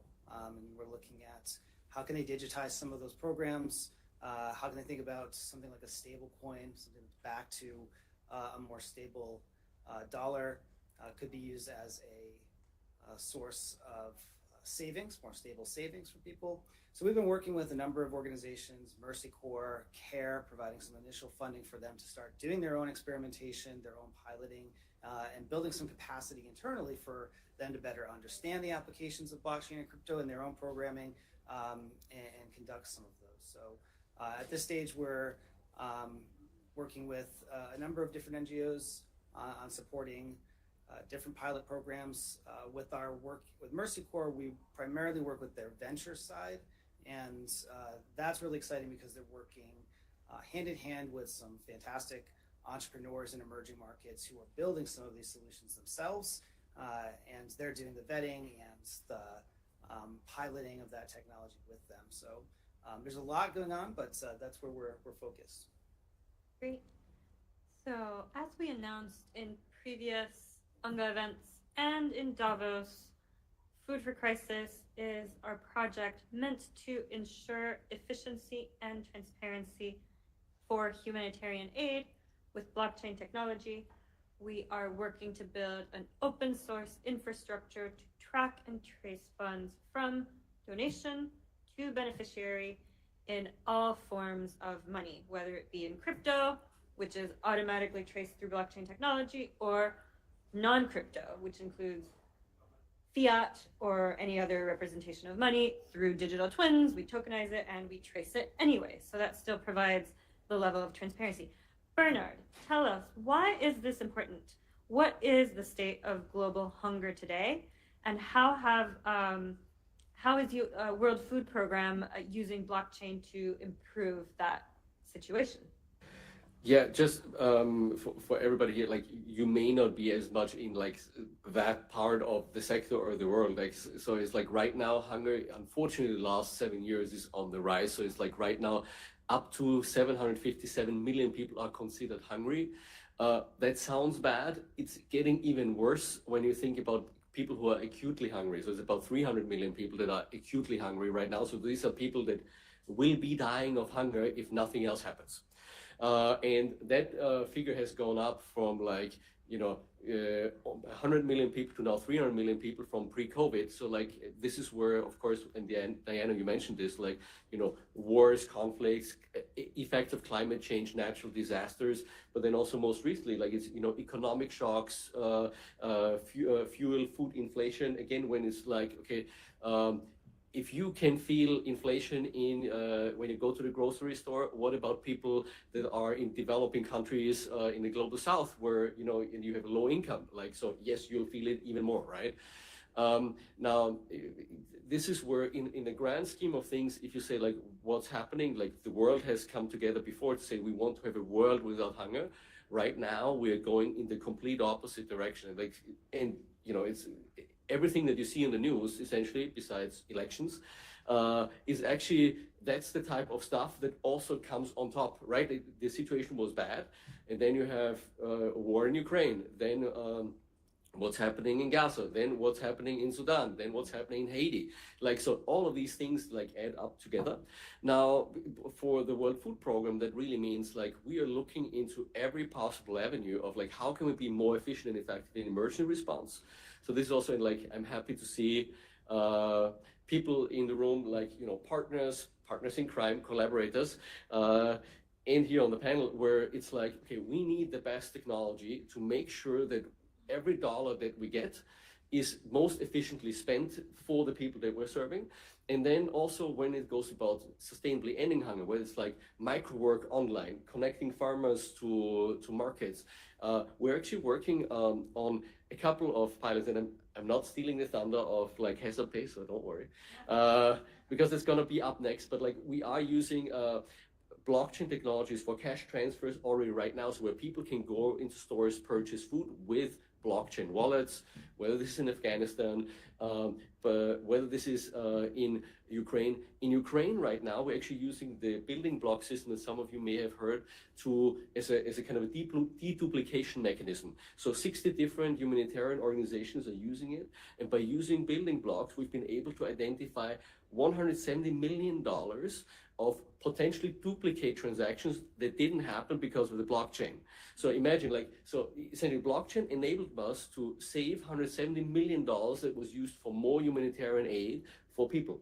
Now, this is the glimpse into what we are aiming to do with Food for Crisis, really, where it's and I think all of the programs, whether it's Hesape in Afghanistan, whether it's other use cases, right now we're looking into different pilots, one more on cross-border transactions, one more of in-country traceability of donations.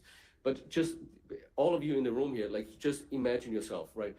If you want to donate, you could sign a blank check and say hey, I'm happy I signed the check, that makes me feel warm and fuzzy. Now, as you're in the blockchain or crypto world, the world shouldn't be like that. The world should be I'm donating, and I should know and have the trust and the guarantee and the accountability that your money ended up where it's supposed to be. That's what Food for Christ is supposed to do. By doing this, and everybody here is we believe that by adding this layer of transparency and accountability, there's more people that actually will join the cause, right? Because you will believe that that actually makes a difference. And it's not just a random check that you're writing. Yes, and with that, Food for Crisis is starting its piloting phase. And I will take it to John. Tell us about Ripple's own cross-border payment solutions, and how do you envision them benefiting this pilot with Food for Crisis? Sure. Well, Bernard touched on a few things that I think are just really critically important, and understanding where your money's going and be able to show that is such a game changer, I think, particularly in humanitarian aid and in international crises, where you're just not sure where your funds may have ended up since they're maybe moving so far, or what programs they're going to. And then you have the other considerations to really think about if you're using cryptocurrency or a voucher in a transfer program. Are you providing the off ramps? Are you making sure that this person knows how to understands how to use that and can spend it? A lot of those considerations are really critical, and that's why it's so great that GBBC and WFP have come together on this initiative in particular. But really, Ripple uses blockchain and cryptocurrency in our tech stack, really to offer almost near real-time settlement in cross-border payments. So I think one of the big advantages that we see for a potential use case here is piloting sending funds in a matter of minutes to another country, having them come out in the local currency, and they'll be able to spend without having that financial literacy piece or having to really determine some of those off-ramps as well. That could be a really big game changer, I think, in some of these, and something we could duplicate for other emergencies once we have it in place. So there's a number of other pieces here. I mentioned we work with universities all around the world. One of the programs that we've helped fund is the Lab for Inclusive FinTech at UC Berkeley. I think they'd be a great partner they already have been a great partner in a number of other pilots we've run and some work we've done with Mercy Corps, for example. But there's opportunity as well to bring in some of these university partners to really help design and carefully measure the impact that we're able to have together. And this brings us to a close, and really want to highlight the testament that this shows us with the collaboration of a crypto native, essentially, organization like Ripple, an international organization with humanitarian assistance expertise, like World Food Program, and GBBC with our blockchain network, and the importance of stakeholder collaboration to solve complex global issues. Thank you so much, Bernard and John and all of you, and it's a pleasure. Thank you. Very interesting to hear about those applications. Next, we're going to be discussing how digital solutions are empowering communities around the world. And moderating this panel is Yu from GBBC and the U.S. Blockchain Coalition. And joining her are Megan Roberts from UN Development Program, Matt Keller from Algorand Foundation, and Jude Ojim from Charles Winsborough Corporation. So we will welcome them to the stage momentarily.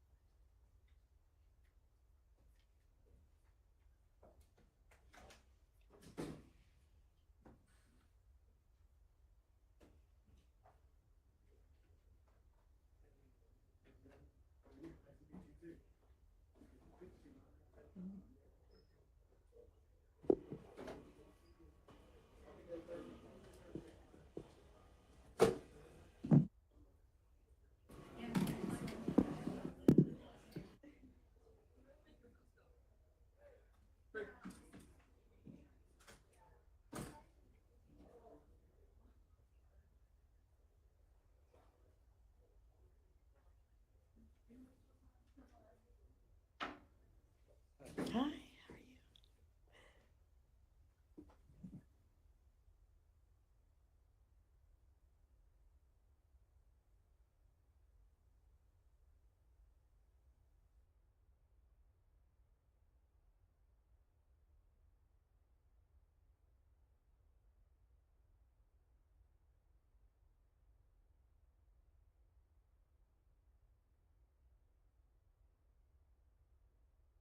All right. Thank you everyone for joining us for our UNGA. I have some esteemed panelists. I'm really excited to learn as much as possible about digital solutions for empowering communities. My name is Yu. I'm the head of strategy US for GBBC. So that's my role here. Also Kat Herger, as you may have seen today. Encouraging everyone to take seats. All right, well, we're gonna go with Jude and then go my right to left, your left to right, with introductions. So, what is your name? What do you do? How did you get into this space? And anything interesting about what's going on.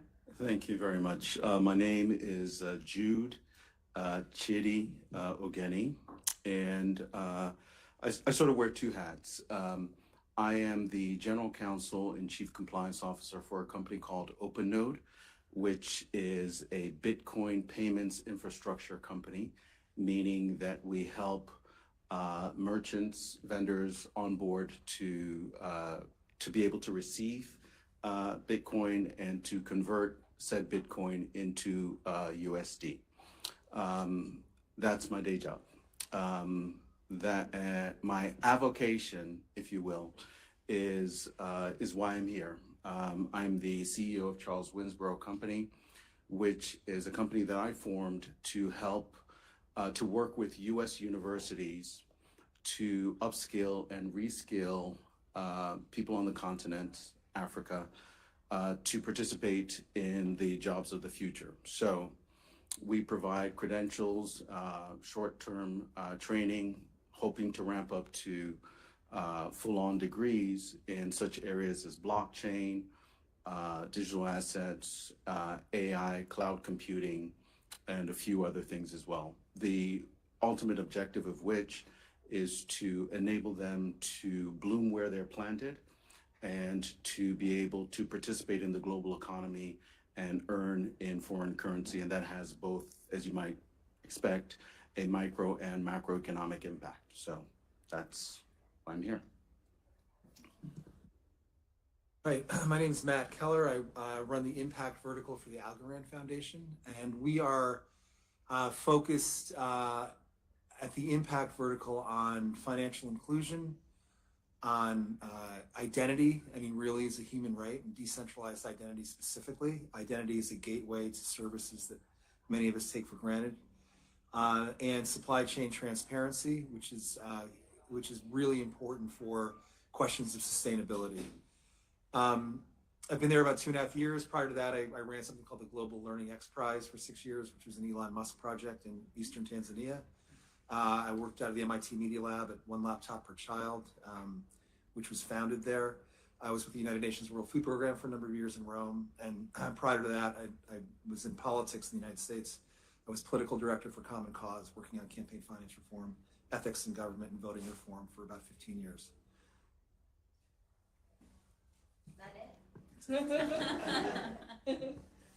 Great. Well, hi, everyone. I'm really thrilled to be here today. I'm Megan Roberts, and I work with the United Nations Development Program. And for those of you who are not familiar, UNDP is the UN's lead development agency and has offices in nearly 170 countries around the world, with quite a broad mandate supporting initiatives across all 17 SDGs. I work within the Chief Digital Office, where we support digital programming around the world. We have digital programming in about 120 countries around the world, and we, in addition to supporting countries on their digital transformation journeys, we also aggregate and learn from and build insights from across different development contexts. So really thrilled to be here. Oh, and how did I get here? I previously was the Director of Policy Planning at the United Nations Foundation, where I also led the digital and technology policy work, and have worked in democracy and governance initiatives, in think tanks, and as a researcher. Thanks. Thank you. I hear a theme of community over and over. So really excited to learn about how we can amplify your work and increase that impact. So first question is, through your work, in what areas of the world are you seeing the greatest impact for digital solutions on communities that would otherwise remain at the margins of mainstream economy? Go. Sure, I'll take that.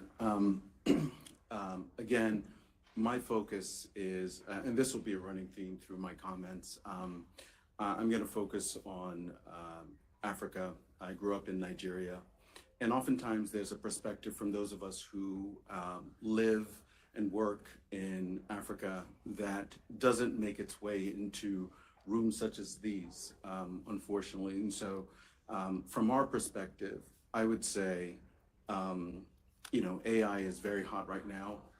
Here, everybody's talking about AI.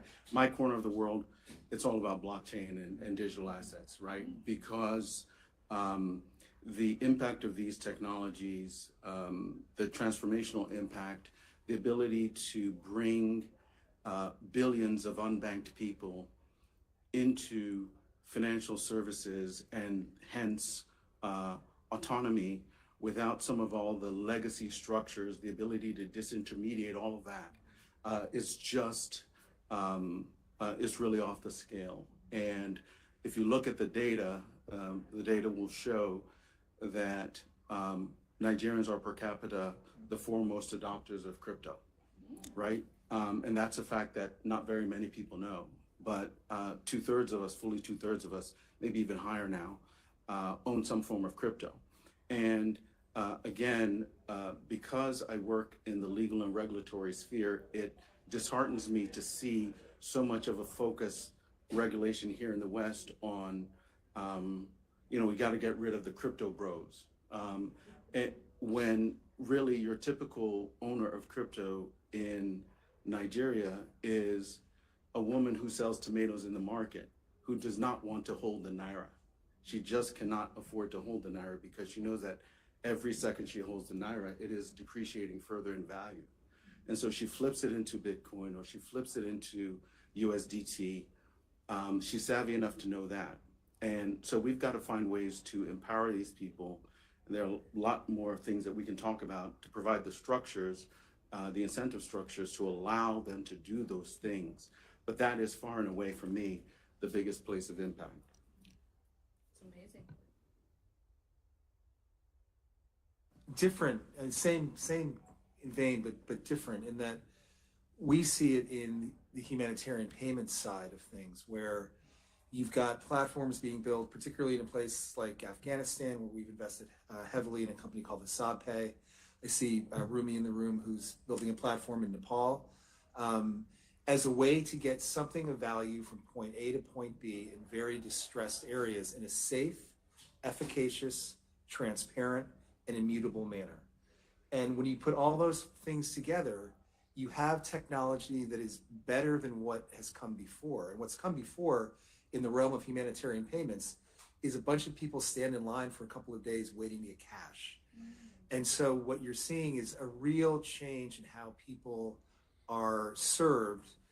It's a public sector and UN, not private sector stuff, but having that access to that cash safely on a wallet in their phone has led to less violence. It's led to more food being bought for families by women. It's led to less corruption. And so I see a huge change in that area. These are great responses. Maybe I'll just spend a minute talking about how we're approaching digital transformation at UNDP and just give a sense of our work, because our vision and our aim is really to ensure that digital technologies broadly are an empowering force for people and planet. And so we have three main areas of work where we engage with partners around the world. And the first is on digital policies and strategies. So we work with countries around the world to understand where they are in their digital transformation journey and where they want to go, and to really set out a vision and a plan for how to get there. Our second area of work is on digital foundations, so supporting those foundational level needs in terms of digital transformation, and that includes crucially also the frameworks and the guardrails for how we use those technologies in an inclusive and rights respecting way. We do quite a lot of work, for instance, on digital public infrastructure. And then our third area of work is on capacity building.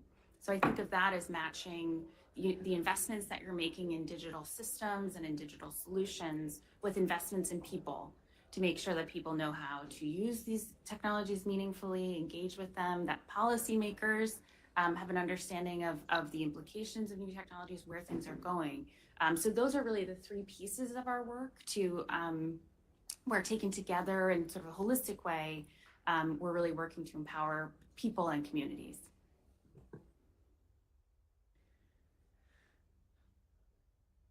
I guess maybe can you help me take it down a notch? Like, we talked a lot about the work that needs to be done conceptually, but like kind of land that for me. What does that really mean, and like what's the there look like in how that transformation is happening globally. Yeah, sure. Yeah, I mean, as I mentioned, we're working in more than 120 countries around the world and supporting digital transformations. And countries are at different points. They're outlining and identifying their own priorities for where they want to go. And for UNDP, it's really about supporting these nationally articulated priorities and strategies, understanding that what might need to happen first in one context is not necessarily what needs to happen in a second. So it's really working at the country level with our partners there. Do either of you have templates that you see as best practices in how to get more of this adoption in more developing nations, or like how does one go about getting these started? Well, on the payment side, we put together a humanitarian payments council with WorldPay, the United Nations Development Program, World Food Program. It looks like MasterCard's coming on board, Circle. Collectively, experts in risk and compliance and all matters regulatory, to bring together people around the table who have different areas of expertise that can try to solve this problem of the fear that bankers have in terms of risk, that some regulators have in the United States and in Europe, about getting that stable coin into the hands of that person on the ground in distressed areas. So there are a lot of pain points, but when you see it work on the ground, like in Afghanistan, now we're doing a pilot in Northeast Syria, you see that the real human benefits to this, and our job is to advocate and to show by example that this, again, is better than what came before. And we have to say that to regulators, to bankers, et cetera. And once we do, once they see it, once we prove it over and over again, I think it will take off. So I think there are a couple of things. The first for me is capacity building in the country. Again, you look at a country like Nigeria, the median age is 18.3 or something like that, and dropping. And at the same time, by 2050, it's going to be the third most populous country in the world. The regulators, I don't mind telling you, I'm 55, and I'm ancient when I go to Nigeria. Like when I'm here, I feel young, but when I go over there, I realize how old I am. I know the regulators are older than me, and so they are several generations removed from the technology that is animating the lives of everyday Nigerians, right? So you can't get a millimeter down into the substance of what this technology and what this technology is and what it does before their eyes start to glaze over. Like they don't really comprehend, and precisely because they don't comprehend, even though they say it is a promising technology, they do a lot of the wrong things, right? The other thing is, so I think from a regulatory and legal perspective, there are a couple of things that I'll talk about if we get to that part of the discussion. But I think the other thing about it is, as a practical matter, Nigeria and other African countries have what I call a first mile problem. Now, in the West, we have a last mile problem. You typically see it with how you get fiber optic to the house and stuff like that. That's a last mile problem. The technology is there, it's just that last bit. With countries like Nigeria, you can't even get off the starting blocks because the condition precedent for having data on the blockchain is that the data exists and is in some sort of digital form. And in Nigeria, there's plenty of data that exists, but they're in analog form. You go into any government official's office and there are paper files stacked to the ceiling, right? And they're all in various states of decay.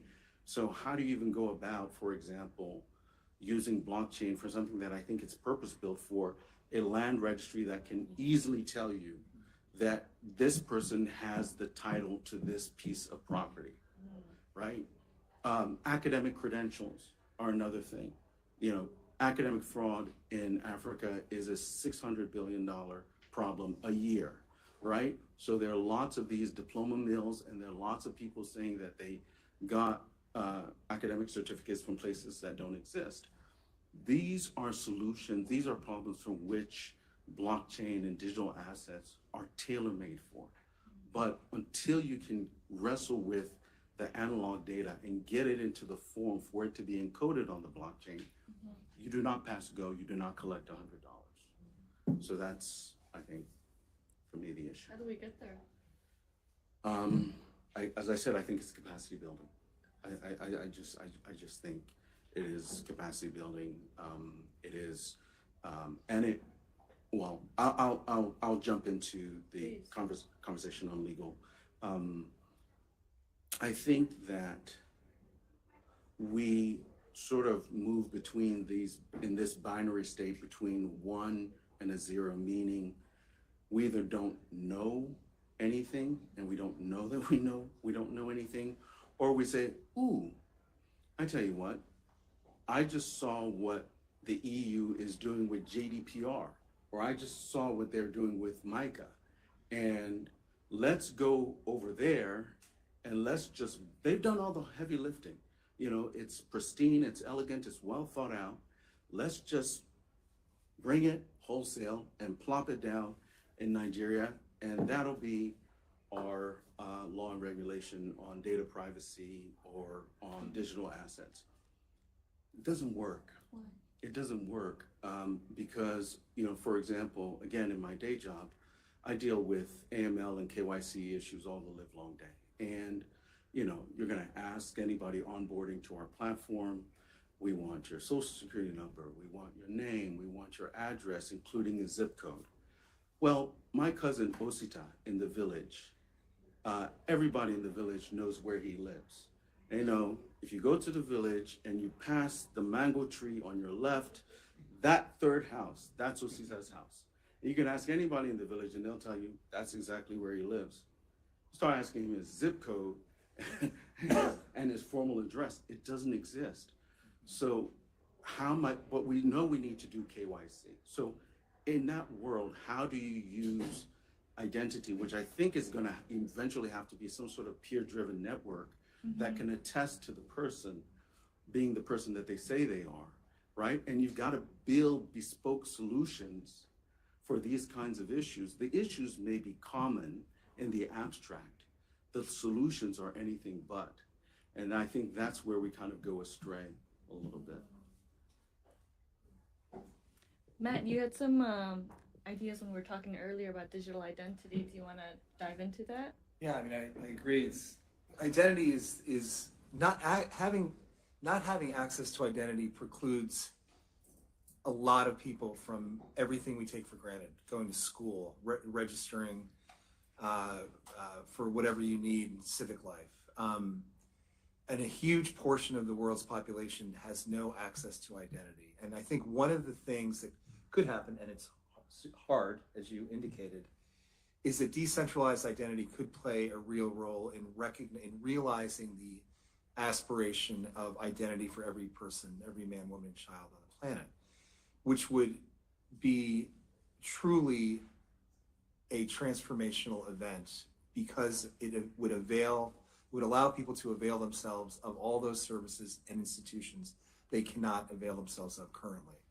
So we're working really hard on decentralized identity in a couple of spaces. One is disaster relief in the United States. We've invested in a company that's built a wallet called the Care Wallet. It's actually piloting as I speak in Florida and Mississippi. And decentralized identity is a key component to that. So it's identity that can be used for multiple disasters across multiple agencies. And it's in the decentralized identities in very nascent stages in this world. But you can see a path where it becomes the gateway for a person to get access to all the things that we take for granted. And we're pushing really hard on that because I think it's a perfect blockchain. Blockchain is a perfect way to enable that, and it's a long path, but I think we're starting.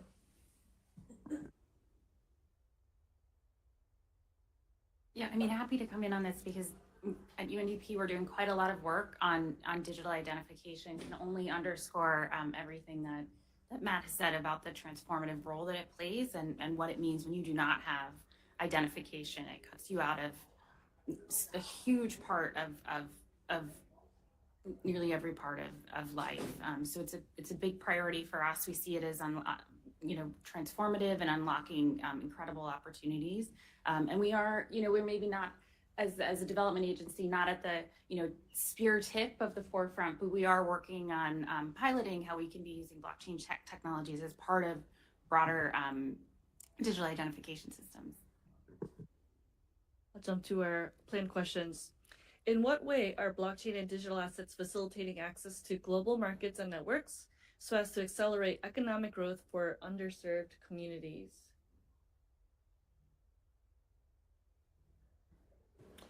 So I think it's largely, I think we've kind of addressed that in our earlier comments. I'll just say this. If you know one Nigerian word, to take away from this session, it is the word, it's a Yoruba word. It's japa. And some of you in the audience may have heard of it. It's J-A-P-A, pronounced japa, and it means to flee. And that is the word on the tongue of every young person in Nigeria. Everyone who can get out is trying to get out. And the reason that they are doing so is because of a very real lack of opportunities to bloom where they are planted. That has tremendous costs, not just in terms of the home country, in terms of the resultant brain drain, but it is putting extreme amounts of stress on the countries to which these people seek to emigrate.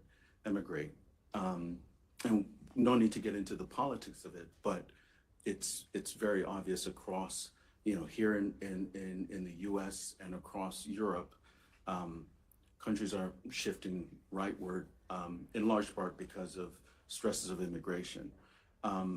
We need to find a way to have these people contribute their skills, their talent, their hard work in a way that doesn't have these kinds of negative benefits. And the best way to do that, I think, is through technologies such as blockchain and digital assets. Again, that requires capacity building, and that is why I do the work that I do with Charles Winsborough. It is a labor of love, because if we can get them to the point where they can participate in the global economy, they can, if they have access to a computer, they could be anywhere in the world. If there's anything that COVID taught us, it is that you can work remotely from just about anywhere. And so these guys can be in Nigeria, they can be in Lagos, they can be in Enugu, they can be, anywhere in the country and be, contributing to companies outside their country, and be earning in Forex, in euros, in pounds, in dollars, Bitcoin, USDT. Yeah. And again, that has very significant micro as well as macroeconomic benefits. So I was had a NAPAD meeting today where the president of Kenya spoke, and the former health minister in Ethiopia said exactly what you just said, Jude. He said people are leaving, and the project he's working on is, blockchain-enabled kind of data storage for clinical trials, and that immutability, transparency, and traceability is crucial. as well as identity for folks who want to be engaged in those trials. And having more clinical trials in places like Ethiopia and Rwanda breeds development, breeds investment, and will get people to stay, in his words, just echoing exactly what you said. Yeah. And that's a real thing, and technology can, I mean, that is a goal of all this digital talk that we engage in. It's how do you give access to people? How do you give people access to a world of learning through technology? And that's starting at a very young level. And digital technologies can make that happen. And that's going to happen. It's happening now. It's going to happen faster and faster. But I think that's what the game is. It's how do you get people the ability to take part in that economic experience? Yeah, I mean, already so many good responses with from my panelists. So I don't want to repeat, but I think, Jude spoke about financial inclusion and what this means, the potential for individuals who are unbanked, and then also for MSMEs when we're thinking about those, small businesses that, don't yet have that opportunity to connect to global networks and to global markets. We talked about digital identification. One other area to maybe just put on the table is just on the enormous potential in terms of supply chain, traceability. We know that we are very off track on achieving the Sustainable Development Goals. I think only 17% of the targets are on track. Time is short.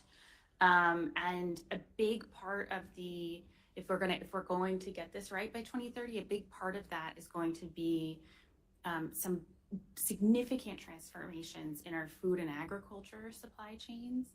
And there's some really interesting, applications that are already being used that can be scaled to provide to help with issues that we see across supply chains, like tremendous poverty and inequality, human rights challenges, environmental degradation. And these are, we see solutions already being deployed, and you have a very complex global supply chain that includes many different stakeholders and huge corporations, but also very many small farm holders who are in incredibly precarious positions. And so that's maybe just another area that I would put on the table in addition to the great responses. Our partnership too. Yeah. So Megan said earlier that you may not be at the cutting edge of technology or something, but we're partnering with UNDP because one of UNDP's great strengths is that they have relationships with governments in 150 countries, really good relationships. They are the primary interface in most countries for the UN system. So by partnering with them, we have the technological expertise to give, and you have those government relations to give. And I think more and more of this, as that happens, you're going to see an acceleration of governments adopting the very technology required, as you said, to meet those goals. Yeah, and maybe if I can just come two finger on that, because we're so pleased to be able to partner with Matt and all of his colleagues. As Matt said, we have deep relationships of trust with governments around the world. We're in 170 countries, and those governments are coming to us with lots of requests and lots of asks of support, including, on capacity building, right? Including on making sure that policymakers, maybe not the grayest spirits in the room, but that policymakers have an understanding of where we are and ideally where we're going. But for UNDP to be able to do that, we also need to be skilling, UNDP, because this has become core and central to our work and to sustainable development. And so it's no longer possible to have, a small digital team surging in to provide this type of support across countries. You need a full, workforce that understands the potential of new technologies, the considerations, how we think about using that, building systems that are inclusive and rights respecting, as I mentioned before. So part of the partnership that we have with Algorand Foundation is this Algorand Blockchain Academy that in the first instance is actually about teaching UNDP's 22,000 staff around the world about blockchain and digital assets, then the wider UN family, and with the hope that it will grow, even more to have, really a huge cadre of development professionals who actually understand these technologies and who are interfacing with governments around the world regularly. Fascinating. Well, we have 5 minutes left, and so in your last comments, because we're here as the GBBC community, and since we're here together, a lot of movers and shakers and influencers and great thinkers here in the room, can you go and share with us what are the biggest challenges and hurdles keeping communities that would benefit from these technologies from actually taking part? And maybe if someone in the room has ideas or connections or networks, maybe someone in the room can help solve one of your top challenges that you're faced with today. I'll go. I think everything that I've just said with respect to the regulatory posture in Nigeria. I think if the regulators were here in the room, they would say, wait, it's not like we're not doing anything, right? We're trying to bring this industry out of the shadows and into the light. But again, it's not whether you want to do that. It's how you propose to do that. And you've got to get the little things right in order to build up to an ecosystem and infrastructure that works. And so I'll give you a specific example. Nigeria's Securities and Exchange Commission and the central bank jointly purport to regulate crypto in Nigeria. But when you go to our version of the Securities Act, the Company and Allied Matters Act, the definition of security does not include, as it does in the US variant, the investment contract. And that's how you get into regulation of crypto assets. And so I had to be the one to break the news to some of them in Abuja to say, I don't think you have any regulatory authority in this matter. And they said, well, what do you mean? I said, well, to the extent that you contend that crypto assets are securities, show me the definition of a security. And I was in the office of a very high-ranking member of the central bank, and he was arguing with me about it. Actually had his assistant bring out the act, and they opened it up, and lo and behold, there is no definition of investment contract in security, and therefore, how do you even purport to do this stuff? So we've got to get this stuff right, which means getting people in the room who actually know what they're doing, working to put in place the base layer of the law and regulatory structure, and then sort of build from there. That to me is the biggest issue. Of course, to a hammer, everything looks like a nail. I'm a lawyer, so of course that would be my answer, but nonetheless, I think it is the right answer. I want to talk about the regulatory stuff for on-ramping. You kind of implicitly covered that. But I guess part of a big challenge that we can absolutely meet in our meeting is education about what this technology is and what it does, and decoupling that from the crypto blah, blah, blah, blah fear in the world. And the more that we do that, the more that we show, the more that we demonstrate the efficacy of this technology in various ways, those hurdles will, I think, disappear. I'll be very quick because I know we're running short of time, but I wanted to come back to Jude's point earlier on capacity building. I think it can feel like sort of a technical term, capacity building, skills building, but I think we are, even here, right? We are in a moment of where we need to rethink how we think about learning and how we think about bringing people to a place where the expectation is that you're constantly learning about how digital technologies are evolving and what that means for you. And I think just the only other thing I'll say is that, I love this event, and I'm so grateful to Sandra and the GBBC team for anchoring this conversation in the SDGs. And I think this group and this community can really do some thinking about how to make the most of that 2030 deadline, like how to really amp up the urgency and the action to accelerate progress and to really use blockchain digital assets in the transformative way that we know that they can be used. Thank you, everyone. Appreciate it.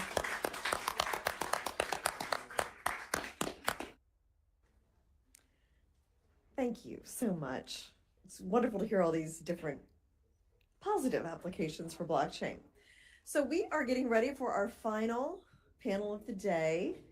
And this will focus on the intersection of AI and the Sustainable Development Goals. Moderating this session is Jenny Seaplack from Latham & Watkins, joined by John Devadas from Natural Fabric, and GBBC Board Director Samir Chauhan, I maybe mispronounced that, from UN International Computing Center, and also Clyde Bannell of the New York State Assembly. So as they come forward, we look forward to hearing their insights now.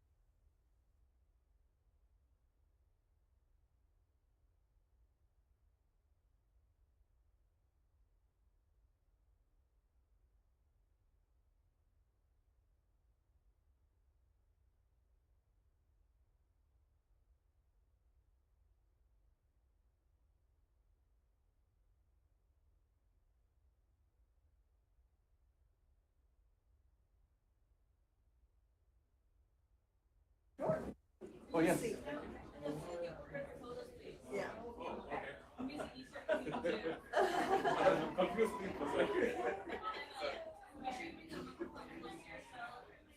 it on when you're speaking, turn it off when you're not speaking, or if it's some weird echoes. All right, photo.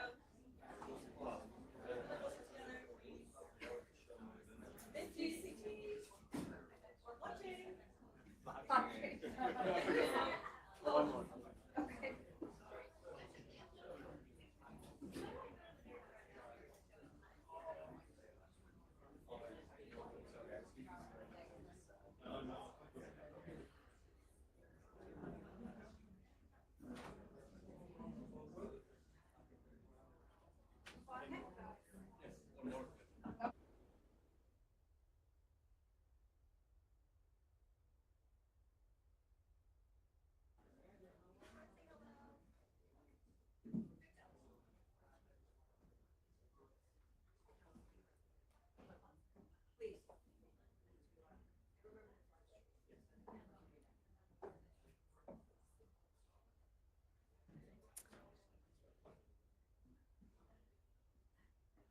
Jenny, feel free to take it away, the panel on AI and the Sustainable Development Goals. Great. Hi, everyone. My name is Jenny Cheplack. I'm a partner at Latham & Watkins in the blockchain and technology group in financial services.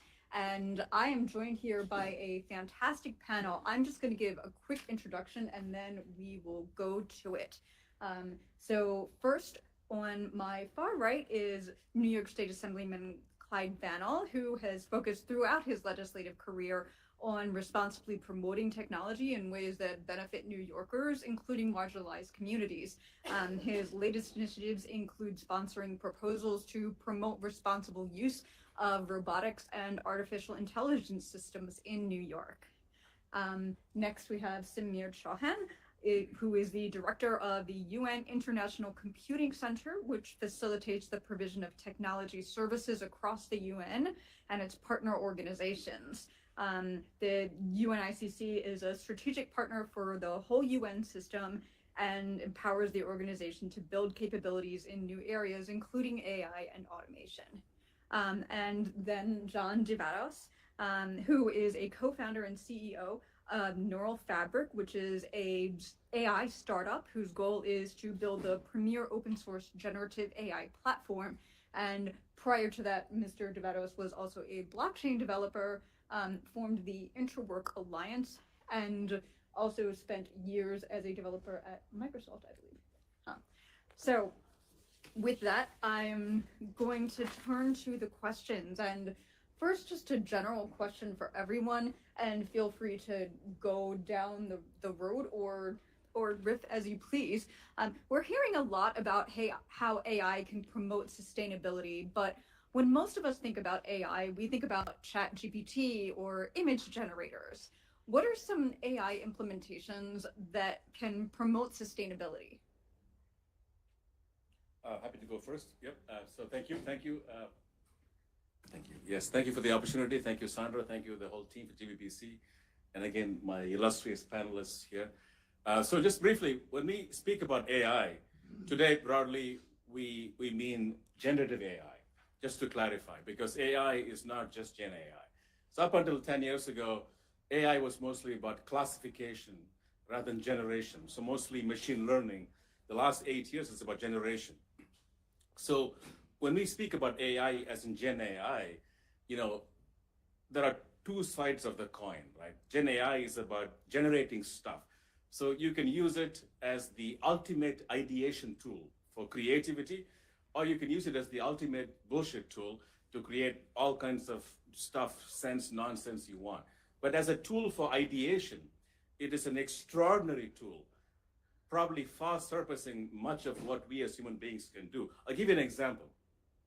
So recently we built a model for the construction industry. If you look at the construction industry, construction blueprints are a kind of a language, because every design is a language. And so as you look at a blueprint for construction, you can use the Gen AI model to be able to ask questions and say, okay, across the supply chain of the products, of the solutions, what are the options? What are the choices? What are the implications with respect to sustainability? And you can do this in such a rapid fire fashion that practically is not possible before AI. And so as you think about the way you can rethink the entire cycle of the construction industry, just one example, yeah? And you apply this across a facet of industry sectors, I believe the potential for us to really address sustainability, but actually even more to address stewardship of the environment is a very powerful tool right in front of us that it's up to us as to how we want to use it. Thank you, John. And again, thank you to GBBC and to our partners at JSPF for having me here. Thank you for starting us out with that question. And John gave us the right guidance that AI is much more than Gen AI. And at UNICC, we've been building AI solutions for a while now. Not necessarily generative AI, but even on our phones, when we log on and it does facial recognition, that's AI. So we've been building facial recognition biometric solutions, but in the UN context. So for example, a solution we built for the pension fund, which is to handle pensioners around the world, in almost practically every country in the world. But that biometrics has to work in that UN context. So we have to make sure there's no bias, that it actually works in all the different contexts and scenarios. It handles aging, things of that nature. So there's massive power that you can achieve with AI. We have massive data sets across the UN. You can use machine learning to build intelligence, derive intelligence, before you even get to Gen AI. And then, as John rightly said, Gen AI is great for creativity. It's great for creating the first draft of certain documents that are very complex, for proposals, pitches, but not beyond that, in my opinion, today, what you have with Gen AI. So I think we have to understand the landscape of all the different offerings and then see which particular kind of AI is fit for purpose. Thank you. Stephanie Van, before we get to that, I'd actually like to ask you a different question, if that's all right. Okay. So we talk a lot about sustainability and the environment, but obviously there are other sustainable development goals out there. Where do you think that AI can be put to bear to fulfill those goals? So there are a number of things. So, being, a member of the New York State Assembly, we have to worry about a number of things when we talk about underserved, underrepresented communities. And when we talk about economic in particular, we're still dealing with a widening digital divide. And this technology can either close that gap or make it vastly wider. We have to make sure that, when we talk about these technologies, that, we're in a space where we're still dealing with making sure that people have access to affordable broadband, right? Where people have access to be able to at least connect to the internet, and to be able to afford to be able to do so. We have the programs to be able to make sure also that we have to make sure that, that we have programs to be able to have our small businesses and other folks to be able to use whatever these technologies. We're still in a space where some of our small businesses are cash-only businesses, right? That's a major issue. We're still a major issue too, where we have certain folks or certain communities that don't use these technologies properly for you use generative AIs properly. One of the programs that we've had was we worked with some of the major companies. I don't want to name any one of them, but we worked with some major companies where we had training for our students, high school students and college students in machine learning. We've also had programs with certain institutions to be able to work with our business council to be able to provide small businesses with AI and other technology solutions. So part of what we have to do is baked into our sustainability is make sure that communities that have traditionally been locked out of these technologies and these spaces work to be able to be trained in them and to be able to work in these techs. John, that's an interesting point. And I wanted to ask you, a lot of times people think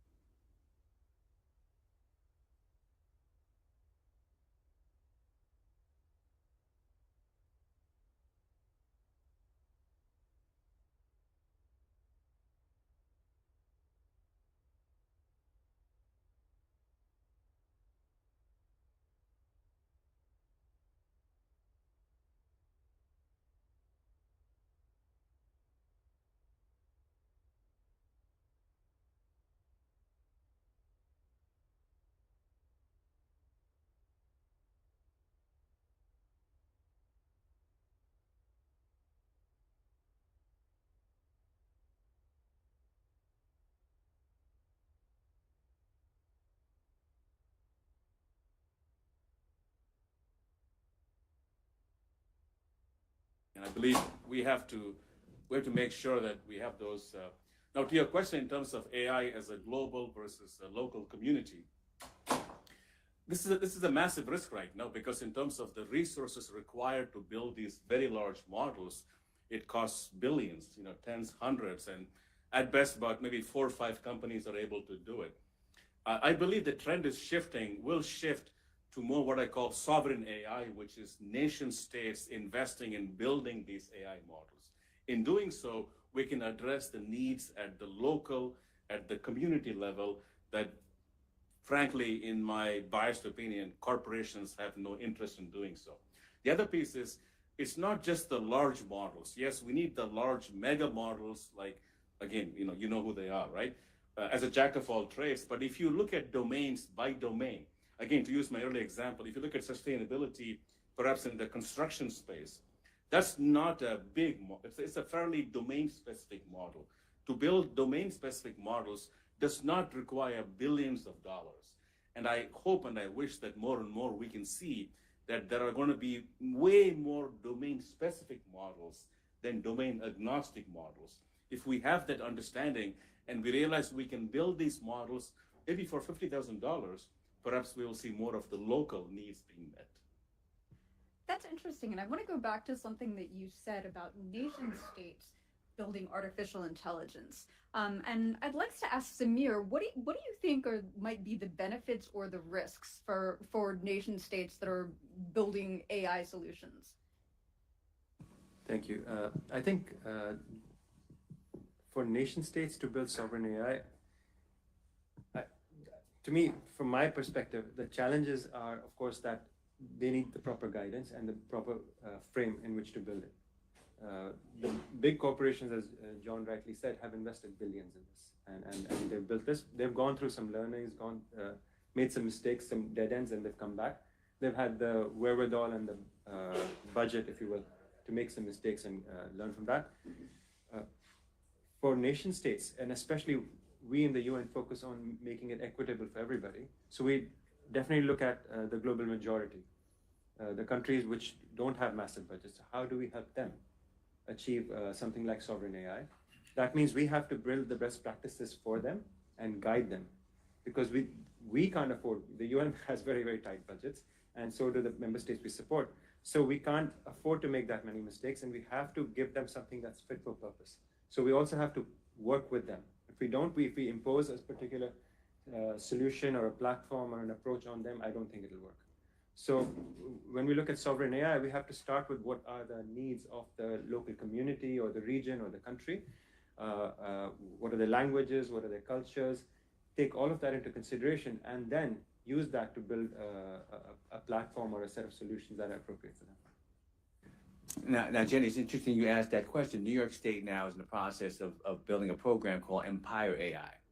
What the Empire AI is, it's a conglomeration of private companies, the state, and some of our academic institutions to be able to figure out, number one, build a supercomputer to be able to, in the State University of Buffalo, to be able to find out, to number one, work on ethics issues, and to try to also, we're trying to still figure out what this is going to mean.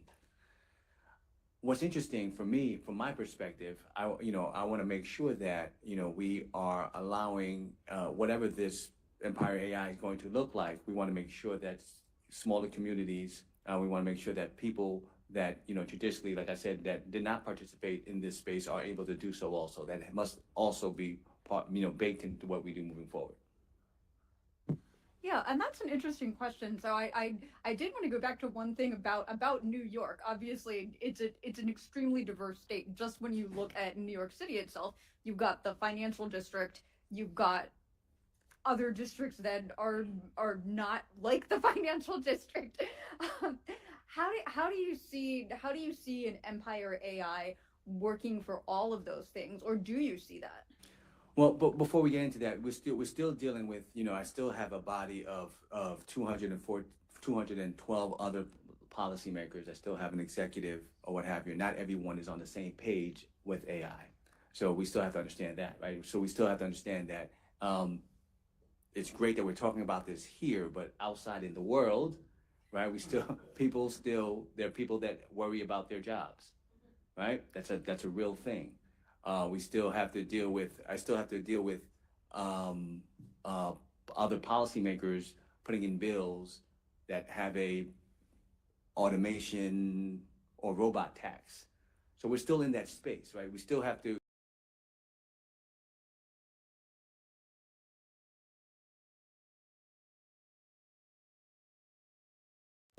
So we have to figure out how do we, what's great is, let's make sure that how these technologies are rolled to the world, that the message that goes out there, and that we're talking about sustainability, that this kind of conversation is happening is really important, because that's, there's a wider implication out there that I think that we have to make sure that we're very aware of.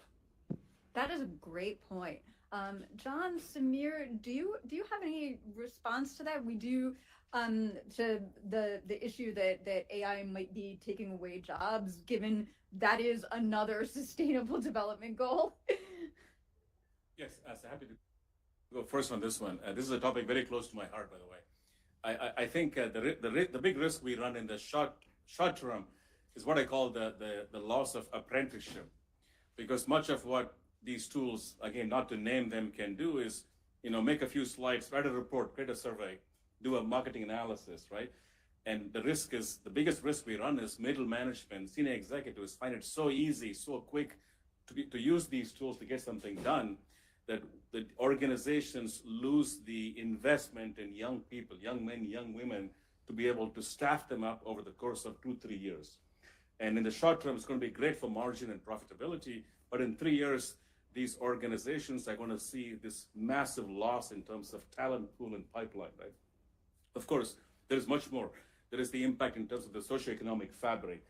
So this is why, to me, honestly, I feel the biggest risk we run is the disservice that we could do to the young people across industries, across sectors, by disregarding the need and the investment in truly helping them to learn the job to get better. The short-term effect here could be great for middle management, but the side effects are going to be very, very unpleasant. To build on what John said, and I agree with him, by the way, I was talking to a management consulting company recently, and they said that the new interns and the new hires that are coming in now don't want to sit and make a big presentation, which used to take them hours to make. Now they can throw it into one of these AI engines and get an output much more fairly quickly. But they're saying because of that, these new employees don't have the skills anymore. So back to reinforcing John's point, 1 or 2 years down the road, these employees have never learned how to build a structured presentation. And more than structured presentation, it's structured thinking. Same thing when you have these AI tools that listen and give you meeting minutes, and I'm guilty sometimes, I use them too. But it stops you from critically participating in a meeting and analyzing and hearing what everybody is saying and distilling it into this is what the conclusions are, this is what the actions are, because the AI is doing it for you. So there was a study done recently by Harvard and BCG where they studied this, and they said within 6 months of using these technologies, your analytical skills drop by something like 30%. So it is scary. So my take is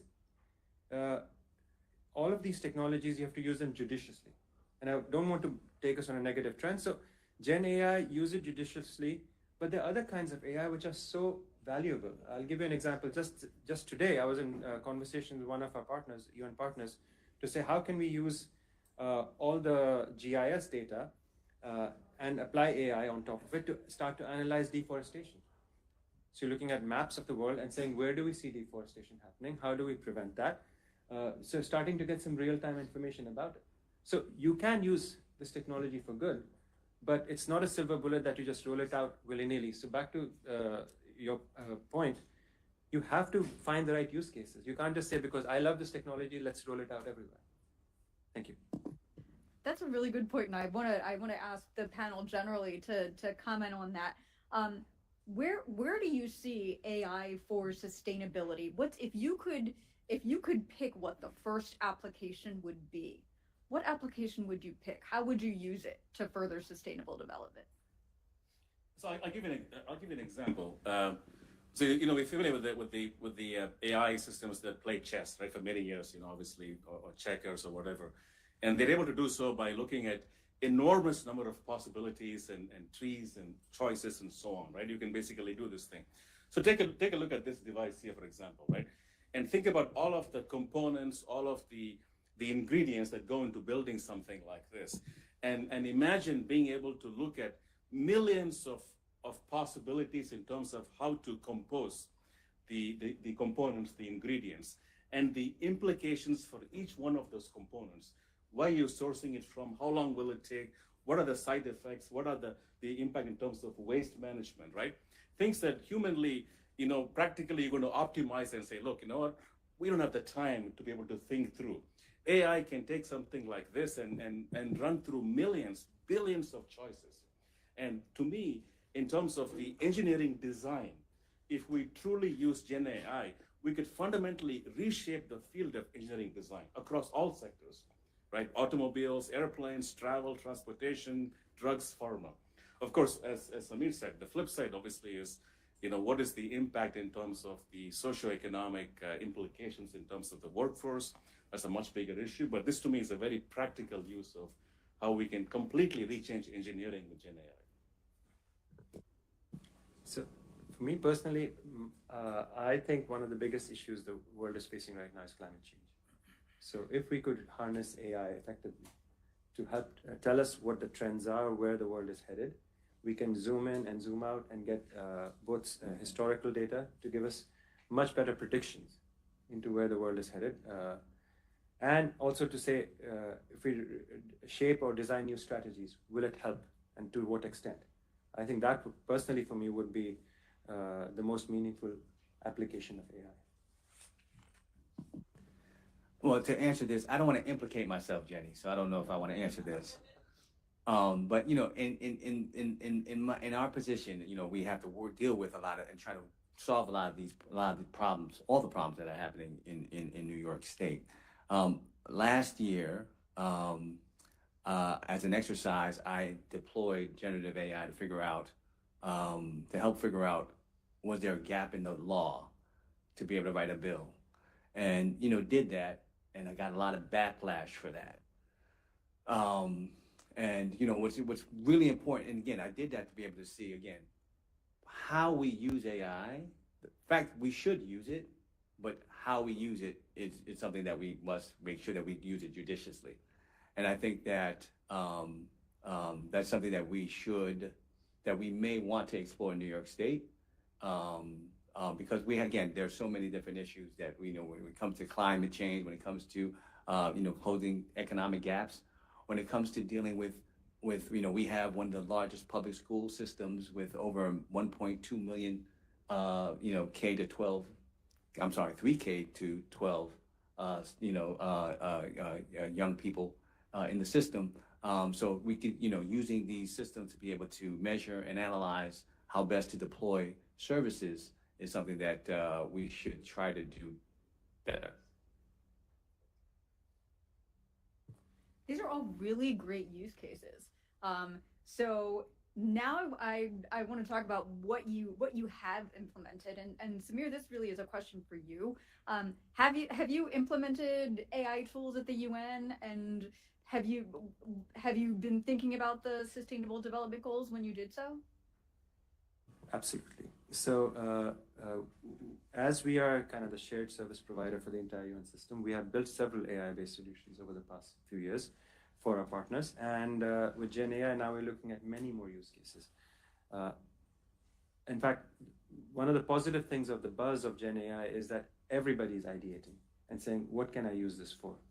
So it's not just a technology problem or a technology tool that people are thinking of. It's the entire business across all of the UN ecosystem that's looking at this and saying, what are my business mandates? What are my business problems? And how can I solve them using Gen AI? So within a very short period of time, we've seen about 400 to 500 different use cases come up. So it triggers creativity in people and imagination to say, can I use AI for good? So which is, to me, is the real power of Gen AI. For us, some of the non-Gen AI projects we've done in the past, which I think were very successful, were using very large data sets. So for a particular organization, we looked at all the historical data for the last 70 years. And they did thousands and thousands of projects every year across the world. Now we could meaningfully pull that data together, apply AI to start to say, what were the factors of success? Which programs worked? Which ones did not? And what were the criteria of success? And based on that, can we now start to design programs going forward that we increase the odds of success? So that's something very meaningful, where you can tangibly say your investments will go further, you'll make a bigger impact with the money you have. So that's a successful story. And then now we're trying to say, can we deploy this across the rest of the UN ecosystem? That's where our value comes in. So hopefully over time, if multiple agencies adopt it, then you can see that AI is being harnessed to really measure the output and say, over time, are we improving the impact we're making? In Gen AI, we are starting with what seems like a smallish problem, but we are building a multi-agency solution to look at all of the UN's HR policies, which are extremely complex because you have people all around the world in different roles and different capacities, and trying to harmonize that and come up with an AI chatbot, which that's the power of Gen AI, is you can talk like a normal human, as you would to a normal human. And there are massive learnings. We are about to go live shortly with that, but you start to realize how far can this tool go, and what are its limitations? Where should you stop? So yeah, massive learnings, but it's early days yet. Thank you. Yeah, I'm amazed at the number of projects that you have. So one of the things that I thought was interesting about this panel is that we've got a technology builder, we've got someone who kind of represents the technology consumer, and then we've got someone who represents government oversight. And one of the questions that I was interested in thinking through with this group is how can those three groups work together to produce AI products that are good for the users, that are good for the public, and that don't necessarily require a ton of resources so they can be implemented on a community-led basis. John, I'll start with you. So I guess Is that a hard question? I'm sorry.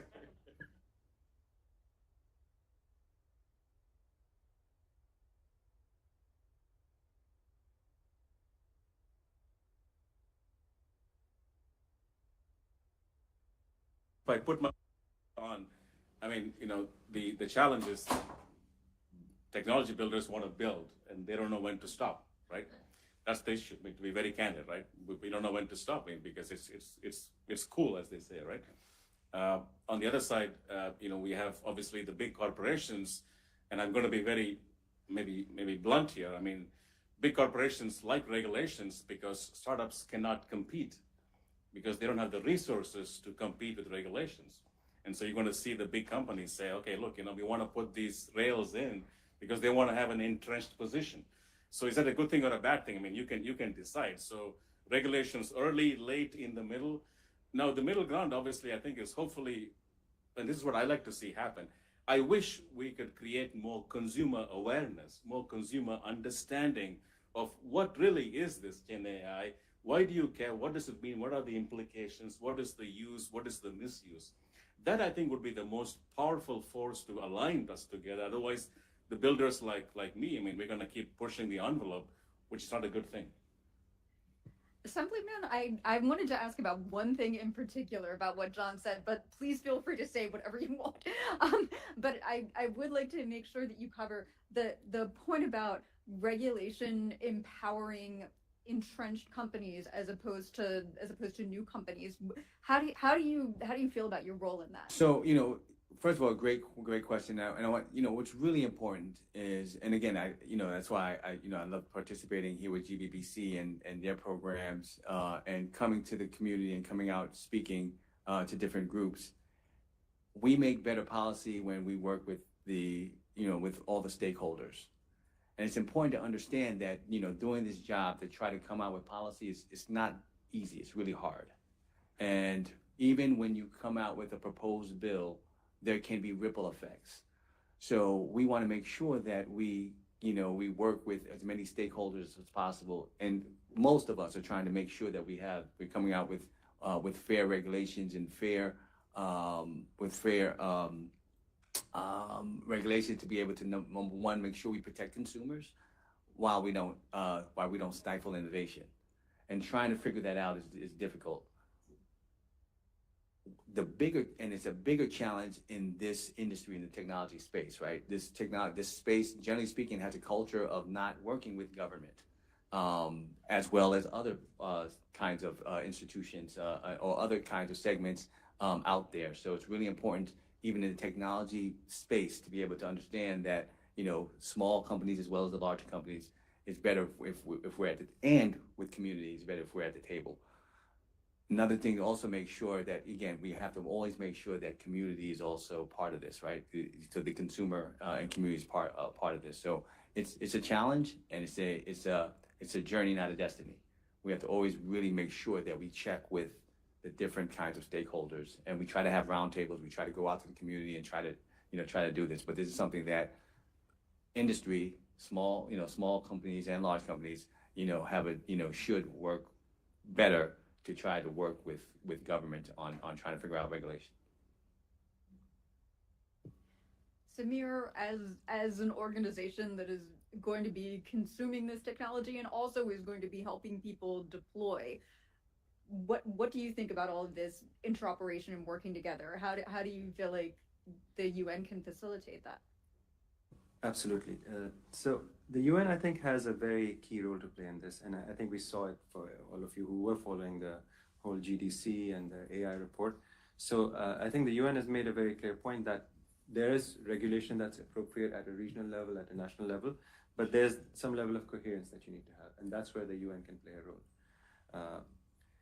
But to your earlier question that you framed at three of us, my take is, and I agree with John again, in that we need to start with the end users first and say, what are the problems we're trying to solve? And then how do we then say which tools are most appropriate? So for us, when we looked at those 400, 500 use cases across the UN system, the question broadly is, what problems are we trying to solve? Is it just because the shiny tool, everybody wants to use it? Or is it that there's genuine problems out there? And then given the limited number of resources that we have at our disposal, let's prioritize which ones will be the most impactful and which ones are fit for purpose. Because sometimes we think sitting in New York or Geneva or Vienna that they're impactful, but are they actually impactful on the ground? So are we checking with the right stakeholders? That's very important. So we have to start with the real end users and stakeholders first and work backwards. And then say which models, which solutions will fit. That's the right way to go about it. And while we're doing this, regulation has a role to play. In some contexts, in some countries, maybe there is enough adequate regulation that we can deploy something, but in other cases you have to actually, and that's not ICC's job, but we have a role to play in helping the member states realize they need to define certain regulations before this is successfully deployed in their context, in their countries. So it's a very large stakeholder map, but as technologists and representing the end users, we have to look at their needs first and start from there. Great, thank you. These have been great answers. I do have one more question that I hope will help us wrap things up. A lot of the things that are being said about artificial intelligence is that it uses a lot of computing power. It's not good for sustainability because of that. How do we flip the script and say no, AI actually is a tool that can be used for sustainability? How do we get better PR for this? So I'll go down the panel.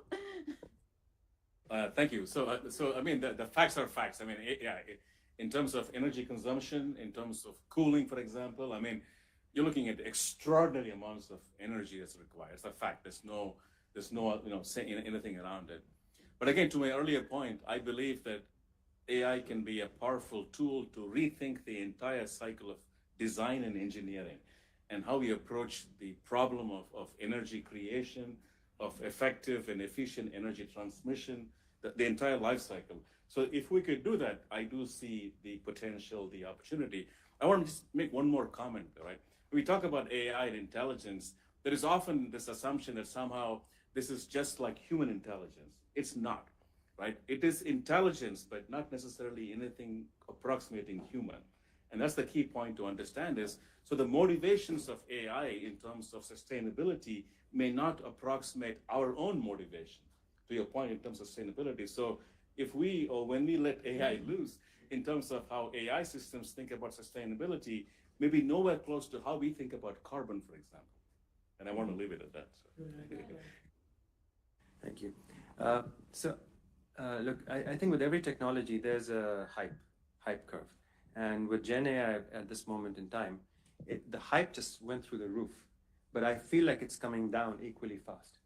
So as you get through this hype cycle, and then you start to build tangible, practical solutions, that's where the real impact of the technology is seen. So I think my personal take is we're going through this hype and crash very quickly. So hopefully we get to the other end where we're seeing practical applications, and then we're not burning through that many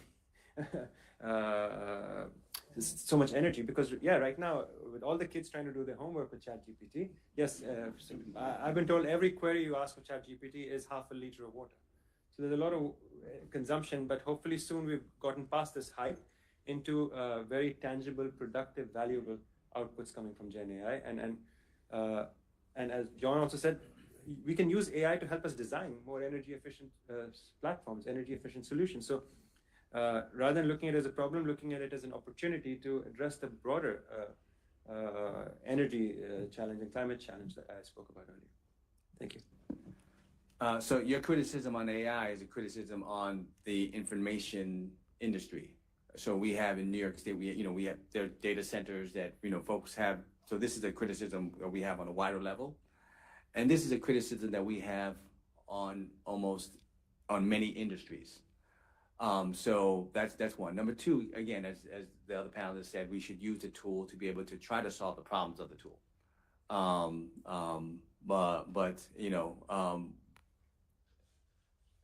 All of us, every industry has to look at ourselves to make sure that we are trying to do things more efficiently.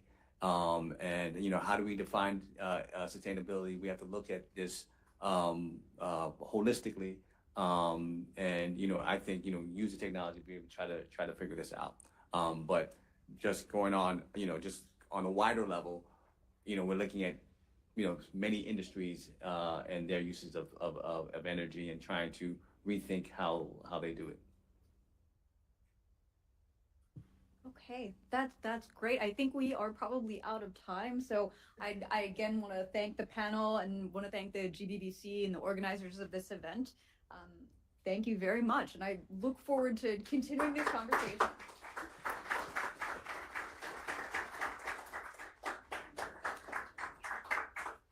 Thank you so much for that very informative panel.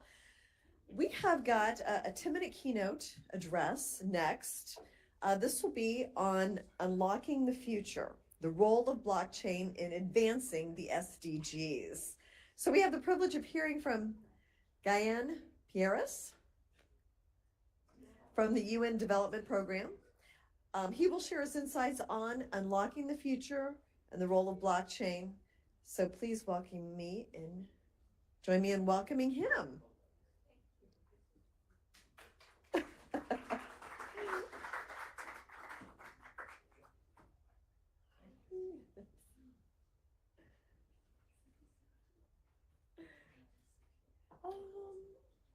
Wherever you want to sit, wherever you feel comfortable. Just don't forget to turn it on.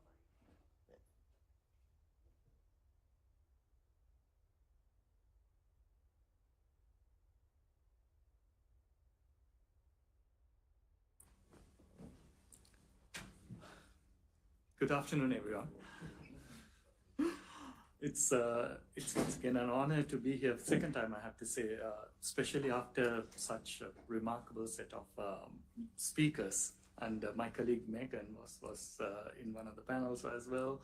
And it was fascinating to hear the previous panel.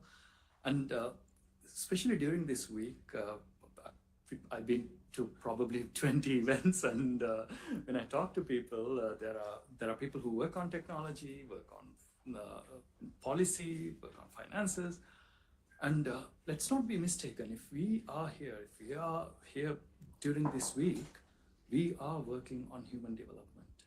We are touching billions of lives of people directly, and with that comes a lot of responsibility. Because we see unprecedented challenges now. As you know, the SDGs, the progress is extremely slow, or in certain cases, it's falling behind. And we know there are geopolitical challenges, climate change, economical disparities, and very importantly, 2.6 billion people are still not connected as well. Which brings me to the whole digital transformation topic and what we do as an organization. So I'm with UN Development Program, UNDP as it's commonly known. We are the development agency of UNDP, and we are present we work with 193 member states, and we are present, we say boots on ground, in over 170 countries. We have a country office there, as we call it. And what we do, our mandate is very broad. So if you're working on climate, if you're working on governance, digital ID, if you're working on gender, if you're working on in a crisis context, if you're working on health, the chances are there is a team working in UNDP on that. It's part of our mandate. And also, if you're going to a country and deploying a system, the chances are UNDP is already active in that space, in that particular country. So for us, digital, so when we work in these broad areas, digital is an enabler for us. At UNDP, also, we have a vision for the future, for the world, for digital to be inclusive, to leave no one behind. And I want to emphasize that word inclusive because all of those 20 meetings I went to, and if I probably recorded everything, transcribed and put them on a word cloud, the word inclusive will pop out, because that is the most important thing, that the future we are designing here, the future that you are in charge of, should be inclusive.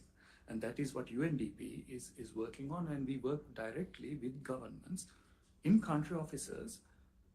For you, I would say we are creating the enabling environment, meaning countries, especially during the pandemic, we've seen they just jump into digital solutions or think digital solutions in a very siloed way. So we are working with countries to take a holistic approach. We call it the whole of society approach. So not just the health ministry running away with their apps and health centers, but really how do you bring that back and build that what we call digital public infrastructure. Your digital ID systems, digital payment systems, data exchanges that work with it.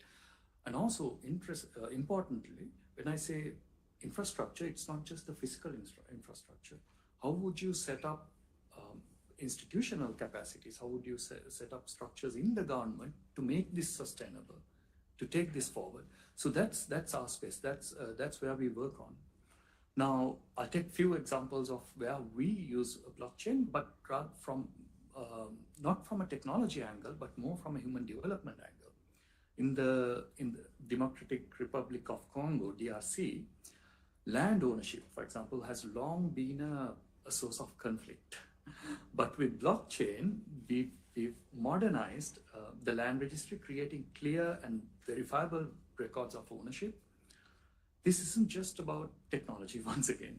It's about reducing disputes, building trust, and empowering communities to claim their right, in many cases, to their land.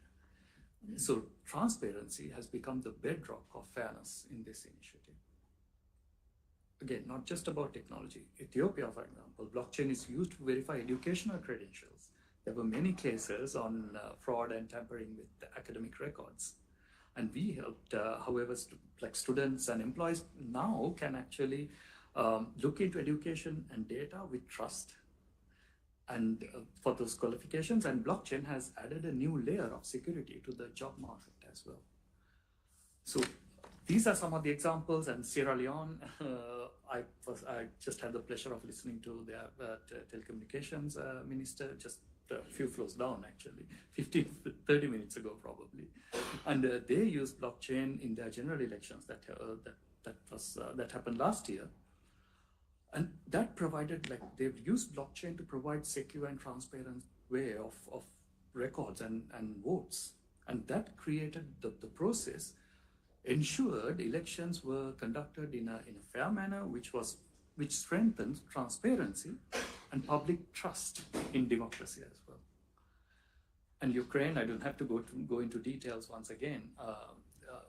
People are able to continue their public services, receive public services through using blockchain, using technology.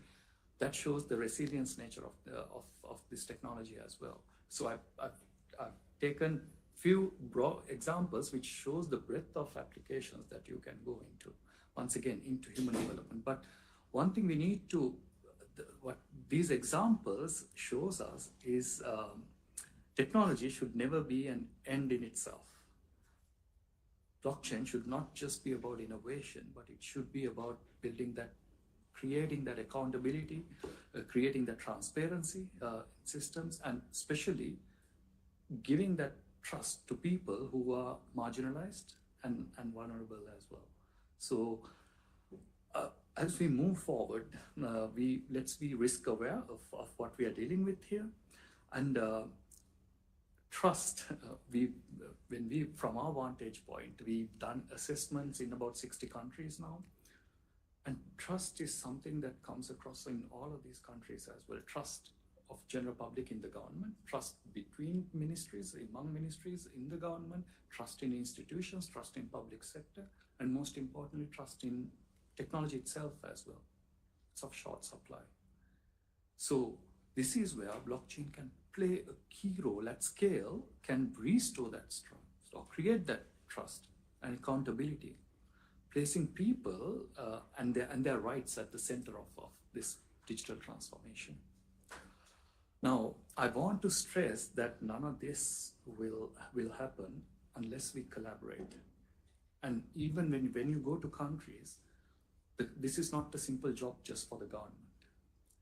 And I need to thank the Global Blockchain Business Council for, first of all, bringing me here, inviting me here, and bringing you here as well. And this is exactly what should be happening. The regulators, the business leaders, change makers, and we should foster collaboration, because it's only together we can create societies that are more secure, equitable, and functional.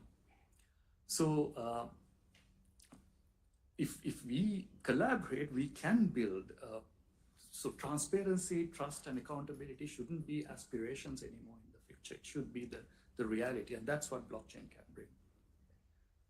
So I know I came in towards the end, so I don't want to take a lot of time, and I want to end with this. I'm an optimist. I have a technology background, but I'm not optimist in technology. I'm an optimist in how we can change the world because of this, and how all of you can change the world because of this.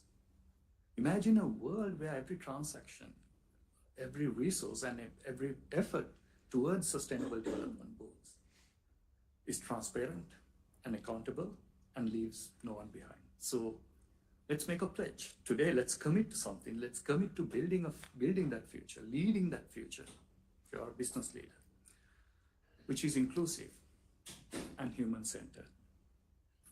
And that's my message. Thank you, everyone.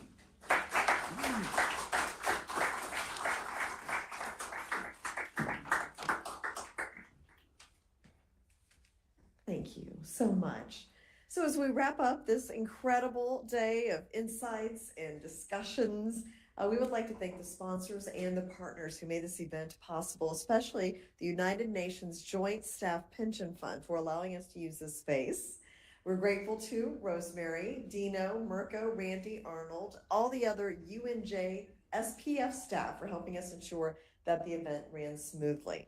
We would also like to thank the HBAR or HBAR Foundation, TaxBit, Centigrade, Ripple, Microsoft, Hedera, Nature Wired, Algorand Foundation, and BXC for all of your support and for helping us to make sure these sessions were engaging. Thank you to all the speakers who joined us today. We know the traffic during the General Assembly week doesn't always make it easy. I walked here from Times Square. I've learned from the past. We appreciated you taking the time to share your perspectives on these critical topics that are impacting our futures. And thank you to all of our attendees, both in person and online, for your participation and engagement. So we're ending the main programming. There will be 2 roundtables, and they will begin at 5:15 and run to 6:30. So in the conference room next door, the HBAR Foundation is co-hosting Paperless Supply Chains, making the open source roadmap real for supply chains and sustainability with GBBC. This is a closed door session. If you received an invitation, you can join there in 15 minutes. In the conference room that we're in here, the UNJSPF is co-hosting Reimagining Digital Identity with Emerging Technologies with GBBC. So please let a GBBC team member know if you would like to participate in that discussion. The lobby area will be open from now until 6:30 p.m. for networking, and then the cocktail reception begins at 6:30 p.m. Hope to see you all there. Again, thank you to everyone for joining us for the GBBC 7th Annual Blockchain Central UNGA.